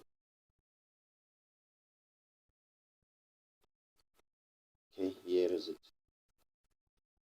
Okay, we have it. Okay, so what we are going to do now, we are going to introduce some colors so that we can see what we are doing at the same time. I think my on-screen keyboard is not there yet. Let me load it. Okay, so that when we want to use it, we know it's already available. Okay, so now I'm going to introduce some colors so that we can give some colors to these elements so that we can see what is what and which is what. Okay, let's do that. Let me copy this class. Okay, and then this is the overall container. Okay, in this overall container, I want a class of bg. Let's say bg red 500. Okay, let's minimize this. Okay, let's check bg red 500, which is this bg red 500 is going to be this section. Okay, just a moment, my computer is slow. This bg red is going to be this section. Okay, this section. Okay, which is the input is inside that section. Okay, let's see here. Okay, as you can see, here is that section. This one, it's our input. Okay, automatically this section fills the entire width of this container, but let's do that intentionally. Let's not let it do things by default. Okay, so let's say the width, I want it to be full. Okay, let's make sure that we do it on purpose so that the element might not do it automatically. Okay, and then from then, let's set the height. Let's set the height to be 11, and let's see what's the height of 11. Okay, this is supposed to increase. Let's see. Okay, as you can see, that's the height of 11. Let's see. To me, it looks like more or less like it, but let's just give it a height of 12. Okay, do we have a height of 12 here? Yes. Okay, I think a height of 12 will do. Okay, as you can see, I'm happy with this. Okay, so what we want now, we want to have our input. Okay, so what we are going to do, let's set the padding. Okay, the padding on top and the padding on the left and right. Okay, let's see. Okay, let's go back here, and then let's go to our input. Let's style our input. Okay, give it some classes. Okay, let's see, give our input some classes. Okay, and then what we want our input to be, let's make our width full, and let's make the height full. Okay, it's more like we want it must fill the entire red section. Okay, so that when we are doing our own padding, we can see. Okay, as you can see, for the width, it's full. So now we want even the entire height to be full. I wonder why the height is not full. Let's see, H full. Okay, okay, the height is not full and I don't know why. Okay, not a problem. Okay, let me try to first the entire container to this to position it relative. Okay, position it relative, and then let's see if that won't make a change, because sometimes the parent container, when it's not relative, the child container doesn't know how must it grow. It doesn't know, it doesn't have a boundary that tells it must grow until it fits a certain container. But if that doesn't work, that's not a problem. So what we are going to do, we are going to set the height of this to be 12 also, so that it can fill the entire area. Okay, in terms of the height, let's see. Okay, as you can see, it does that. The reason why we are doing this, we want to do our padding. We want to see how our padding, so it must look like this one. Okay, so let's quickly do that. So we want padding. Is there something called padding X? Okay, yeah, I think there is padding X. Let's say 2. Okay, let's see padding X of 2. How is it going to look like?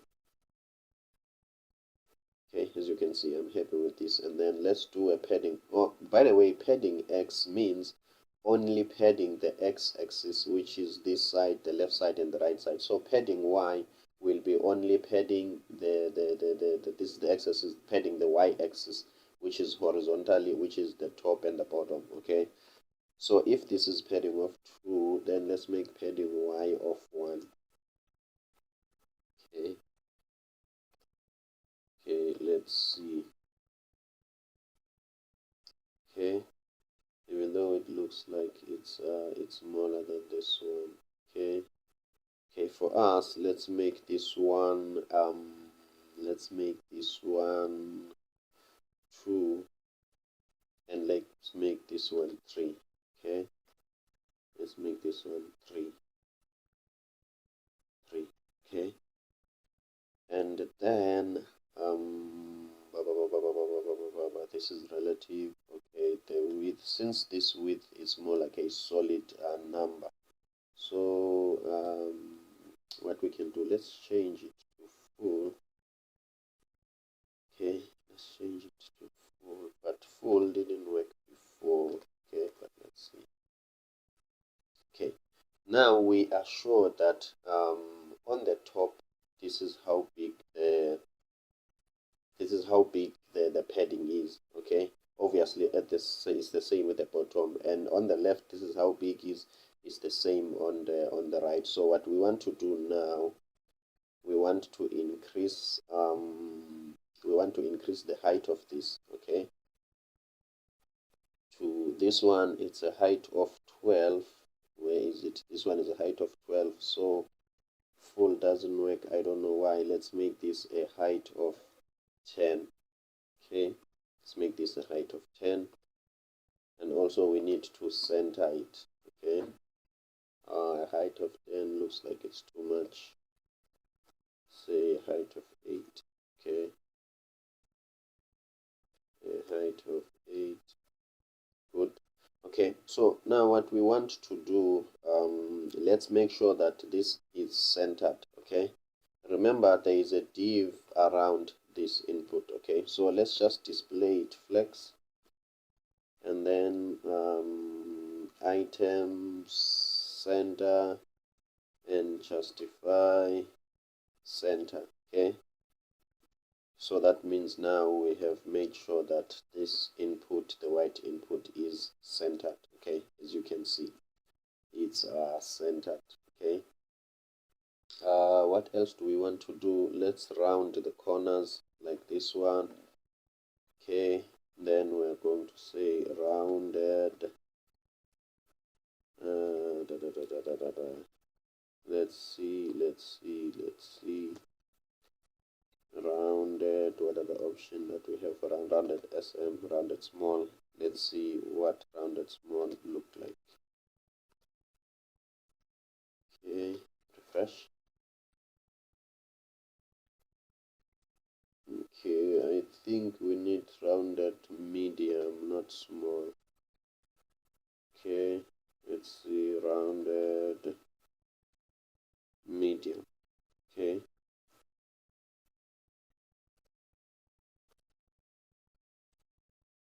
Yeah, rounded medium is almost like it. Okay. Okay, what else do we want now? We don't want the outline. As you can see, when we click here, there is that outline. Okay, let's remove that outline. Outline none. Okay, let's see if we have the outline. As you can see, we don't have the outline now. Okay, so we are getting there. Let's change the background to be gray. Okay, BG gray 50. Let's say gray 100. Let's see how is gray 100. Okay, I think this is it. I think this is it. Okay, and then from there we want to add the icon. Okay, so now what we are going to do, let's take the component that we already have here. Okay, the component that we already have here, let's put it here. Okay, let's put the component here, and then okay, so this is how this component work. Okay, this is the color of the icon. Okay, what is the color of the icon? The color is almost like green. It's a very unique color. Okay, that's not a problem. Okay, so let's go here and say, let's say green for now. Color is going to be green. So what we are looking for path dot glass. I think that means that's the search icon. Okay, guys, if you are new in this series, in the early videos of this series, you must go back and watch where we were creating all these components for creating icons, since I'm not going to get into details and explain how this works. Okay, so let's see if we have a glass icon there. Okay, which is the search glass or that magnifying glass, a green one. Let's see, as you can see, here is it, but it's on top. That's not a problem, we don't mind about that. And then what we want to do, okay guys, whatever that I was trying to do here, obviously it didn't happen. Where this container, I was positioning it relative here. Obviously this one didn't work here. Okay, so guys, I'm going to explain how are we going to position this glass here. Okay, that's what I'm going to explain. So first of all, we are going to make use of the parent container. Okay, let's see, where is that parent container? This is, yes, this is the input. Okay, this is the parent container. This is the search icon. Okay, so what we want to do now, we want to position the icon relative to this parent container.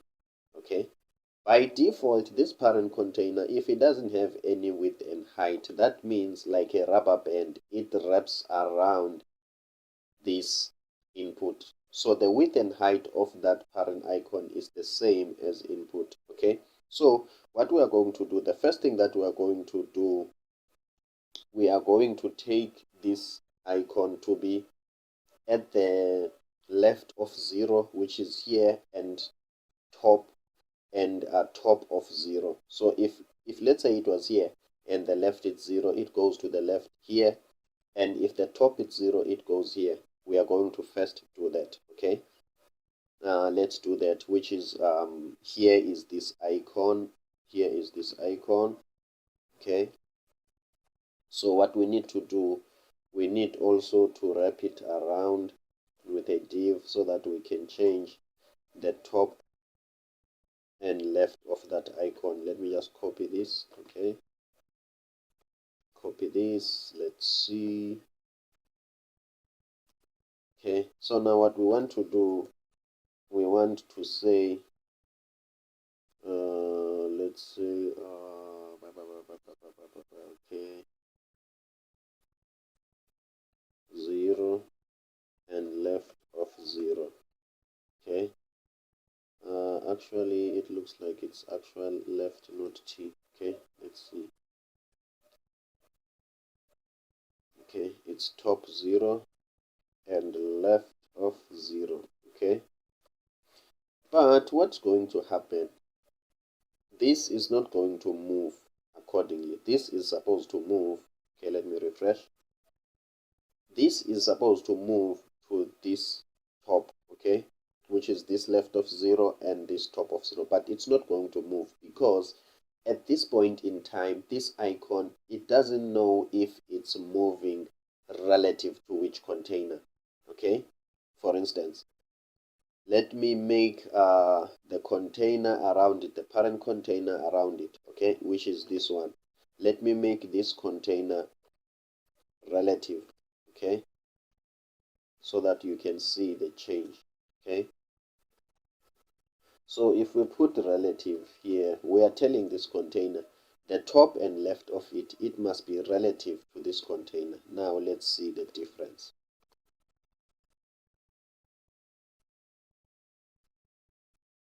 Okay, let's see, refresh. Okay, nothing happens, not a problem. This is supposed to be here. Let me see, let me see, let me see. Oh, okay. One last thing that I have forgotten, okay?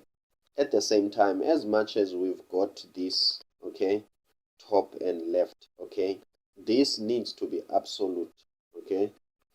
Absolute means that you can position this element like anywhere in the screen, okay? So that's the only thing that we have missed there.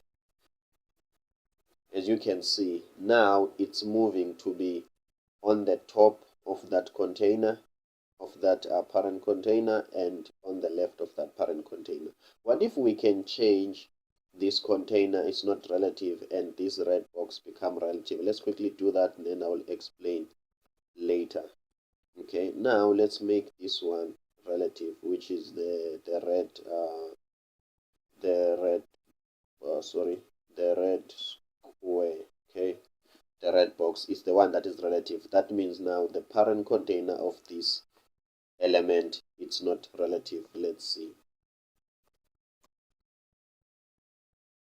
As you can see, it goes to the top of the relative parent and also to the left of the relative parent. Okay guys, I think that one it's clear. And okay, now let's take this relative back to where it was, to this parent. Okay, to this div. Okay, let's see. Okay, to that div, let's see.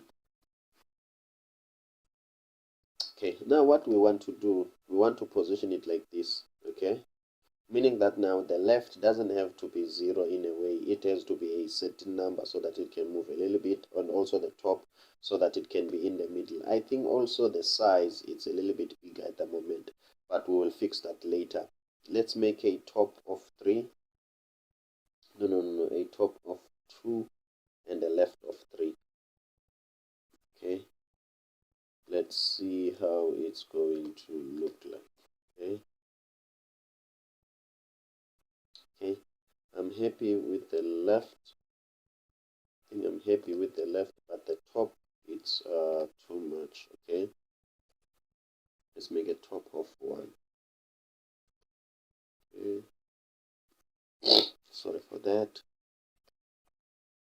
Okay, make a top of 1. To me, it looks like it. Okay, more or less like it. Okay, and then what else do we want to do? Let's change the size. Okay, do we have any property for changing the size? This is the path, and this is the glass, and this is the box. Okay, so we don't have a property where we change the size. Let's go to this component, SVG component, and see what it receives. Inside component, okay, we've got icon. Okay, the component, it's icon. Let's see. Okay, where do we change the size? I don't think we do change the size of it. I don't think we do change the size of it, right? Okay, isn't there a width and height here? Here is the class. The width is 6 and the height is 6. Okay, we can play around this and change some things here. Okay, the width is 6 and the height is 6, so meaning that we can have a component for changing the width and height. Okay, let's quickly do that. So we are going to some sort of edit this component so that it can suit our need. Okay, so what we are going to do in this component, in this icon, we want it to have a width of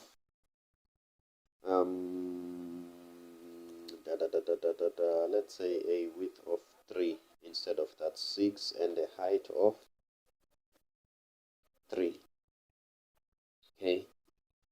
Okay, this means that all the icons that didn't have the width and height will be affected, such as this one, this one, this one, this one, this one, and this one, because all of these by default they were 6. Okay, the height of 6. Okay, so now when we are changing, we need to be very careful. We need to change it in such a way that if we pass nothing here, the default value is 6. Okay, I hope that's clear enough. So what we want to do now, okay, as we are editing our component, we want to say, remember when you put these properties here, all these properties, you will receive them in your component through this prop dot.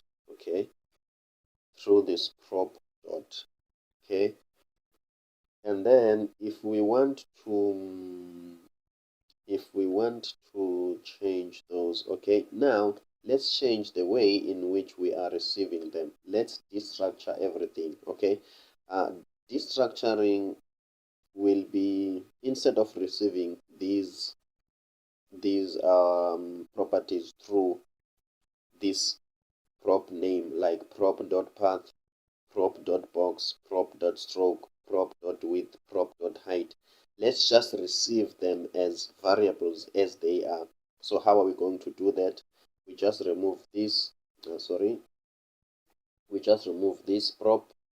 Okay, we just remove this prop, sorry about that, and then we open the brackets and we put these names as they are. Okay, we put these names as they are, this one, and box, this one. Okay, let's put the box there, and then let's put the path there, the stroke there. Okay, as you can see now, we've just got rid of prop. Okay, path is there, box is there, and stroke is there. Which another one? Yeah, nothing. Okay, so now we are going to delete the prop and catch those exactly as they are, as you can see. So we are destructuring that that JSON array. Okay, meaning that we are just receiving those words as those variables as they are. Okay, now the first thing that we are going to do, let's just make sure that our destructuring works, meaning that if nothing breaks on the icons, that means this here, this change that we have made here, didn't affect us that much. Okay, let's just test that. If our icons are still like this, everything is being displayed, that means we are good to go. We are winning. Okay, as you can see, everything works. Now what we want to do in our destructuring, remember now we've got the width and also we've got the height. Okay, Nice. Okay, what we can do here, we can change instead of this width and height, we can say, for instance, let's remove this string. Let's remove this string. Let's put curly brackets, meaning that we're going to write a JavaScript file. So we are going to type h here. Sorry, we are going to type h here. Okay, and then from then and a dash and then plus h. Okay, this is how you concatenate in JavaScript. Okay, plus empty space plus, okay, set a width dash plus width. Okay, I will explain this now in a minute. Okay, what does this mean? It means that, okay, in this class name we're assigning a string. That string is a literal string h with a dash plus the h that we will receive as a parameter here. Plus, as you know that the CSS class properties, these ones, these utility classes, you must always have a space between them. Okay, so that's what we are doing here. We are just putting a space.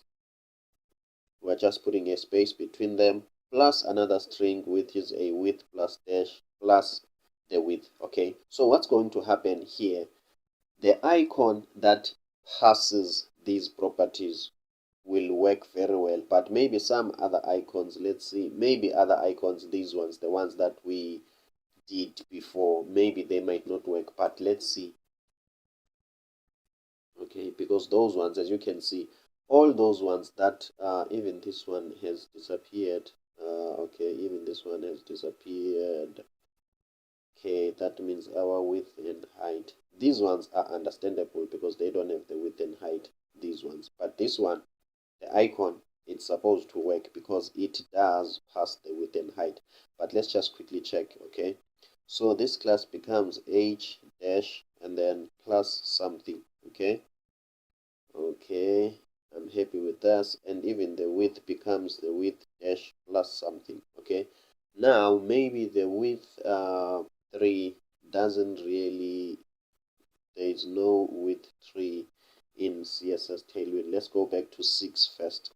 Okay, let's do that. What we want to do, it's only this search icon that is supposed to work first. The other ones, understandably, we know that they are not going to work first, as you can see. Okay, so meaning that our problem was that on utility classes for Tailwind, there is no h3, there is no such a thing. Okay, so if you want to make this small, we can just make it h2.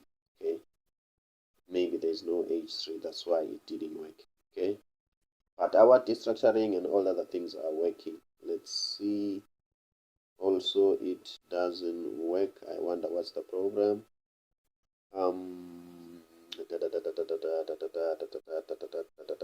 Okay, let me just say I want an h dash. Let's see. Yeah, we've got h0, 1, 2 up to 3. So I wonder why h2 and h3 doesn't work. Okay, I really don't know why, but let's quickly check. Width is equal to 2. Can I make it a literal value which is 2? Let's see. No, it doesn't work because it has to be a string. Okay, and the h is equal to 2. When it's equal to 6, it works, but when it's equal to 2, really, it doesn't work. Okay, that's not a problem. Let's continue and make it 6, and then we will make some adjustments later. Not a problem. Okay, let's make this one 6. Okay, and make this one 6 and see. Okay, meaning that it's going to work, meaning that it's going to show. Okay, as you can see, it shows. All the others are not showing. Okay, all others, let's give them a default of 6, meaning that when you have destructured your JSON string, JSON array like this, okay, you can say equal to 6. That means you are giving them a default value in case they have not been assigned a value, okay? Meaning that if it doesn't have a value, it will take a value of 6. But if it has a value, it will take the value that it has, okay? Okay, what might be the other problem? Okay, let's go back and see. Okay, as you can see, now we've got all our icons the way we want. That means if you've passed nothing, then the default value will be 6. Then if you pass something, that means this is supposed to be small. Okay, let's see. Okay, but we will fix that. We will see what we can do. Maybe alternatively we will use scale. Okay, we will scale it down instead. Okay, let's just quickly check here. Let's quickly check here. Okay, let's quickly check here.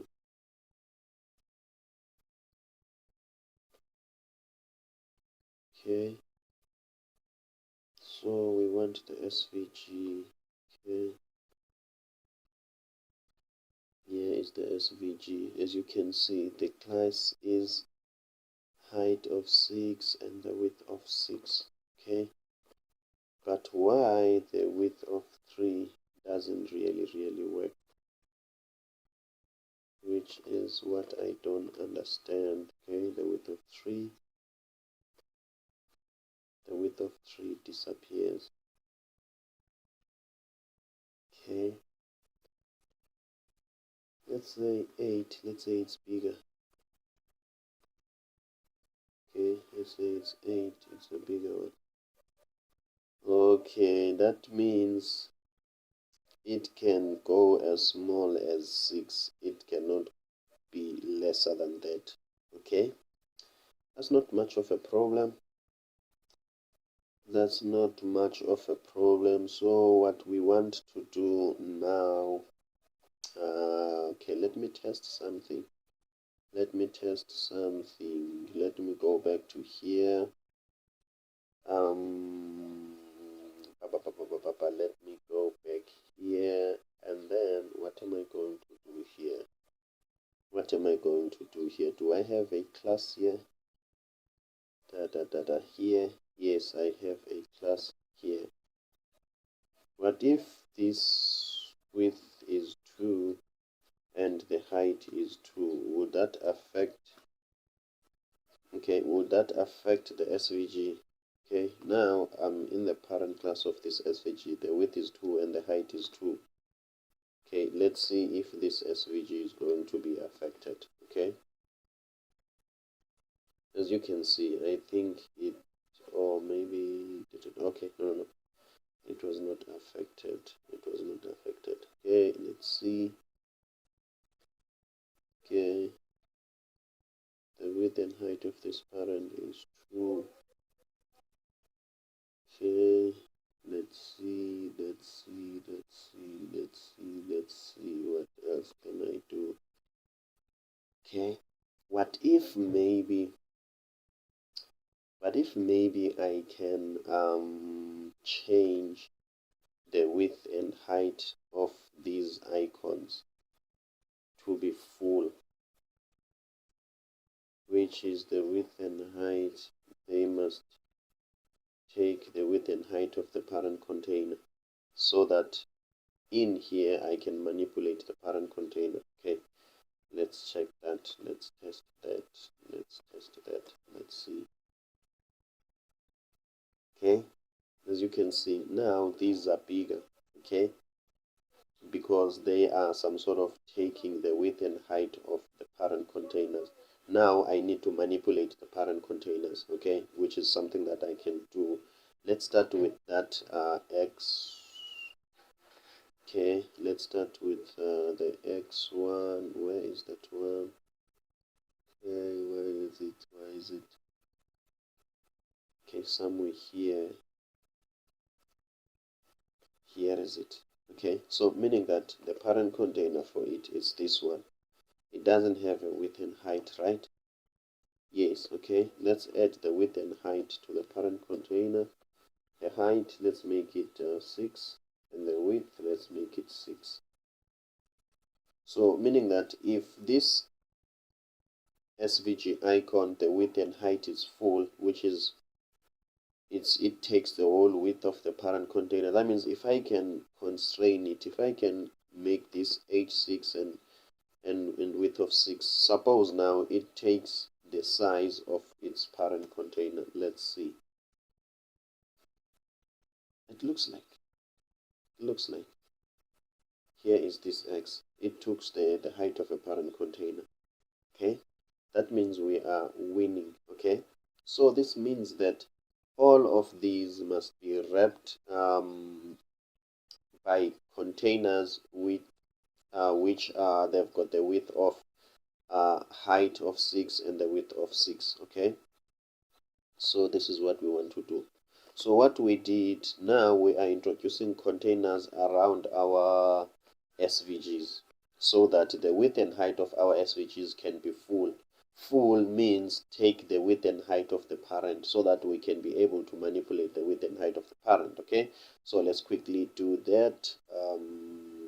Where are our SVGs? Okay, whenever we see an SVG, we then need to wrap it with a div. Okay, and that div must have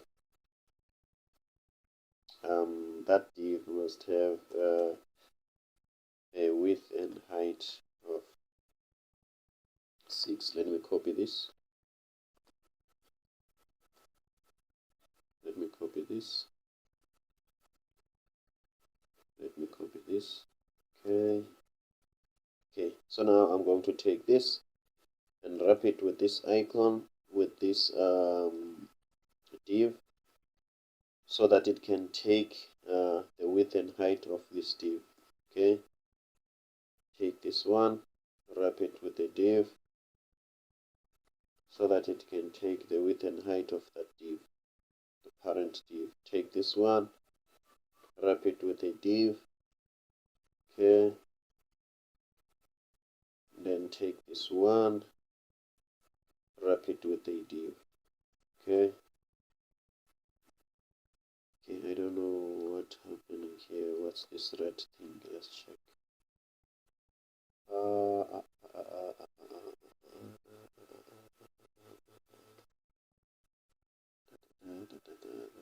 Unreachable code. Okay, okay. That means we made a mistake somewhere here. Somewhere here in our copy and paste. There is an unused div. Okay.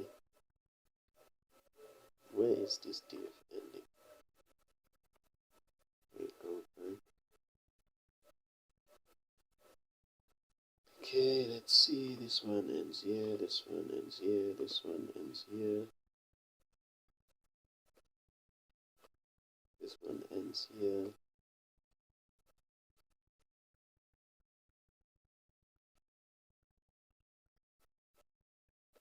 Okay, let me just check. There's a div. Yes, there's a div that I had to remove. Okay. Done. Let's go back and refresh and see.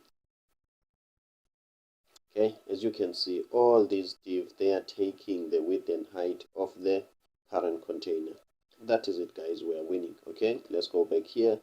So meaning that the default width and height for all these things, it's full. Okay, that's what it has by default. So if you want to change it, you change the parent container. Okay, now we can even not receive them here. We can even as some sort of hard code them here. Okay, can remove this as unnecessary for now, meaning that now the H of here is full and the W of here is full. We know that for sure. We don't even have to receive it through these parameters. Okay, we know that that's the case. Let's refresh and see. Okay, that is the case. As you can see now, this one, it's taking the width and height of the parent container. So let's go and fix that.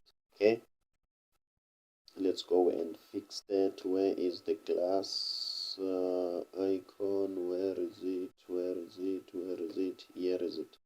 Okay, so the width and height of the parent container, let's make it 3 so that it can be smaller. Guys, I think we have solved the problem. Obviously it took some time, or it was a little bit longer. Okay, it was a little bit longer, but if you watch this video again and again and again, you will get the concept, or you will understand what I did in order to solve the problem. But in simple terms, the actual SVGs, they don't have their own width and height. The SVGs themselves, the actual SVGs, which is the component, the actual icon component, as you can see, they don't have it. So they rely on the parent container. That's how I've made it. Then I manipulate the parent containers in order to set the default width and height for this. As you can see here, it doesn't have a parent container. As you can see, this is a mistake. I have to fix it. Okay, so now let's work on the width and height of this parent container, so that at least it can be more or less like this one. So let's make it width of, let's make it 5 and see. Okay, because 6 was too big. Okay, let's see. Okay, I think it looks like it. Obviously the icons are not the same, so the look and feel might not be the same, but still to me it feels like it's still big. Okay, let's see on 4. This is much better.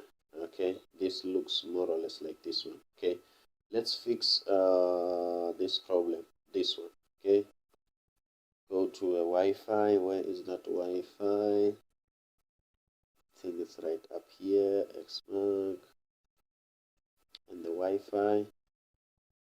Okay,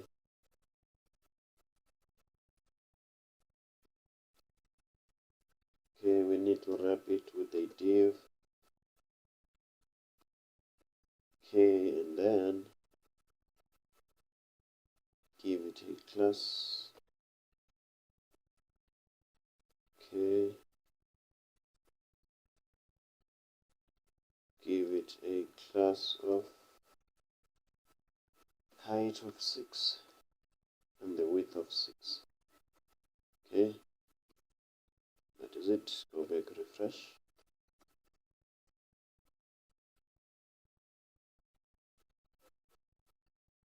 Okay, let's see.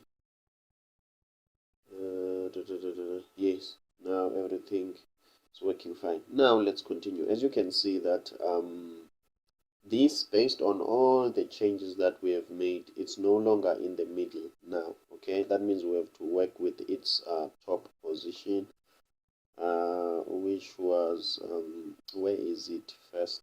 Okay, below this one, here is the class. The top is 1, so let's make the top to be 3 and see. Okay, top of this 3 is too much. Let's make it 2. Okay, okay, I think I'm happy with this. The next thing that we are going to do, we are going to work on the padding. Okay, as you can see, when I click here, as you can see, this, it starts writing from here, but it must not do that. It must start writing from here. So we need to play around with the padding of the input. So padding left, let's make it 4. Okay, let's see, padding left to be 4. Okay, as you can see, this is where it starts, and then let's make it, let's say it's 6. Let's make it 6, padding left of 6. Okay, padding left of 6. As you can see, it's exactly where it's supposed to be. Not really. Let's make it 7. Okay, I've got issues. with number 7 on my keyboard. Okay, let's use this one. Okay, let's see. Okay, so at the moment I'm not familiar with Tailwind CSS width and height. As you can see, I'm still learning what means what. Okay, so now this is supposed to be at least bigger if it's 7, but still it's on the same place. Let me make it P left. Let me make it 9 then and see. Or maybe we don't have 7 on the Tailwind CSS utility classes. Let's check. Okay, 9 works very well. Okay, so there's a lot of things that we need to memorize, guys. Things like, for instance, let's look at this. Okay, as you can see here, there is P what sometimes, or P7 is there. So you need to put numbers that are available here. If a number is not available here, that means it's not going to work. As you can see, there is no 65 here, there is no 57. So I need to familiarize myself with these numbers. Also, I need to some sort of get a sense of scale as to if it's P2, how big is it? If it's P5, how big is it? As you can see at the moment, I'm still struggling, but we are getting there. Whatever that we want, it's happening. Okay, happy with it. Let's go back and see. Now we want this to take a big space as possible. Let's try flex grow. Okay, I'm not sure if it's just grow or it's going to be flex grow. Let's see. Okay, I think it's flex grow. Let's try flex grow so that it can fill in the entire space. Let's see. Okay, let's see if it's going to work. Seemingly flex grow doesn't work. Okay, let's go back. Okay, this is flex grow. Was this div? Was the parent div? Where is the parent div? Was the parent div? Was the parent div flex? It was not flex at all. Okay, it was not flex at all. So we cannot have a flex grow of a child, but the parent div was not flex. Okay, let's check again and see. Okay, let's check again and see. Okay, still it doesn't really work. Okay, let's look at the width and height. Okay, now let's see, what are we going to do? Okay, as you can see, the width is full. The width is full. Let's remove the width of full. Let's remove the width of full. Okay, is the parent container flex? Yes, it's flex. Okay, let me align all the items center on that flex. Okay, let's see if this flex grow is going to work. Okay, let's see. If it's not working, then that means we'll have to set this height to a fixed number. Okay, but I didn't want to do it like that, but in the interest of time, I will have to do it that way. Okay, this input flex grow. Okay, let's see what might hold the width of this. Okay, what might hold the width of it? Okay, that means this is absolute. Okay, flex. Let's see. Distance and flex of 1, meaning that it takes the entire space. Okay, I don't know why it's not doing what I want. Okay, guys, let's resort to a width of a number. Okay, width of a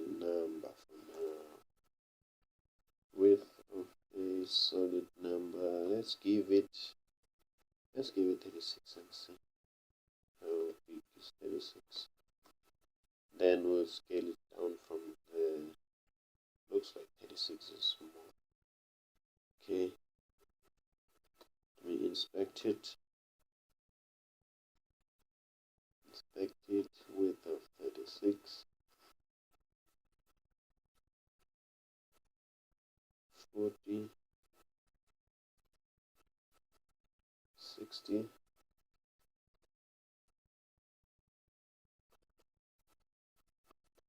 60, let's go back. Okay, 60 doesn't work. Width of, let's see, maybe my padding. Okay, let's see. 56. Okay, let me check my padding. How is my padding? I've got only a padding of left, which is 9, outline 9, height. Okay, nothing. Okay, let's check on the parent container. On the parent container, the flex one is only relative. Okay, nothing more, nothing less. This one is absolute. Okay, okay. Let's refresh and see if 56 is going to work. Okay. Now guys, we are just stuck on the issues of Tailwind CSS. Okay, we don't know much about Tailwind CSS, so we've reached a point where we need to some sort of make our own technique. So what I'm going to do here, I am going to put a, what can I say, a pixel number, a straight solid pixel number. Okay, because these are with 56, with 50, what, we don't know, they don't want to grow the way we want them to. So I'm going to put square bracket and I'm going to put 300 pixel here. Okay, then with pixels we will never go wrong, meaning that it will do what we want. Okay, as you can see, with pixels it grows to whatever amount we want it to grow to. Okay, okay, let me say with pixels, just make it 230. Okay, 330. Okay, as you can see, that is exactly what we want. And then let's put a placeholder there. This is an input, and then let's put a placeholder. Placeholder is equal to, what's the placeholder here? Search or start a new chat. Search or start a new chat. Okay, or start a new chat. Obviously this is not right because there is no C there. Okay, search or start a new chat. Okay, save. Let's see.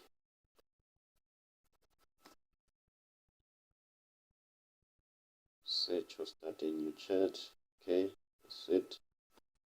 Then let's try to change the placeholder using Tailwind CSS. The placeholder, what? The placeholder size, text size, placeholder, placeholder, let's look here, isn't there placeholder SM or placeholder, okay, placeholder center start, no, evenly, placeholder, shown, okay. I think there is a way to change the placeholder, yeah, to change the placeholder color. You just say placeholder black or what. Okay, now I want to check the size. Okay, I think it's placeholder dash whatever number SM, or I think it's like that. Let's try it. Okay, obviously I don't want this. Placeholder, let's say SF, okay, which is for small. Let's see.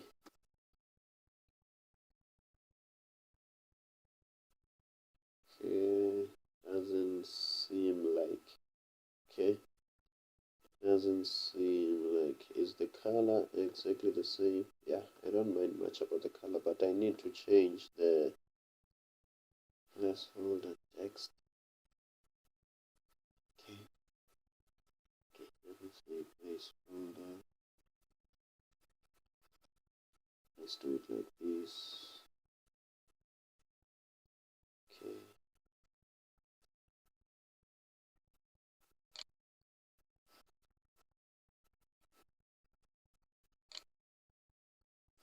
Okay.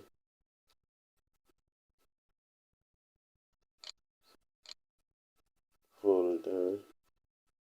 Okay. Dash. Okay. Suppose there is placeholder for the size. Okay.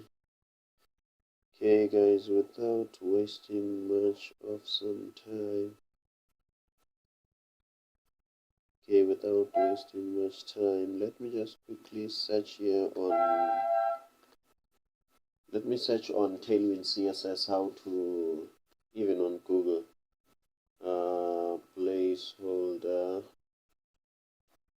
Placeholder size in Tailwind CSS. Okay, and then we will be done. Okay, we will call it a day. Text size Tailwind. Yes, this is what I want. Okay, but I believe there is, but I forgot. I forgot how to start CSS. Font size. Okay, let me start here. Let's check here. Okay, guys, we're almost done. I'm happy with this. As you can see, this looks more or less like this one. We are getting there. Okay, we just need to change the size. We just need to change the size, the font size. These are just colors. Okay, these are just colors. Let me go back, check here.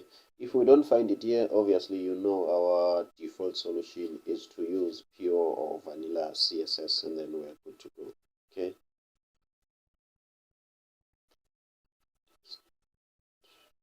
okay, let's see here. Placeholder text motion.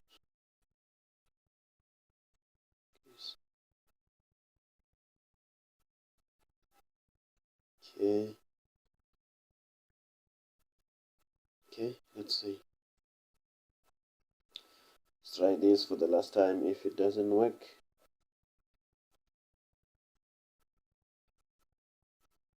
okay, let's see. Placeholder.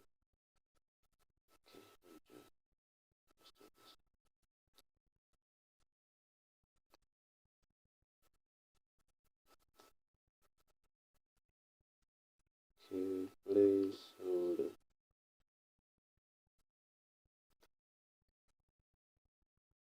Okay, placeholder text. Isn't there something like that? Yeah, here is it. Text small. Okay, also you must put this double dot here, this dot. Okay, let's see.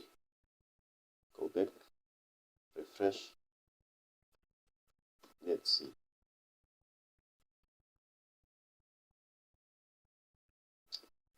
Doesn't look smaller. Let's see, guys. Let's see.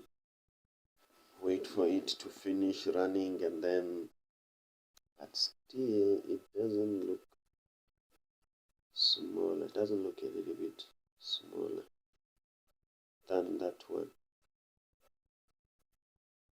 Okay, that's not the text in the same. Okay, for now, font size. Yeah, it does change it. How do I get extra small?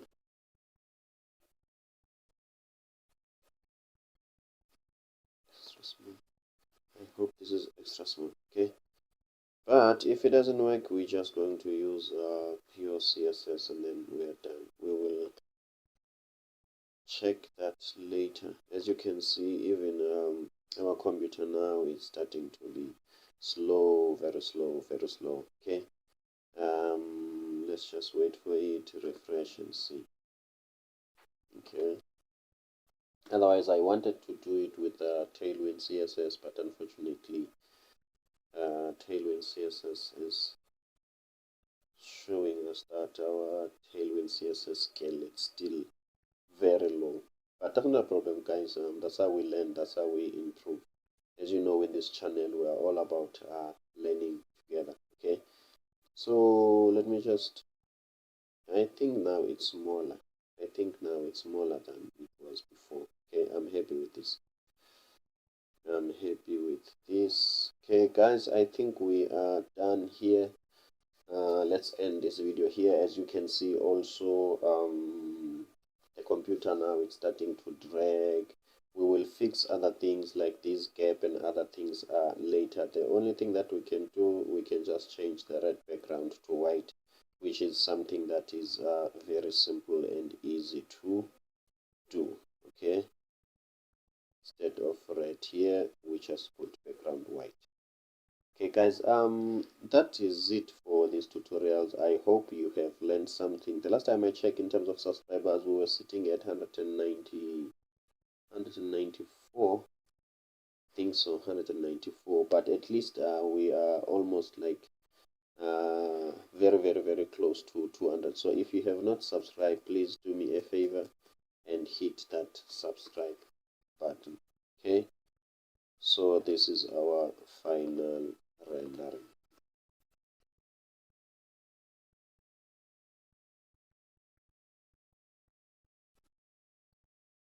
This is our final rendering, guys. Okay, let's just wait for it. Let me remove this. Then in the next video, we will continue with this one. We will continue with the bottom section here. Okay, with this bottom section, which is the contacts, and that will be it. We're almost done, and then after, we're just going to do this section and this one, and then we are done with this series. Okay, as you can see, guys, this is where we are at the moment. Okay, in the next video we'll make all the necessary adjustment, and then we are going to continue and do this. Otherwise, I'm Matthew Msingati, the designer and developer. If you feel like this video has added value into your overall understanding of Next.js, React.js, Tailwind, and CSS, please do me a favor and hit that subscribe button. See you on the next one.